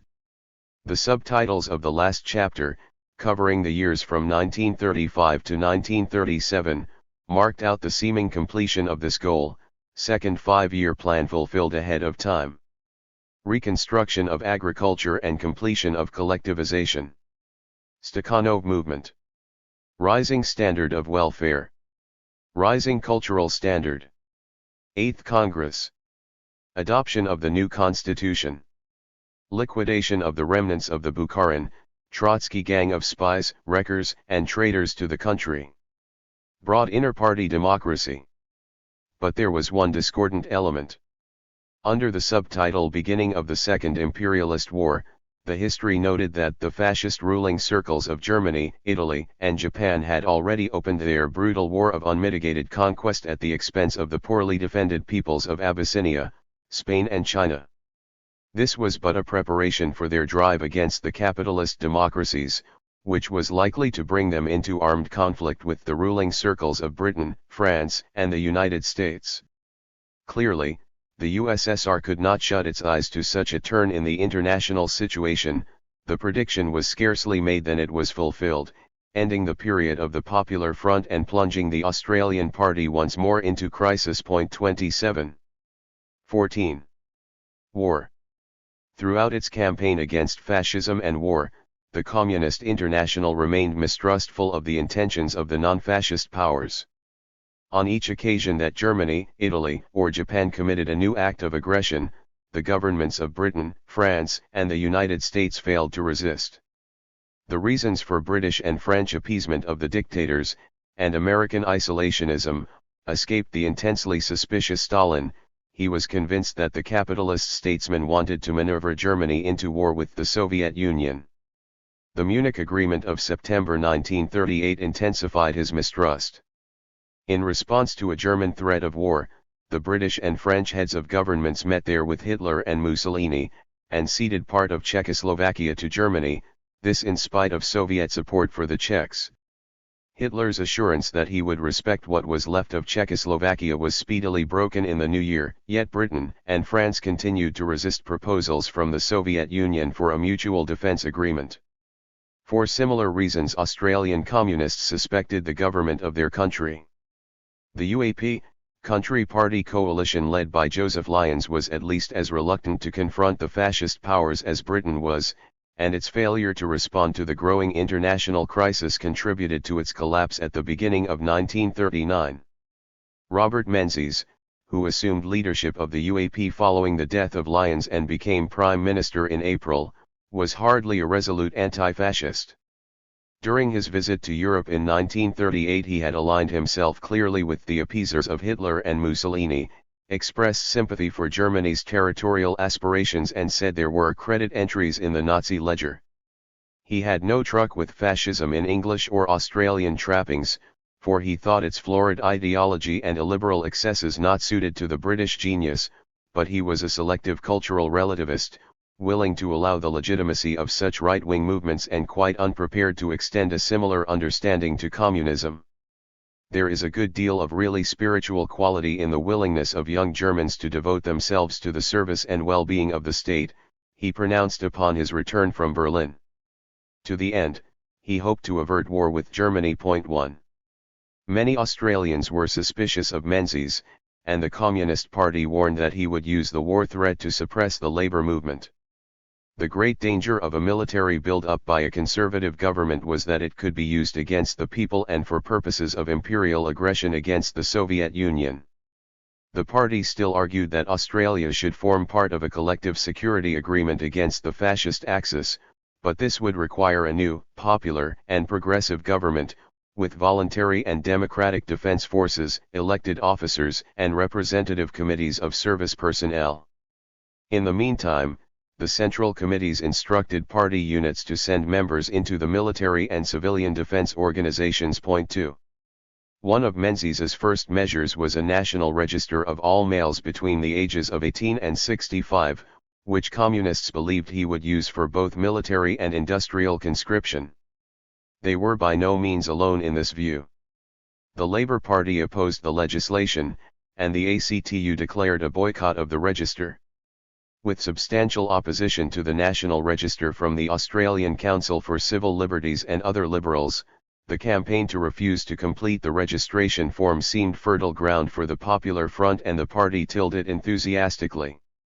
Unfortunately, John Curtin, the federal Labour leader, spoiled the harvest. He disagreed with the boycott and obtained sufficient concessions from the government to persuade the ACTU executive to call it off at the end of June 1939. This presented communists with a dilemma. The ACTU's backdown could be challenged if 3 of the state industrial councils voted to continue the boycott, and communist delegates calculated that was possible, but such a challenge would deepen divisions in a labor movement already beset by argument between isolationists and supporters of collective security. Communist leaders concluded that the cost of intransigence would be too great since it would isolate the party, and reluctantly instructed members to desist. It was not a popular decision. The Victorians called it a retreat and wanted to continue the campaign, and Dixon had to go down to Melbourne to explain that to lift the boycott was not in the nature of a retreat, but rather to compromise, which are two different things.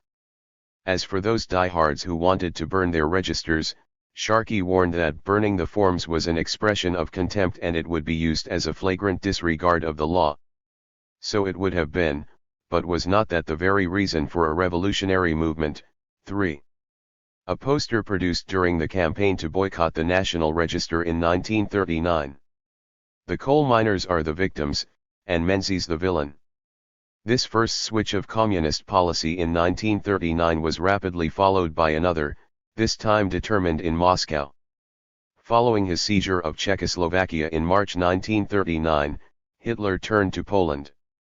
While Menzies declared that Germany had a case for sympathetic consideration of its territorial claims on Poland, Britain and France began negotiations with the Soviet Union to prevent German aggression against its eastern neighbor. The negotiations dragged on through the northern summer, hindered by the reluctance of the two Western governments to agree to the comprehensive defense guarantee that the Soviet representatives sought. The Australian Party welcomed the prospect of such an agreement, which would vindicate its call for collective security and discredit the appeasers, but became increasingly concerned with the reluctance of Britain and France to conclude it. Then, in late August, came the news that instead the Soviet Union had entered into a pact with Germany. 4. The Nazi-Soviet pact bound the two signatories to neutrality if either were at war. Ostensibly it was merely a non-aggression agreement, and welcomed by the Australian Party as a contribution to world peace. As was explained in the communist press, the Soviets had won a great victory and forced Hitler to seek terms. The arrangement did not cut across a more comprehensive defense arrangement with Britain and France, and should in fact force these recalcitrants to join the anti-fascist alliance. 5 In fact the pact included secret clauses that gave a free hand to Germany in eastern Poland and Lithuania, and to the Soviet Union in western Poland, Latvia, Estonia, Finland, and a portion of Romania. It thus secured Germany's eastern flank and left that country free, as in 1918, to direct its full military capacity to the west, only this time from a position of much greater strength. Why did Stalin do it? He was undoubtedly terrified that he would be left to fight Germany alone. It is also true that the pact confined the ensuing war initially to Europe, since the German agreement with the Soviet Union discouraged Japan from continuing hostilities with the Red Army in Mongolia past the end of the month, a respite that Australian communists stressed in their justifications of it. But this could hardly disguise the shock of such a sudden and cynical change. The Soviet Union, which had insisted that fascism was the overriding danger to world peace, now stood back to allow Nazi Germany to go to war. The pact with Germany marks a certain change, the Australian Party Central Committee advised its state committees, a change dictated by the circumstances of the situation. Immediately it detected signs of opposition amongst the masses to the pact. On the night the news of the Nazi-Soviet pact reached Australia, J.B. Miles was due to speak in North Queensland. He was prevented from speaking and the notice board advertising the meeting was hacked to pieces with an axe. Among sympathizers and members the effect was profound. You might reconcile yourself to the pact and rebut the hypocritical recriminations of apologists for appeasement, but you could no longer see the politics of the left with quite the same hopeful idealism as during the years of the Popular Front. 6. Further surprises followed. Britain and France declared war on Germany when it invaded Poland at the beginning of September, and Menzies announced that Australia was accordingly at war. The Communist Party immediately welcomed this declaration of war against Germany, and pledged its support for the defense of freedom from fascist aggression. In a statement issued to the press a few days later, it reiterated the importance of assistance to the Polish people in their struggle for independence against the savage Nazi fascists. We stand for the full weight of Australian manpower and resources being mobilised for the defence of Australia, and along with other British forces for the defeat of Hitler. Yet within 3 weeks the casus belli had disappeared. Poland has ceased to exist, announced Tribune on September 22, after Germany completed its conquest of the western half of Poland and the Soviet Union, exercising the secret clause of the Nazi-Soviet Pact, occupied its eastern half. Henceforth there was no more talk of this victim of fascist aggression, but rather celebration of its liberation from domestic tyranny by the Red Army. That this liberation was imposed at the point of a bayonet and accompanied by mass executions and deportations was not disclosed in the Australian Party's faithful recital of Soviet propaganda. 7. With the occupation of eastern Poland, the Baltic states and territory in the Balkans, the Soviet Union regained the land it had lost in the First World War.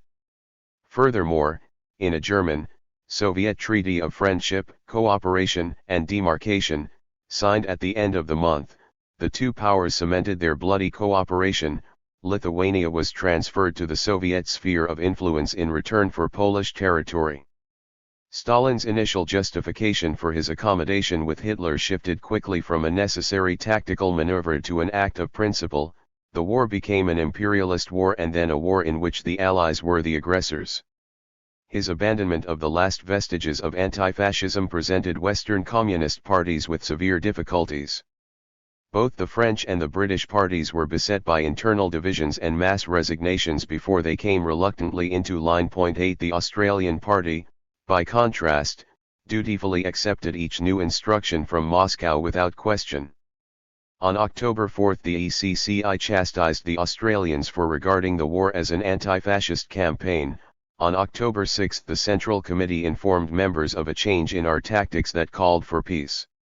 On November 3 the ECCI sent a new message calling for outright opposition to the imperialist conflict. On November 6 the Politburo complied and Tribune declared the war in Europe to be an unjust, reactionary imperialist war. From criticizing the Labour Party in September for opposing the overseas dispatch of Australian troops, the party insisted before the end of the year that Australians must have nothing to do with the conflict. Even such ready compliance did not satisfy the ECCI, which expected member parties to acknowledge their errors.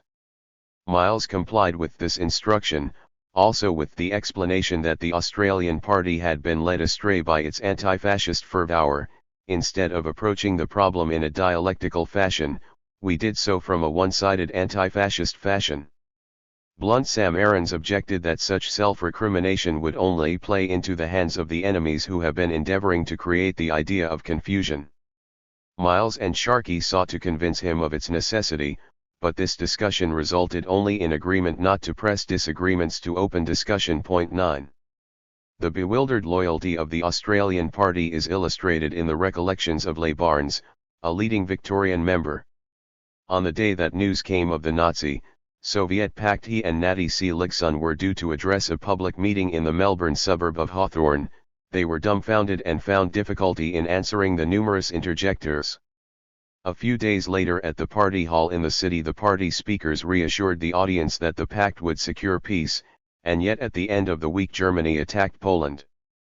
During the weekend of 2 to 3 September, Australians waited anxiously on the German response to Britain and France's ultimatum, and yet on the Sunday afternoon Ralph Gibson again insisted that war could be averted. That night the State Committee met at the Hawthorn home of Ted Laurie, a recent recruit. Most were convinced that war was inevitable, but Ralph still insisted anti-fascist resolution would deter Hitler. At 8:30 there was knock on the door and Mrs. Laurie entered. "I'm sorry to disturb you, but war's been declared." There was a stunned silence as Leigh reflected how all that the communist movement had worked for was now lost. Ralph recovered first, gave a quick grin and proceeded to develop a wholly new thesis that the war was an imperialist war between democratic imperialist and fascist imperialist camps, and that the duty of members was to support the Allies. A month later, Richard Dixon came down from Sydney and the State Committee agreed we were on the wrong track and the war was an imperialist conflict pure and simple and the party must call for peace. As Barnes recalled, it was a difficult year. 10. The remarkable cohesion of the Australian party was strained only by a further action of the Red Army. In late November the Soviet Union sought to complete its seizure of the spoils allowed it by Germany with occupation of Finnish territory on its northern border close to Leningrad. The Finns resisted and in fierce fighting inflicted heavy casualties on the Red Army before weight of numbers finally prevailed in the new year. The Soviet justification for this aggression, duly repeated by the Australian party, was that Finland was a reactionary vassal of imperialism to be used as a springboard for an invasion of the USSR, but some found such a patently contrived rationalization of Soviet interests too much. 11 Jim Rawling, who was editor of the Movement Against War and Fascism magazine, World Peace, felt that it betrayed the principles of proletarian internationalism, a betrayal he traced back to 1935 when the Communist International began to distinguish between good and bad capitalist powers according to the strategic interests of the Soviet Union. In mid-December the Politburo discovered he was about to publish an attack on the party in the January issue of the magazine and immediately expelled him. An intellectual, a non-proletarian, he is of the type that has frequently deserted the revolutionary movement in times of stress, explained Tribune. He responded with a statement of his criticisms in a leaflet. J.N. Rawling breaks with Stalinism, and at this point seemed headed in the direction of the Trotskyist Communist League, which was active in its condemnation of the Communist Party for betraying Leninist anti-war principles. But within 3 months Rawling had transmuted his revolutionary internationalism into anti-communist patriotism with pro-war articles in the Sydney Morning Herald. 12. Rawling refused to identify who had written the censored article, but leading party members believed it was Guido Baracca. He had resigned his post as assistant editor of the Communist Review in October when it supported the imperialist war, and was equally critical of the switch to advocacy of an imperialist peace. His deviation from the line on the outbreak of the war became apparent to the party class of University of Sydney undergraduates he took, one of whose members resigned from the class while the others were solemnly warned by Ted Docker that they should expunge their tutors' heresies from their minds. 13 After Rawling's expulsion, Baracca was called in and questioned at length. Yes, he conceded, he had lent books to Rawling, but then he had also lent a book by Trotsky to Sharkey. Yes, he had corresponded with the ex-communist leader Jack Kavanaugh, who had written to criticize his tasteless sneers in the Communist Review at the fate of Radek, and yes, he had come to doubt the veracity of the Moscow show trials. Yes, he had had dealings with Jack Ryan, Gil Roper, and other ex-party Trotskyist renegades, but he would like a fortnight to consider before he agreed that Trotsky was a foul counter-revolutionary. Yes, he had growing doubts about the party's repeated tacking to the shifts in Soviet foreign policy, but he would like a fortnight to resolve his attitude to the party. Remarkably, he was granted his 2 weeks, and several weeks more while he composed a vast screed that caused his expulsion. To the announcement in Tribune in February 1940, and the charge of political and moral cowardice, he replied with his own open letter to party members that compared his record of forthright anti-war agitation in the First World War with the far more cautious conduct of J.B. Miles. 14. Betty Rowland, his partner, also left the party at this time. In a letter of resignation she explained that her disillusionment had begun with the party's abandonment of militant industrial leadership several years earlier and that she had not attended branch meetings for some time, but the final break was still difficult, for the complete loss of faith is a very devastating thing. 15 The party responded by ordering the New Theatre not to produce her plays. Several other members also sent letters of resignation marked by bewilderment over the sudden changes in the party's war policy, and some, including 2 Sydney organisers, simply dropped away. Party auxiliaries suffered substantial defections and the international peace campaign broke up in disarray over the Soviet attack on Finland. 16. Most stuck to the party, if only because of the severe difficulties it encountered at this time. The announcement of the Nazi-Soviet pact had brought angry criticism and there were assaults on communist speakers in the first few days of the war, but the Soviet attack on Finland unleashed a far more sustained hostility. By the closing weeks of 1939 organized violence against the party's open-air meetings became commonplace. In Melbourne, for example, members of Catholic Action attacked the usual Collingwood pitch with stones and smashed the platform. Party members found a nearby open site and carefully cleared it of all missiles in order to complete the next meeting. In Newcastle, the New Lambton branch moved its street meetings to the footpath in front of a shop with a large plate glass window to avoid the same hazard. Elsewhere, members and sympathizers reinforced their security arrangements for public meetings that were repeatedly under attack. 17. The principal confrontations occurred at the central sites. Trouble began in the Sydney Domain on Sunday, December 3, immediately following the Soviet action against Finland, when members of the audience took exception to communist justification of it. There were similar incidents over the next 2 weeks, provocatively reported in the Sydney press. Then on December 24 a group of soldiers seized and burned the party flags, the red one decorated with hammer and sickle as well as the blue one with the Southern Cross.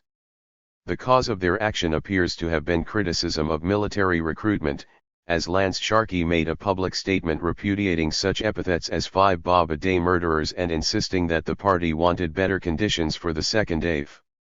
Even so, the presence of these young soldiers, on leave from their training camps and in search of excitement in the city, introduced a disturbing element. They were egged on by Harold Thorby, the deputy leader of the Federal Country Party, which was already demanding the suppression of the party. Thorby was present at the Domain on the following Sunday when a crowd of 15,000 gathered to follow the action. There were 12 speakers, since the strain of addressing such a large audience without a microphone quickly exhausted an orator, and this time the party platform flew no flags. The appearance of the chairman, Norm Jeffrey, was greeted with a shower of tomatoes and the singing of the national anthem. Party members responded with a clenched fist salute and rounds of "Solidarity Forever." Repeated charges by soldiers in uniform brought 8 arrests.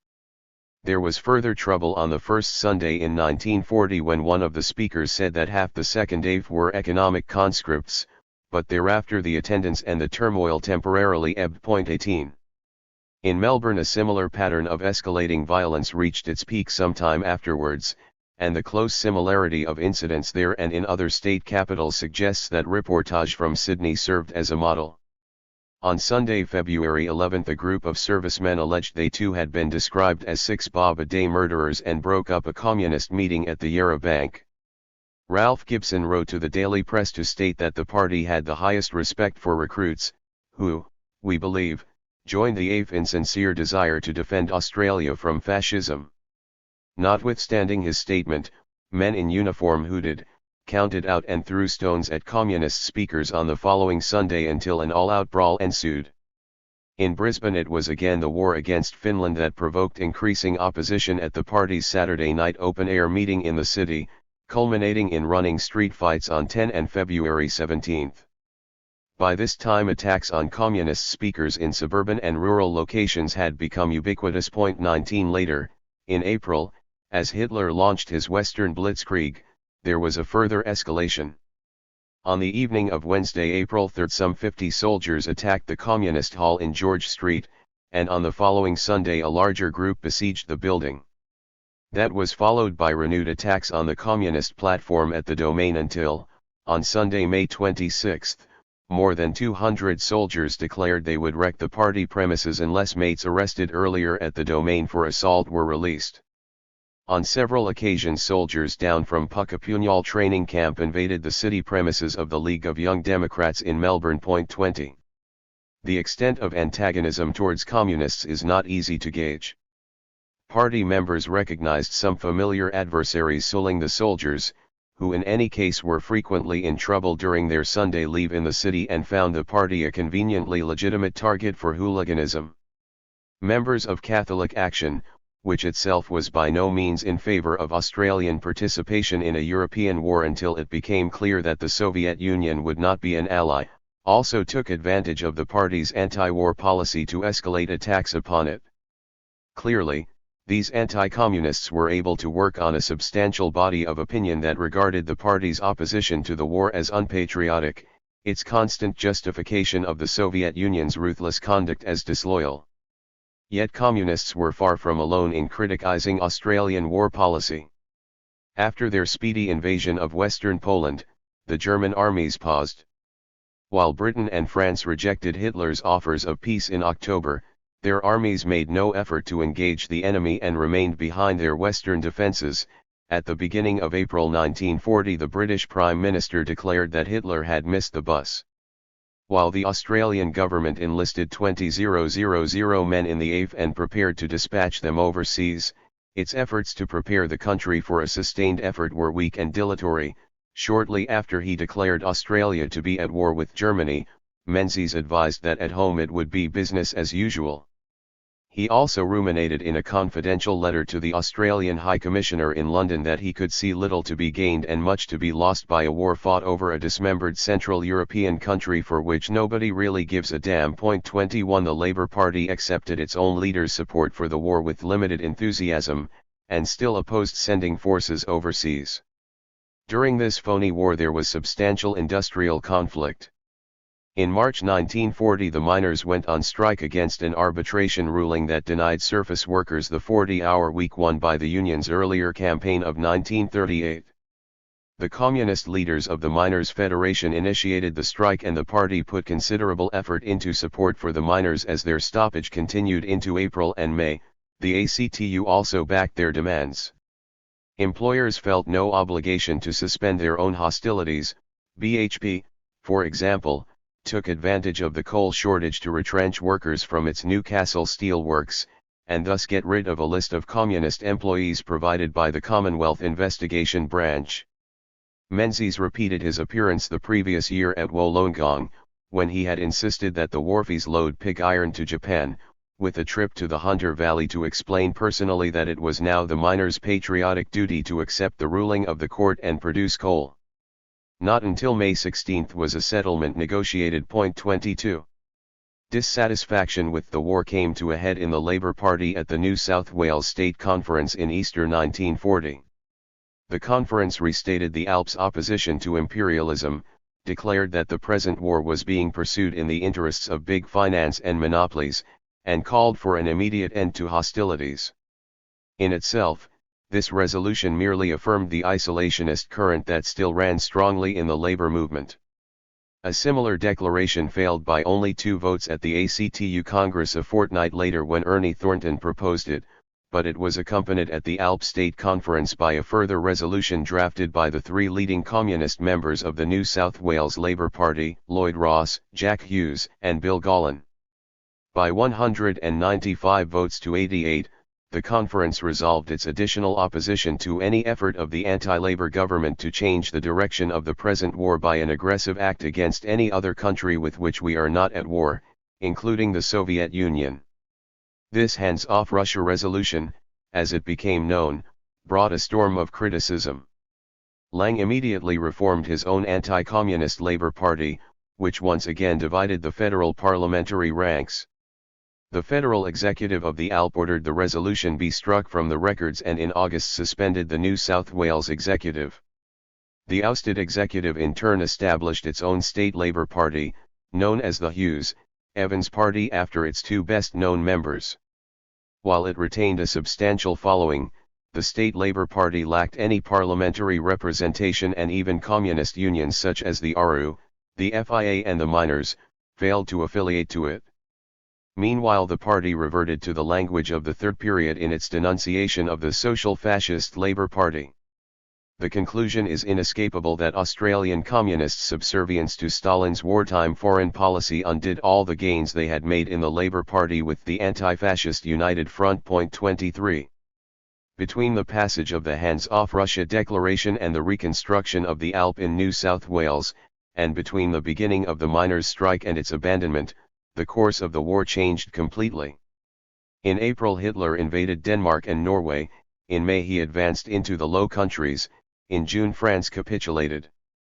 Henceforth Britain stood, with its dominions, alone.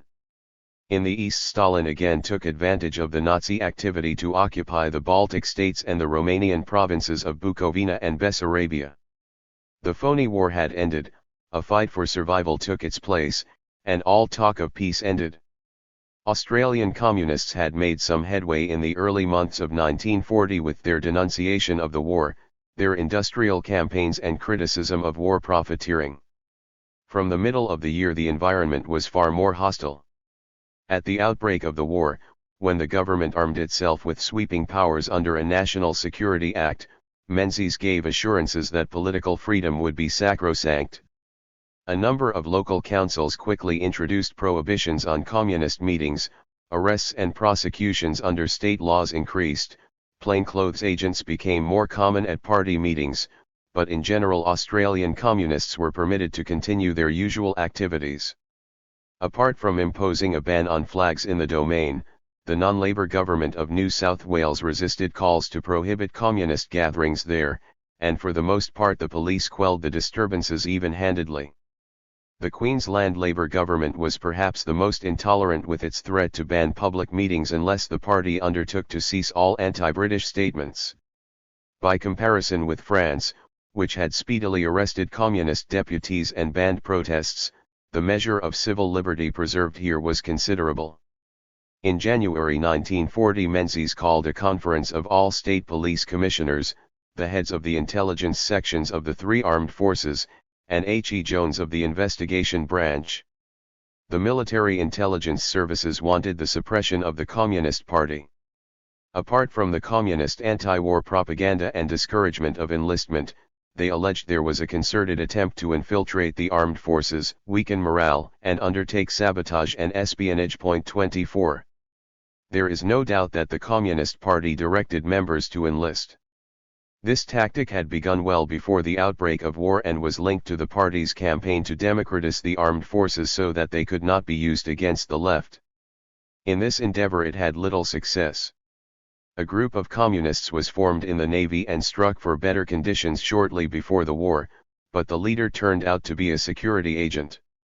Far from infiltrating the senior service, in the late 1930s the party served as an escape route for naval ratings who wished to terminate their long term of enlistment. Since possession of communist literature was an offense punished by discharge, a regular trickle of disenchanted ratings passed through the Anvil bookshop in Sydney. A number of members joined the Second AIF upon its formation, for at that point the party actively supported the war effort, but they were usually discharged as soon as they were identified as communists. One in Melbourne got as far as the embarkation wharf before he was sent home. Don't be confused if the man you are asked to keep an eye on is outwardly a good soldier, the military manual for dealing with subversion in the armed forces warned. The Communist Party doesn't pick fools or known bad characters for their agents. 25. Once the party turned from support to opposition to the war, open enlistment ended and in any case there was a slackening of recruitment as by this time the army had largely filled its modest initial quota of trainees. Henceforth the party press began to publicize the poor conditions of the training camps and the dissatisfaction of the men. A subsequent defector has claimed that as branch secretary he was instructed to select a member for a revolutionary nucleus in the armed forces, and that these infiltrators attended a special party school where they were taught to stir up trouble, nurture incipient mutiny and encourage desertion. There is no evidence of any such instruction, and in any case the communists in uniform needed no special training in the agitation they fostered in the summer of 1939-40. Rather, they took up the issues of pay and conditions precisely as they would have done in civilian employment, and the effect of such trade union tactics, which secured improvements in food, clothing, leave and wet canteens, seems to have been a reduction rather than an increase in discontent. 26. There is no evidence of sabotage. 27. As for the accusation of espionage, there is the substantial and in my judgment persuasive evidence of radio traffic between Moscow and a KGB officer in the Canberra embassy of the Soviet Union from 1943 onwards that reveals a senior member of the party was collecting political and military intelligence for the KGB. But that embassy was not established in 1940, when the available means for sending information from Australia to Russia were still rudimentary. For that matter, none of the Australian communists who are known to have entered the armed forces in 1939 occupied ranks that would have given them access to any significant military intelligence. 28. The Commonwealth Investigation Branch was not persuaded by the military claims, and the report of the Security Conference recommended a strengthening of controls rather than a complete prohibition that would merely provide communists with additional publicity. Menzies thought the report superficial but accepted its recommendations. In early February his government acquired power under the National Security Act to call up newspaper copy before publication.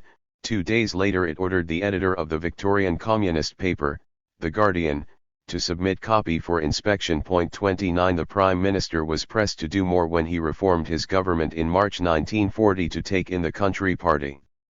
Both the leader of the Country Party, Archie Cameron, and his deputy, Harold Thorby, argued publicly for a ban on communist activity.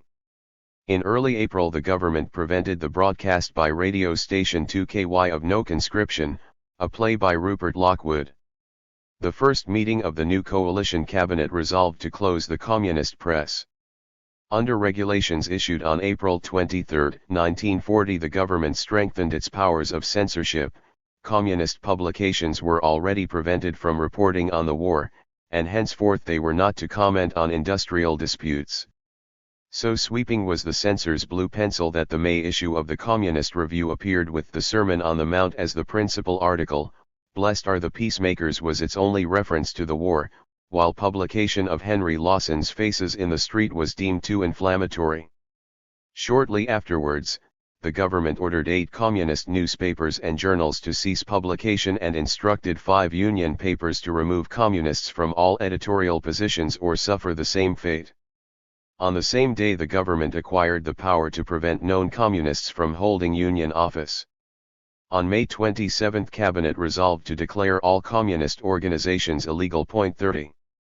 In answer to a parliamentary question that day, the Prime Minister said that he anticipated being able to make a statement on the matter within 24 hours. In fact it took more than a fortnight to alert the state premiers so that their police forces could prepare to take action, and the necessary regulations under the National Security Act were not promulgated until June 15. They allowed the government to declare illegal any organization it deemed to be prejudicial to the defense of the Commonwealth or the efficient conduct of the war, to confiscate its property, prevent it from raising funds or holding meetings, and prosecute anyone in possession of its publications. In the meantime the party leaders, advised by a worker in the government printing office and by police sympathizers, completed preparations begun sometime earlier. On June 11 the Central Committee ordered local officials to issue no more dues stamps and remove the party name from receipt books. All members were to destroy their membership cards and sentiment must not be allowed to interfere in the carrying out of these instructions. 31. On the night of Saturday, June 15, 1940, police raided the party's offices and the homes of all known members. They took away truckloads of documents, books, and pamphlets from the National Office in Sydney, and the Melbourne and Brisbane state offices. All assets were confiscated, the presses, the furniture, everything. The operation involved simultaneous searches of hundreds of addresses in every state and every major town in the country. There had probably never been a police activity of this kind on the same scale and was inevitably attended by slips and mishaps. Bill and Marie Gollan were living in Cessnock and had burned all papers, but their sister-in-law arrived with a copy of the illegal Tribune, which had to be smuggled out to the Privy. In Queensland Ted Bacon was not at home when the police called early on the Sunday morning. The caretaker of his block of flats told them he was at Mass, then replaced the incriminating books on Ted's shelves with his own westerns. The police also descended on the state tax office, where Bacon worked, and wanted to take the contents of his desk, but were sent away by the horrified office head. Laurie Aarons and his wife had been playing cards at his father's place on the Saturday evening and heard the next day that Sam had been raided. Our noses were a bit out of joint, Laurie recalled, because he and his wife had been overlooked, but he subsequently heard that the police had searched the shop in Banks Meadow, Sydney, where they had previously lived. The prominent Communist Union leaders were apparently immune. Ernie and Lila Thornton hosted a party at their place in Coogee on the night of the raid, and most of the guests went home to find books missing. 32. In their zeal some police took the most unlikely publications and overlooked more obvious candidates for confiscation. Works by any Russian author, even Tolstoy or Dostoevsky, were likely to go, and the raid on the new theatre in Sydney even netted Shakespeare among the 600 play scripts that were carried away, yet more than one member claimed to have passed off the history of the Communist Party of the Soviet Union as a record of the Commonwealth Public Service Union. Mick Ryan and Jess Grant had hosted a party meeting in their home that Saturday afternoon before the evening raid, and Jess had a correspondence book in the lounge room. When the copper picked it up, it fell open at the divider-headed housewives' organizations and he tossed it aside as harmless. Guido Baracchi had laboriously packed and carted his library to a safe address, but Betty Rowland lost the Russian-language contract for a production in Leningrad of her play A Touch of Silk. In Melbourne the police went systematically through Ted Laurie's possessions and took a stapler.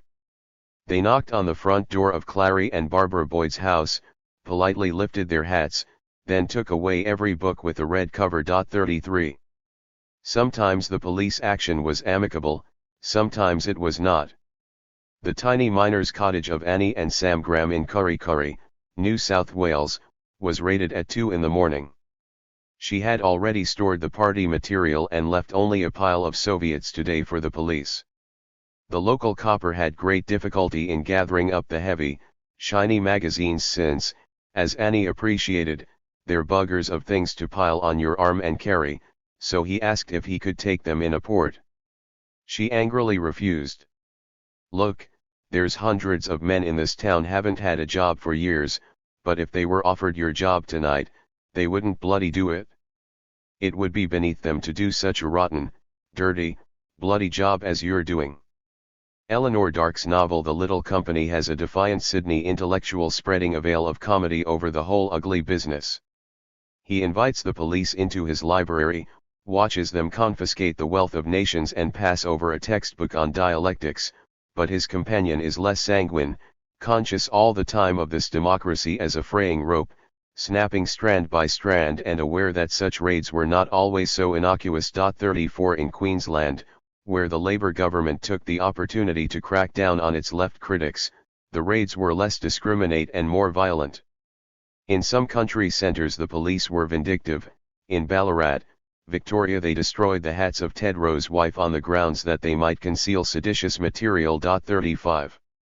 The repression was greatest in Western Australia, where an ambitious detective sergeant took advantage of the national security regulations to anticipate the crackdown. His name was Ron Richards, better known as the Black Snake or Ron the Con, who would become Deputy Director of the post-war Australian Intelligence Service and chalk up a number of successful operations, including the defection of the Soviet diplomat, Vladimir Petrov. Richards used both bluff and cajolery to break down the defenses of his victims. He effected a mutual understanding, hinted at the mutual advantage of shared confidences, switched easily from threat to promise. Not even his own colleagues were privy to his intentions. Before the outbreak of the war he had cultivated the friendship of Bill Mountjoy, the state secretary of the party, who accordingly regarded the instructions to prepare for illegality as unnecessary. A police raid on the party office in London Court therefore netted extensive details of members' names and addresses. In subsequent actions, all before June 15, Richards rounded up all the leading party members but Mountjoy. Arthur Rudkin, the editor of the Workers' Star, was charged with publishing information that might be useful to the enemy, namely an article on gas masks based on information from a British scientist that had recently been classified. He was jailed for 4 months. William Dean, party treasurer, was sentenced to 6 months for notes on gun emplacements on Rottnest Island. Kevin Healy, who replaced Mountjoy as secretary, got 3 months for possession of a party newsletter, as did Paddy Troy, a member of the State Committee. Altogether, more than a dozen party members were arrested and convicted, including Jack Simpson, who was sent across from Sydney to take over as secretary after the initial raid. 36. Outside Western Australia there were few arrests at this stage. The purpose of the declaration of illegality and the raids of June 15 was to disarm the party, to deprive it of capacity to oppose the war, rather than to make martyrs of its members. Stronger action followed, but only because the raids failed in their purpose. There is a tendency in the reminiscences of Australian communists about their wartime underground activity to exaggerate the effectiveness of the party's arrangements. The Central Committee had repeatedly given warning of the need to prepare, to keep no unnecessary records, to install flatbed presses or duplicators in safe premises and build up stocks of paper, to break large branches into smaller cells and disguise meetings as social occasions, to avoid recognizing members in public, and of various other precautions. Yet when Eva Bacon arrived in Australia from Vienna in 1939, she found Australian communists' understanding of how to work illegally quite rudimentary. She immediately set down her knowledge of such activity as a sort of manual for party members in Brisbane, and one of them showed the document to a journalist, who published it in Truth. For that matter, the authorities' enforcement of illegality struck a woman who had undergone the attentions of the Austrian and then the German secret police as a complete joke. The experience of her future husband, Ted, illustrates the national weakness.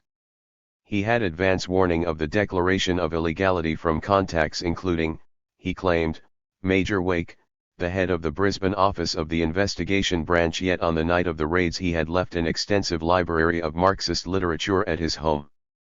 The various stories of correspondence and address books snatched from under the eyes of the ignorant clodhoppers have a similar quality of naivete. 37. The most comprehensive overview of how the Australian Party fared as an illegal organisation is that of Wally Clayton, who was in charge of the arrangements. He was originally a New Zealander who later worked as a travelling salesman while serving as a party organiser for Len Donald in Victoria, where one comrade remembered him constantly coming and going on his motorcycle with instructions. In 1939 Clayton moved to Sydney to work as circulation manager for Tribune. Sometime in that year, he has stated, he was called to appear before Dixon and Sharkey and told to take charge of the Central Committee's preparations for illegality. He immediately set about arranging secret residences, meeting places, transport, stores, printeries, a vast apparatus of facilities that enabled the party leadership to function uninterrupted. He safeguarded the party's records and funds, eliminated all attempts at infiltration, set up meetings for Miles and Sharkey, even arranged for them to receive medical treatment. 38 This triumphant account of a successful task was related comparatively recently, for Clayton spent much of his subsequent life avoiding publicity. He was underground from 1940 to 1943 and again from 1947 to 1954, and the habits of secrecy became ingrained. He was also pursued by Australian security and subjected to enormous pressure after 1954, accused of being the Australian spymaster who had gathered secrets from a circle of informants for the KGB. Clayton has never admitted these allegations, but their effects are apparent in his account of how he outwitted the security services and the police in 1940. He finds vindication in his sterling service during the party's hour of need. 39. Clayton's version exaggerates his accomplishment. He says that when he took charge of underground work, no preparation had been made, it had. He says that he had no guidance beyond an article in Inpreker and had to devise the arrangements himself. The Australian Party had circulated manuals that set out the basic principles since the early 1930s. He claims that he went underground well before the police raids. He was found on the evening of June 15 hiding in the lavatory of a party member's house in Petersham with a copy of the History of the Communist Party of the Soviet Union. 40 He presents a picture of tight security in which the only victims of official surveillance were some inexperienced and very liberal underground workers. In fact, the conditions of party work were difficult and dangerous. Many members came to grief. Just how many is not certain. The commonly accepted figure of 50 convictions for offences against national security regulations is almost certainly too low. The Council for Civil Liberties recorded nearly that number of cases, and the Commonwealth archives contain files for many other raids, arrests, and prosecutions of both prominent and obscure communists. Even when elaborate preparations had been laid, they were imperiled by inexperience or carelessness. The principal cotters were to move interstate, where they would not be so easily recognized. Ralph Gibson planned to travel to Brisbane in a series of car and train journeys, but on the night of June 15 he almost ran into the hands of the police at the Melbourne offices. In Brisbane the printing press had been secreted on a poultry farm, and Albert Robinson, the editor, turned up while the police were questioning the farmer. Fortunately they did not recognize the interloper. Leigh Barnes had bought a flatbed press for use in Melbourne and carefully arranged for a carrier to transport it to its secret location. The carrier turned out to be a former printer who knew Leigh, and some time later the military intelligence came looking for him. These presses were troublesome items, partly because they were so noisy when operated and partly because they were such a magnet for the police. Even to move them was a hazardous business, as the Melbourne comrades discovered when they were assisted in doing so by a curious policeman. In smaller cities and towns, where everyone knew everyone else, secrecy was especially difficult. Barbara Boyd, who went to Western Australia as an organizer after the leading members were jailed, remarked that in a place like Perth it was dangerous to be seen lumping a Jess Stettner. The party took pride in the fact that it continued to produce its newspapers and pamphlets, sometimes defiantly sporting such publishers as T. Gracchus of Cato Street, John Fairfax at the address of the Sydney Morning Herald, or the Dimitrov Press at the offices of the UAP, but their publications appeared less frequently, in abbreviated form, and cost a number of arrests. When the Communist Review reappeared after the press was re-established in defiance of the ban, it boasted that we were never so free as now when we have no freedom, but this was after an interval of 6 months and in a greatly reduced format. 41. After a publication was printed, it had to be distributed. Sale or possession of communist literature was an offence that brought sentences of 3 to 6 months, more frequently in Western Australia than in other states, but sufficiently often to make it a risky undertaking. Even to post placards or paint slogans after dark required a team of 3, one to hold the material, one to wield the brush, and one to act as cockatoo. Lil Davis, a much-loved battler of inner Sydney, was caught letterboxing pamphlets for lack of this precaution. She was also placed at risk by the presence of a security agent in her party group. We know about him because he was detected. Really, he gave himself away, since he arrived knowing no one, kept asking for the names of paper sellers, and most tellingly, he owned a car. This infiltrator was quickly turned out, but others were more skillful in their camouflage. As a result, the police were able to pounce on party meetings, even those disguised as picnics or parties, arrest the members and find incriminating material. A year after the party was declared illegal, Tribune still had to warn members that many prosecutions are still the result of holding illegal publications which could have been passed on or otherwise cared for. The party was, of course, banned from holding public meetings, and speakers who appeared on some other platform might still be prosecuted for breach of the national security regulations. Those apprehended were commonly invited to enter into a bond to observe the regulations for the duration of the war. Phyllis Johnson's refusal to do so when she was prosecuted for an anti-war address at the Domain cost her a month in Long Bay prison. Fred Patterson, on the other hand, did sign a bond when he was convicted for an anti-war statement made at a Townsville City Council meeting. 42. Not all of those apprehended were prosecuted, and not all of those prosecuted were convicted, for the close scrutiny of lawyers revealed loopholes in the myriad regulations issued under the authority of the National Security Act, which the government in turn attempted to close with further regulations. The case of George Wallace, a leading Tasmanian communist, attested to the assiduity of the authorities. In May 1940 the police raided his Sandy Bay boarding house and seized a duplicator. On June 15 they again ransacked his room and took away communist publications. In October 1940, January and February 1941 there were further raids, and following the last of the raids he requested, as was his right, a list of his seized possessions. He was then arrested and charged with living without lawful means of support, a charge the Hobart magistrate dismissed since Wallace had both money and a job. 43.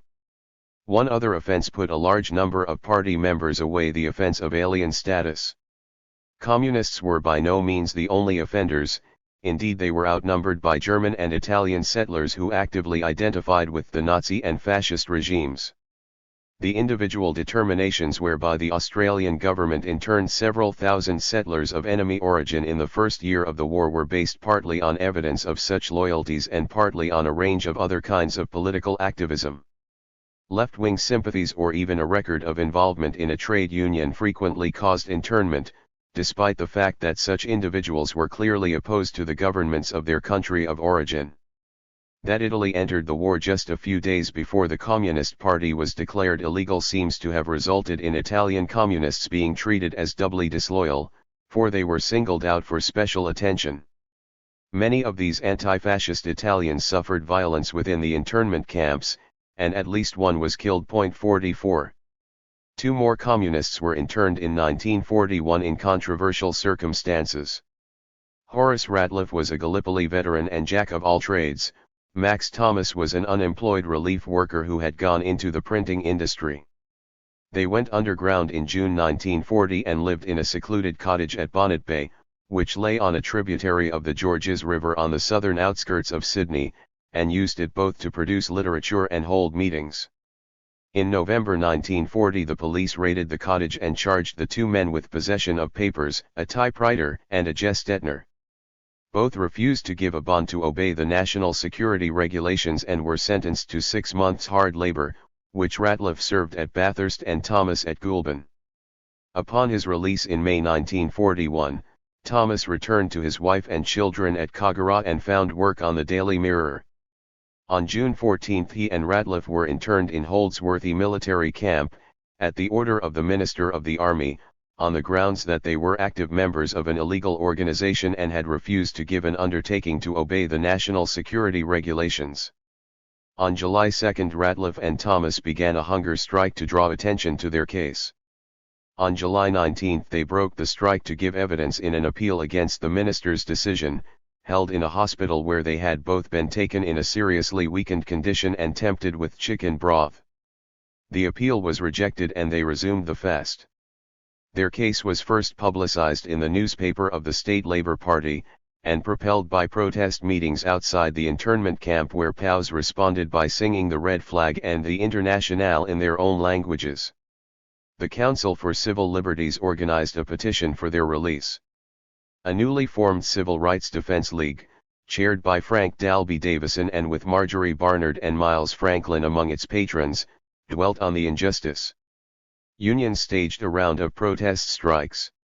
Eventually the men accepted the advice of the New South Wales Labour Council to abandon their hunger strike and were released when the Labour Council provided sureties for them. 45. This, the only occasion on which the government used its full powers against individual party members, indicates the means whereby the party was able to carry on its work. The term underground gives a misleading impression. Only a small minority of leading members actually went into hiding, and even they would surface periodically as parliamentary candidates or for some other public occasion before disappearing once more from view. One member of the New South Wales Police has recalled his Sunday afternoon duties at the Sydney Domain as a shorthand recorder of party speakers. He was instructed to follow Lance Sharkey, and everywhere Sharkey spoke we went. A superior taught him 50 or 60 phrases in the communist jargon, which he duly transcribed, but no prosecution followed. 46. The strike by Chinese crew of a ship carrying wheat to Japanese-occupied territory coincided with a campaign to boycott Japanese products. The refusal at the end of 1938 by members of the Waterside Workers' Federation at Port Kembla to load pig iron for export to Japan brought on a major confrontation with the Commonwealth government. 3 members of the union pose here in cheerful resolution with the subject of the dispute. A studio portrait of Catherine Susanna Pritchard, a founder member of the party in Western Australia and the most revered of the communist writers. Communists first achieved positions of national leadership in the unions in 1934 when Bill Orr was elected Secretary of the Miners' Federation, to be followed later in the year by Charlie Nelson, who was elected President. At the General Council of the Federation in 1935, Orr is third from the right in the front row and Nelson fourth from the left. Between them is their long-standing rival and ally, Bondi Hoare. The Townsville Party Branch, June 1940. It was in North Queensland that the party made greatest strides in the second half of the 1930s, but the composition and demeanor of this assembly belies the area's reputation as a site of footloose hard cases. The Friends of the Soviet Union became one of the most important of the party's auxiliary organizations during the 1930s. This record of the Victorian State Conference in 1936 shows the platform and the floor. A mass choreography of Soviet power, the May Day Parade in Moscow was the highlight of a visit to the USSR in the 1930s. How long will it be before we will be witnessing a similar spectacle from the GPO steps in Martin Place, asked an Australian delegate the year after this picture appeared. Catherine Susanna Pritchard's visit to the Soviet Union in the winter of 1933-34 was overshadowed by the suicide of her husband back in Australia. Pritchard's account of the trip, The Real Russia, allowed none of the misgivings that Betty Rowland claims she confided while in Moscow. In this record of an inspection of a collective farm, a boy shows her his model aeroplane. A demonstration in support of Ratliff and Thomas, location unknown but possibly outside the Holdsworthy Army Base in New South Wales. The demonstrators march line abreast in good cheer and are better dressed than before the war. The great majority of Australian communists went about as before, more circumspectly perhaps, but with their identities and allegiance known to neighbours and workmates. Since all party activity was illegal, it had to be conducted in a clandestine fashion, yet the object of communism as a popular movement required that it maintain a visible presence. This objective was assisted by recourse to other organizations that retained their legal status. The Friends of the Soviet Union, for example, was never suppressed, though its monthly magazine was banned and other publications heavily censored. The League of Young Democrats remained a legitimate organization until February 1941, and was then able to transfer its activities into the youth wings of sympathetic unions. New organizations were established, most notably the Legal Rights Committee, as surrogates for those proscribed. The party made considerable use of the State Labour Party in New South Wales and its newspaper, now renamed Progress, for the conduct of public campaigns. Most of all, it relied on its substantial presence in the unions. For all of its denunciation of industrial fifth columnists, the government's war effort relied on the cooperation of key unions such as the miners, the wharfies, the seamen, railway workers, and iron workers, and it was loath to antagonize them with action against their elected leaders. These officers were exempted from the police raids on June 15 because, as one of them put it, there was a sort of agreement that nothing could be done to trade union officials. 47. There are no membership records for this period and the circumstances make it difficult to determine just how the party fared. From subsequent comments, it seems likely that the party lost some of its members and recruited very few new ones, though those who remained were spurred on by the conditions to work with a particular intensity. The frequently repeated statement that the outlawed party grew fails to distinguish between its extremely difficult circumstances as an illegal organization opposed to the war and the subsequent change of fortunes when it supported the national war effort. Lance Sharkey later stated that there was a drift out of the party in the first year of illegality. 48.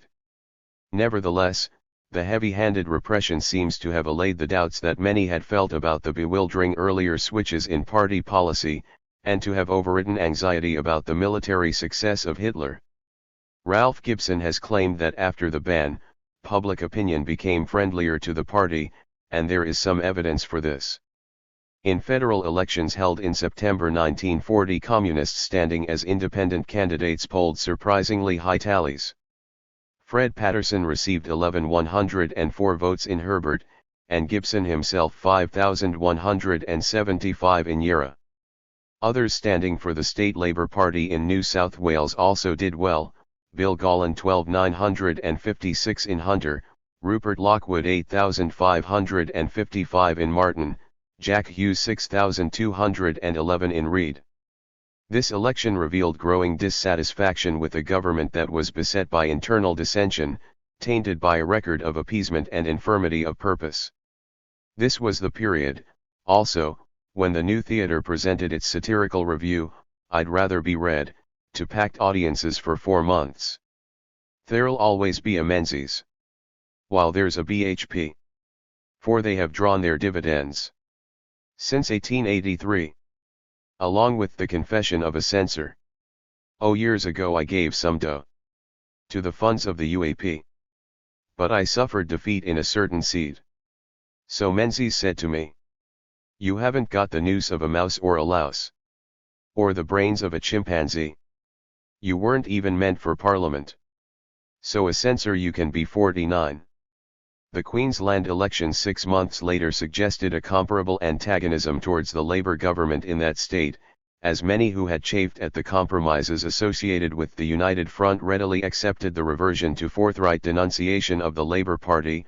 Patterson, with 47.3% of the vote in Bowen, narrowly failed to win election, and several other party members attracted a respectable tally. Sympathy for a plucky underdog probably compounded doubts about the conduct of the war. 50. If the conditions of illegality failed to eradicate communism, they pushed it into a narrowly agitational role and hindered any real consideration of strategy. A national congress was clearly impossible, and even central committee meetings were difficult to arrange. Messages had then to be relayed interstate by couriers in ways that did not allow for discussion or feedback. Communication with Moscow was also difficult, since the cable service used to send or receive policy announcements in 1939 was no longer available, and at crucial junctures in the course of the war leading Australian comrades simply had to improvise their response. The one constant was that Stalin was right. Just as his pact with Germany had outwitted the imperialists and kept the Soviet Union out of the war, so a similar agreement with Japan in 1941 should be supported by all workers, since the continued advance of socialism and the security of the land of socialism is in the interests of all toiling people. No genuine socialist can doubt the value of the pact. The war was nothing more than a contest between two camps of imperialists, and the Soviet Union takes advantage of the conflicts between the rival imperialist gangsters. 51. For Australian communists this meant an absolute rejection of the war and a return to the extreme abuse of the third period against those in the labour movement who supported it. Jack Lang, John Curtin, even a liberal flunky like Bert Evatt or that courageous civil libertarian Maurice Blackburn, were once again the labour servants of imperialism. Miles and Sharkey exhumed Lenin's 1913 characterization of the Labour Party as a liberal party of expanding capitalism, now turned into a handmaiden of the warmakers. The party again talked of a united front from below, rather than from above, and a people's government that would restore peace. It continued to urge the replacement of the Menzies government by a Labour one, but only so that the treacherous Labour leadership would expose itself in office and hasten the end of reformism. It constantly drew attention to the horrors of war, the needless slaughter and the rampant profiteering. Yet its slogans, "Make the rich pay for the war," "Strike for more pay," "Don't work overtime," were scarcely the stuff of revolutionary defeatism. Rather, they represented a remarkably conventional program of industrial militancy. Conversely, the call for a people's government and peace was scarcely a realistic way of dealing with a German leader who was sweeping all before him. 52. Indeed, the more closely the Australian party's attitude towards the war is examined, the more stilted its conformance to Stalin's instructions appears. It was not that it resisted the twists and turns of Soviet diplomacy, though it is noticeable that the Australians never suggested that the Allies were the aggressor, as Stalin himself argued in 1940. Australia was one of the most compliant sections of the Communist International in its acceptance of the dictum that there was nothing to choose between the two capitalist blocs, since they were both equally belligerent, just as predatory in their treatment of colonial peoples, alike in their fundamental malevolence to the workers' homeland. But to suggest that the Allied powers were no better than the Axis ones was not to favor Hitler, as Stalin did. It was rather to claim that the British and French ruling class had been hoist on its own petard. There was certainly a case to be made against the selective moral indignation of the Allies and the inability of the Australian government to provide genuine national leadership. There could be no justification for Stalin's utterly unprincipled opportunism. The long-term effects of the party's subservience to Soviet policy in the period 1939–41 would return in the Cold War to haunt Australian communists. The immediate equivocations arose from the local attempts to suggest that in championing the interests of the Soviet Union, communists were also serving the real interests of the Australian people. Thus the CPA claimed that the two countries would both benefit from peace since each would avert the death, destruction, and danger of invasion that war entailed. Its propaganda dwelt particularly on the threat from Japan. If the Australian communists presented the conflict in Europe as irrelevant to Australian security and of real concern only to conservative Anglophiles, it also warned that a Pacific War would threaten national survival. Hence the ambiguity of its criticisms of the war effort, with the persistent implication that the Menzies government was incapable of rising to the fascist threat. Even as Australian communists condemned the war, there remained a strong anti-fascist undertow, a conviction that the hypocritical appeasers would not, as well as could not, fight a real anti-fascist war. The term fascism was dropped by Stalin when he entered into his agreement with Hitler, and generally eschewed by the Australian Party, but its continuing presence in the minds of local communists is clearly discernible. Without the participation of the Soviet Union, Patterson argued early in 1941, the war was not against fascism but a contest for world domination by the kings of finance and industry. 53. The strains of these rationalizations began to tell on some of the party's leading unionists. Lloyd Ross accepted the twists and turns of 1939, took his turn on the Domain platform and led the debate on the hands-off Russia resolution at the New South Wales Labour Party conference in Easter 1940, but he found increasing resistance among the members of his state branch of the ARU to the campaign of industrial militancy. His own doubts about communist characterization of the war as imperialist came to a head when Paris fell in mid-1940, and he held back from support of the breakaway Hughes, Evans State Labour Party. By August he was arguing that the labor movement had to take up the struggle against fascism and turn out Menzies for a labor government committed to a popular war effort. In early September the party expelled him as a middle-class intellectual who had gone over to the camp of the class collaborators. 54 Some time earlier Bill Orr had resigned his position of secretary of the Miners' Union, finally falling victim to the bottle, and he was removed from the party Central Committee along with Mountjoy, the disgraced Western Australian secretary, and two other deserters.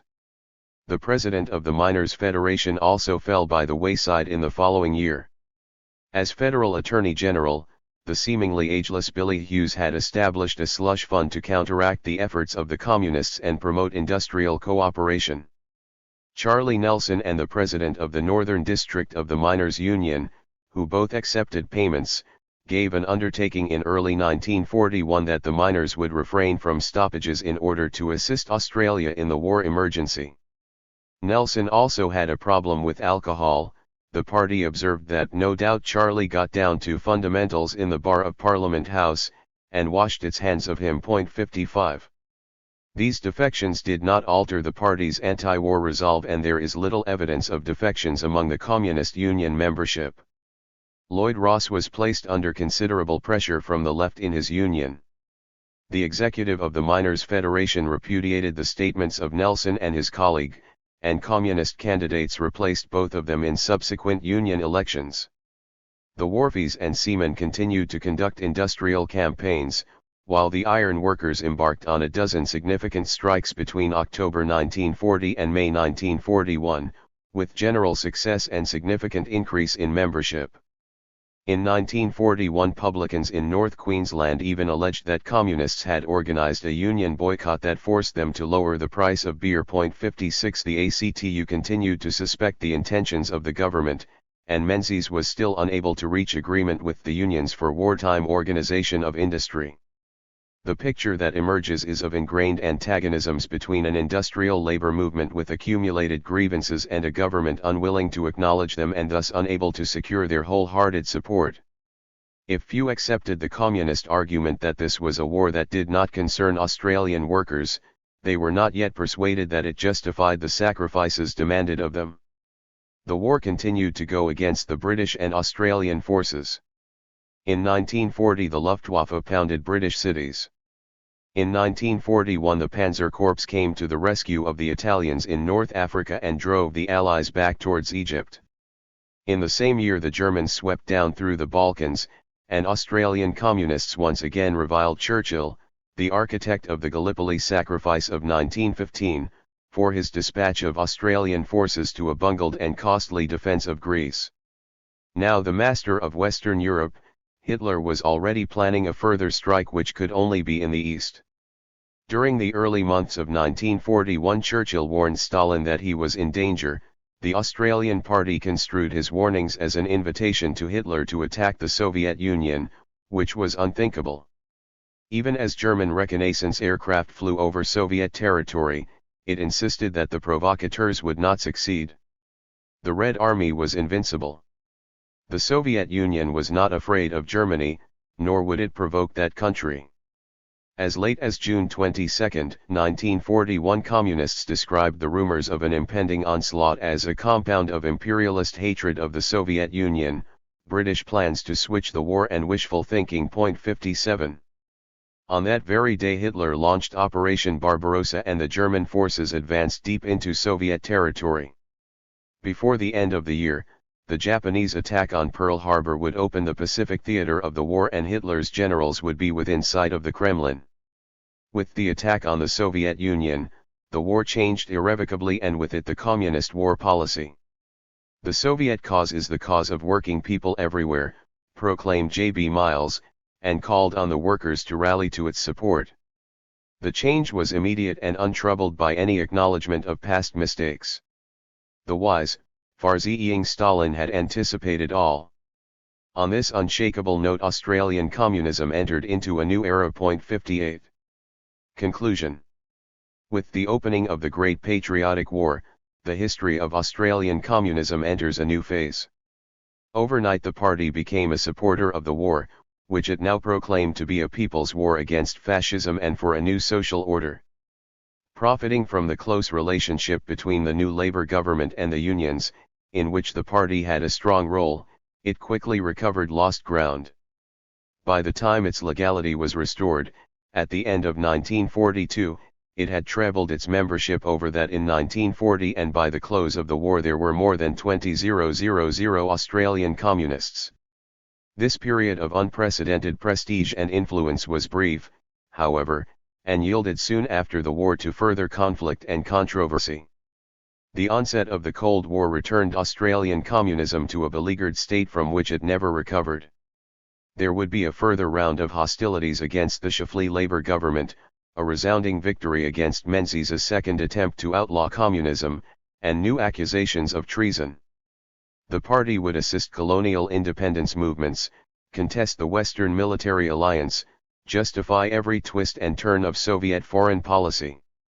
It would open major industrial campaigns, sustain a range of political and cultural endeavors, cultivate alliances and denounce rivals, suppress internal dissent, fall into disputation, divide and decline.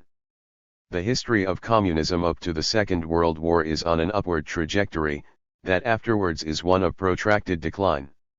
It is in the nature of history to disguise hindsight as inevitability. This history has emphasized the adverse circumstances, the problems that confronted Australian communists and the internal weaknesses that afflicted their organization in its first 2 decades, conscious always that in the end they were unsuccessful. Furthermore, it is not just their eventual failure that overshadows this early history but the manner of their passing. For in the end they were not defeated but rather succumbed. Some fell by the wayside, to be sure, and some retreated into an imaginary world in which time stood still and Khrushchev had never revealed Stalin's crimes, but the best of them remained true to their ideals, confronted the past as well as the future, and continued to organize and agitate. Whether or not they retained a formal connection, the CPA remained their party. Time did not so much vanquish the obduracy and ardor of these aging comrades so much as it thinned their ranks, depleted their audience and removed the landmarks of their politics. As in Eastern Europe and the Soviet Union, there was no last heroic stand but an accumulation of failures, a growing realization that the cause could not be salvaged. They did not yield to their enemies, they terminated the party as defiantly as they had created and sustained it.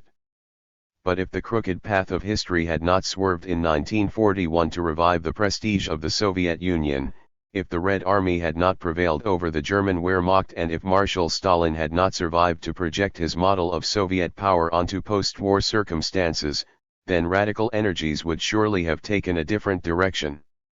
If the Australian Communist Party had not continued past 1941, if like the Wobblies its wartime suppression had broken it up so completely that an alternative working-class radicalism emerged in its place, how might its activity up to that point be assessed?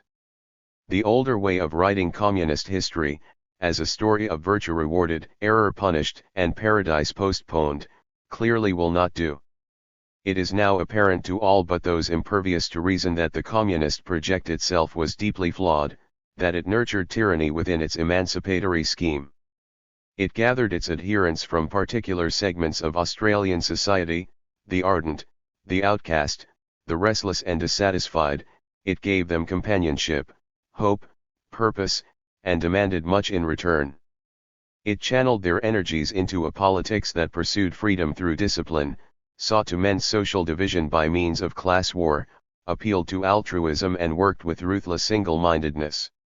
Some fideists would still attribute the failure of Australian communism to opportunism and error, misapplication of working-class energies and betrayal of socialist principles, but that diagnosis is now confounded by what has followed the dissolution of communism. Their imminent critique cannot explain the far more conclusive failure of all attempts to supplant or replace communism with an alternative form of revolutionary class politics, let alone the more general decline of the labor movement. Communism might well be implicated in the collapse of socialism, but it is hardly responsible for the dwindling of class loyalties.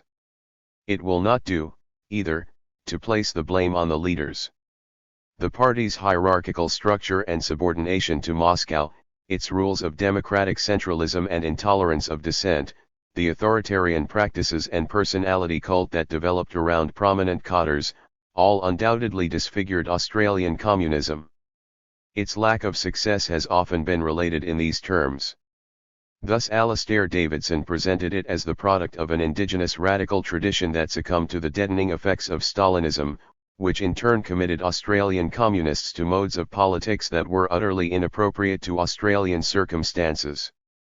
Others have depicted the Communist Party of Australia as an army of lions led by asses, an organisation that attracted some of the finest men and women of their generation only to expend their enthusiasm in a tragic misapplication of effort. Thus Len Fox contrasted the warm, human people who sustained the party and the cold, dogmatic men at the top who directed them. There is much in the historical record and popular memory to support such a picture. So many of the recent memoirs set the courage, the generosity, and exuberance of ordinary members alongside the cynical, grudging solemnity of those who directed them. So much of the history related here reveals errors of calculation and execution. From Earsman and Garden through to Miles and Sharkey, Australian communism seemed peculiarly susceptible to intriguers, adventurers, and petty despots who stamped their own shortcomings upon the better impulses of the ordinary activist. My narrative has provided plentiful evidence of the failures of judgment, the squandering of opportunities and ruthless enforcement of discipline by the party leadership. Yet I have also observed that the apparent conformity was far from complete. Australian communists did not simply take orders from Moscow, they drew support and guidance from the Communist International, they appealed to it and they used it to settle their own disputes. They did not merely imitate the Soviet model, they projected onto it their own aspirations. Nor did the leaders of the Australian Party invariably direct the members to sectarian abuse or hold them back from practical endeavour. At crucial junctures we have seen the Central Committee tempering the excesses of doctrinaire local activists. Furthermore, the leaders did not command the absolute obedience that the party's rules suggested. The fact that the national executive had to keep intervening, straightening the line, replacing cadres, attests to the persistence of powerful contrary tendencies.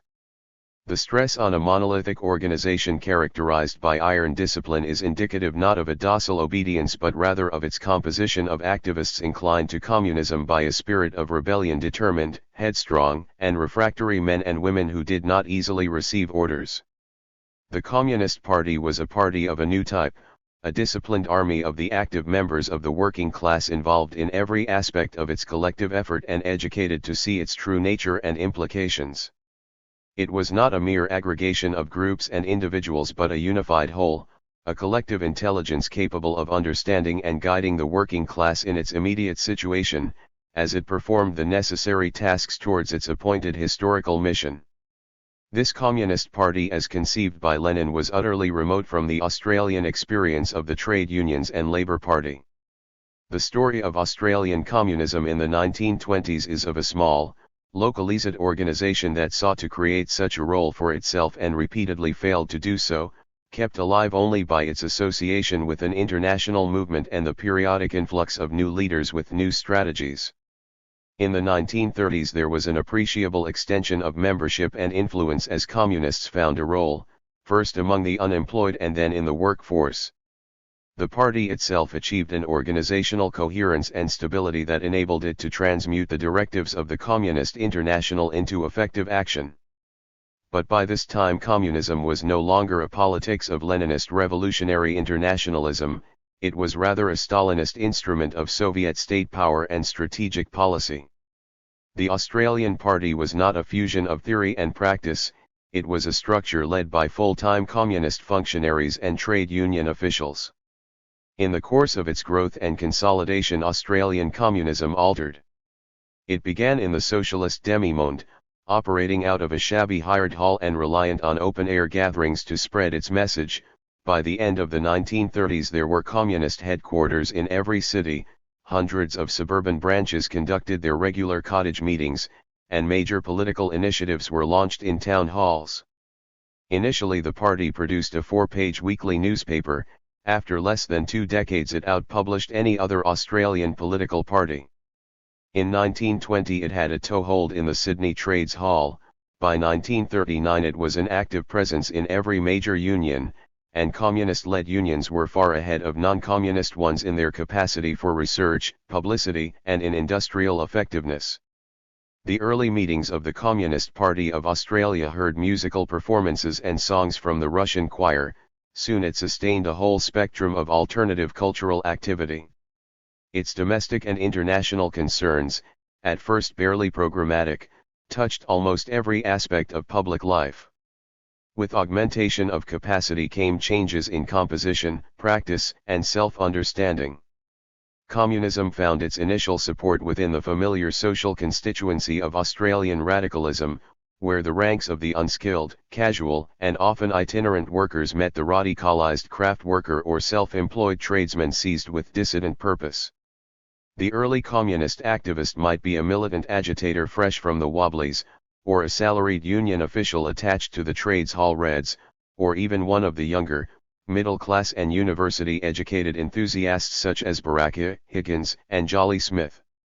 He, more often than she, was likely to be an immigrant estranged from the national exclusiveness of the Australian labour movement. All but one of the 6 party secretaries during the first 2 decades had reached adulthood before coming to the country. We might describe this early communist movement as a combination of outsiders, battlers, dissident labour activists, the déclassé petite bourgeoisie and newcomers. The volatility of such a combination was apparent in the recurrent, acerbic, and typically personal divisions over the party's purpose and policy. 2 decades later, however, there was general agreement that the coalition had consolidated into a monolith, a stable proletarian party with a measure of middle-class support.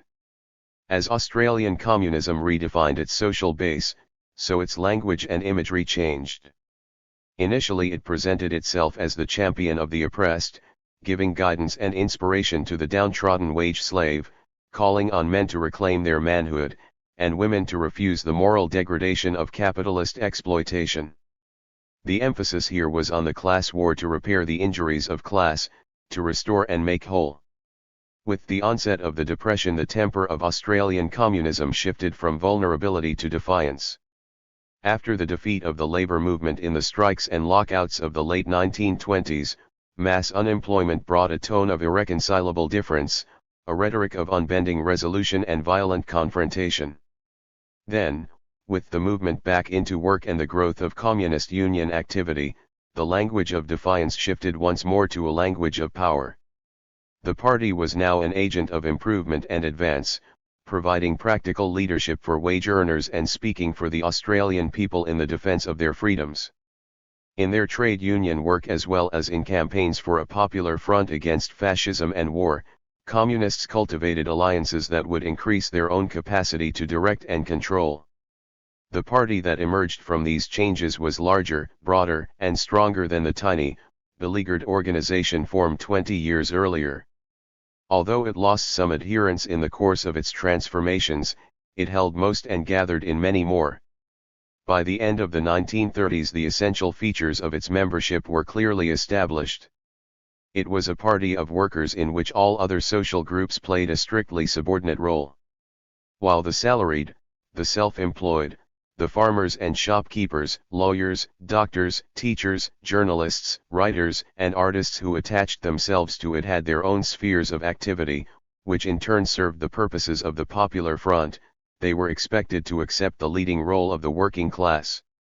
Australian communism had some impact on interwar cultural life, but little on the country's intellectual institutions, for the number of university-educated members was tiny and the party absorbed all their energies. Ralph Gibson and Lloyd Ross taught for the Workers' Educational Association before they joined the party, Esmond Higgins did so after he left, but there were no communist academics other than John Anderson, whose ill-starred intervention into the party's affairs confirmed members' suspicion of halls of learning. It is noticeable that those Australians who contributed to Marxist theory at this time, such as V.G. Child and Jack Lindsay, went overseas to do so. Not until after the Second World War would Australian communism enter into academic life here. This is not to say that the Australian party neglected theory. On the contrary, it regarded itself as the informed intelligence of the working class, channeling instinctive desire into understanding and action. It did so on the basis of Marxist theory as grasped and realized by Lenin, then codified by Stalin. That an originally critical analysis degenerated into dogma never entirely negated the potency of this cognitive process. Against the older forms of working class organization, the trade union and the Labour Party, whose pragmatism bound their deliberations to the logic of the market and the ballot box, communism provided a powerfully coherent alternative. It was crudely instrumental, often specious and opportunist in its rationalization of sudden changes of the line, but it proceeded from a process of systematic deliberation that worked from its own texts, its own vocabulary and knowledge. The party's growth sustained and enclosed the membership. From the very beginning its oppositional role imposed strains on adherents that were most likely to be withstood by supportive networks of comrades. In the first decade, only Sydney maintained an organisational continuity, and it was in the inner suburbs of Sydney that these patterns of comradeship first developed: contiguity, friendship, shared interests, mutual assistance. The Saturday evening dance in the Communist Hall that so affronted the Melbourne Puritans provided more than financial support. During the 1930s similar networks developed in other cities and regional centres, and the growing range of party activities and pastimes, the housewives' groups and youth centres, the Workers' Sports Federation and the New Theatre, provided Popular Front communism with a broader locale. The autonomous forms of party life both connected members and separated them. They were at once community leaders and yet different from their workmates and neighbors, exemplary workers and atypical enthusiasts. The Leninist model of a unified, disciplined body of revolutionaries acting as organic working-class intellectuals produced the figure of the Australian communist who enjoyed respect as a wise, disciplined outsider. 1. Yet by 1939 it was apparent that this Australian communist was not in fact a revolutionary. The growth of the party, its strong presence in the trade unions and extensive participation in a whole range of public activities made it a part of civil society. It continued to contest exploitation and injustice, to agitate for change and improvement, to counterpose Soviet achievement against capitalist barbarism, but it did so from within, seeking to extend its own disciplined unity to the rest of the working class and thereby bring order and purpose to the whole of national life. By background and temperament, the Australian communist was a radical and a militant, a naysayer and a troublemaker. By training and conviction that person was an organizer and improver. The party channeled the spirit of rebellion into obedience, banished transgression, imposed regularity. Of all sins in the communist lexicon, that of anarchy was the most reprehensible. Its emphasis on unity, firmness, and control, its mistrust of spontaneity and local initiative, gave it a formidable capacity to direct campaigns and to withstand campaigns against it. The very qualities that enabled it to withstand illegality during the Second World War fatally compromised its revolutionary mission.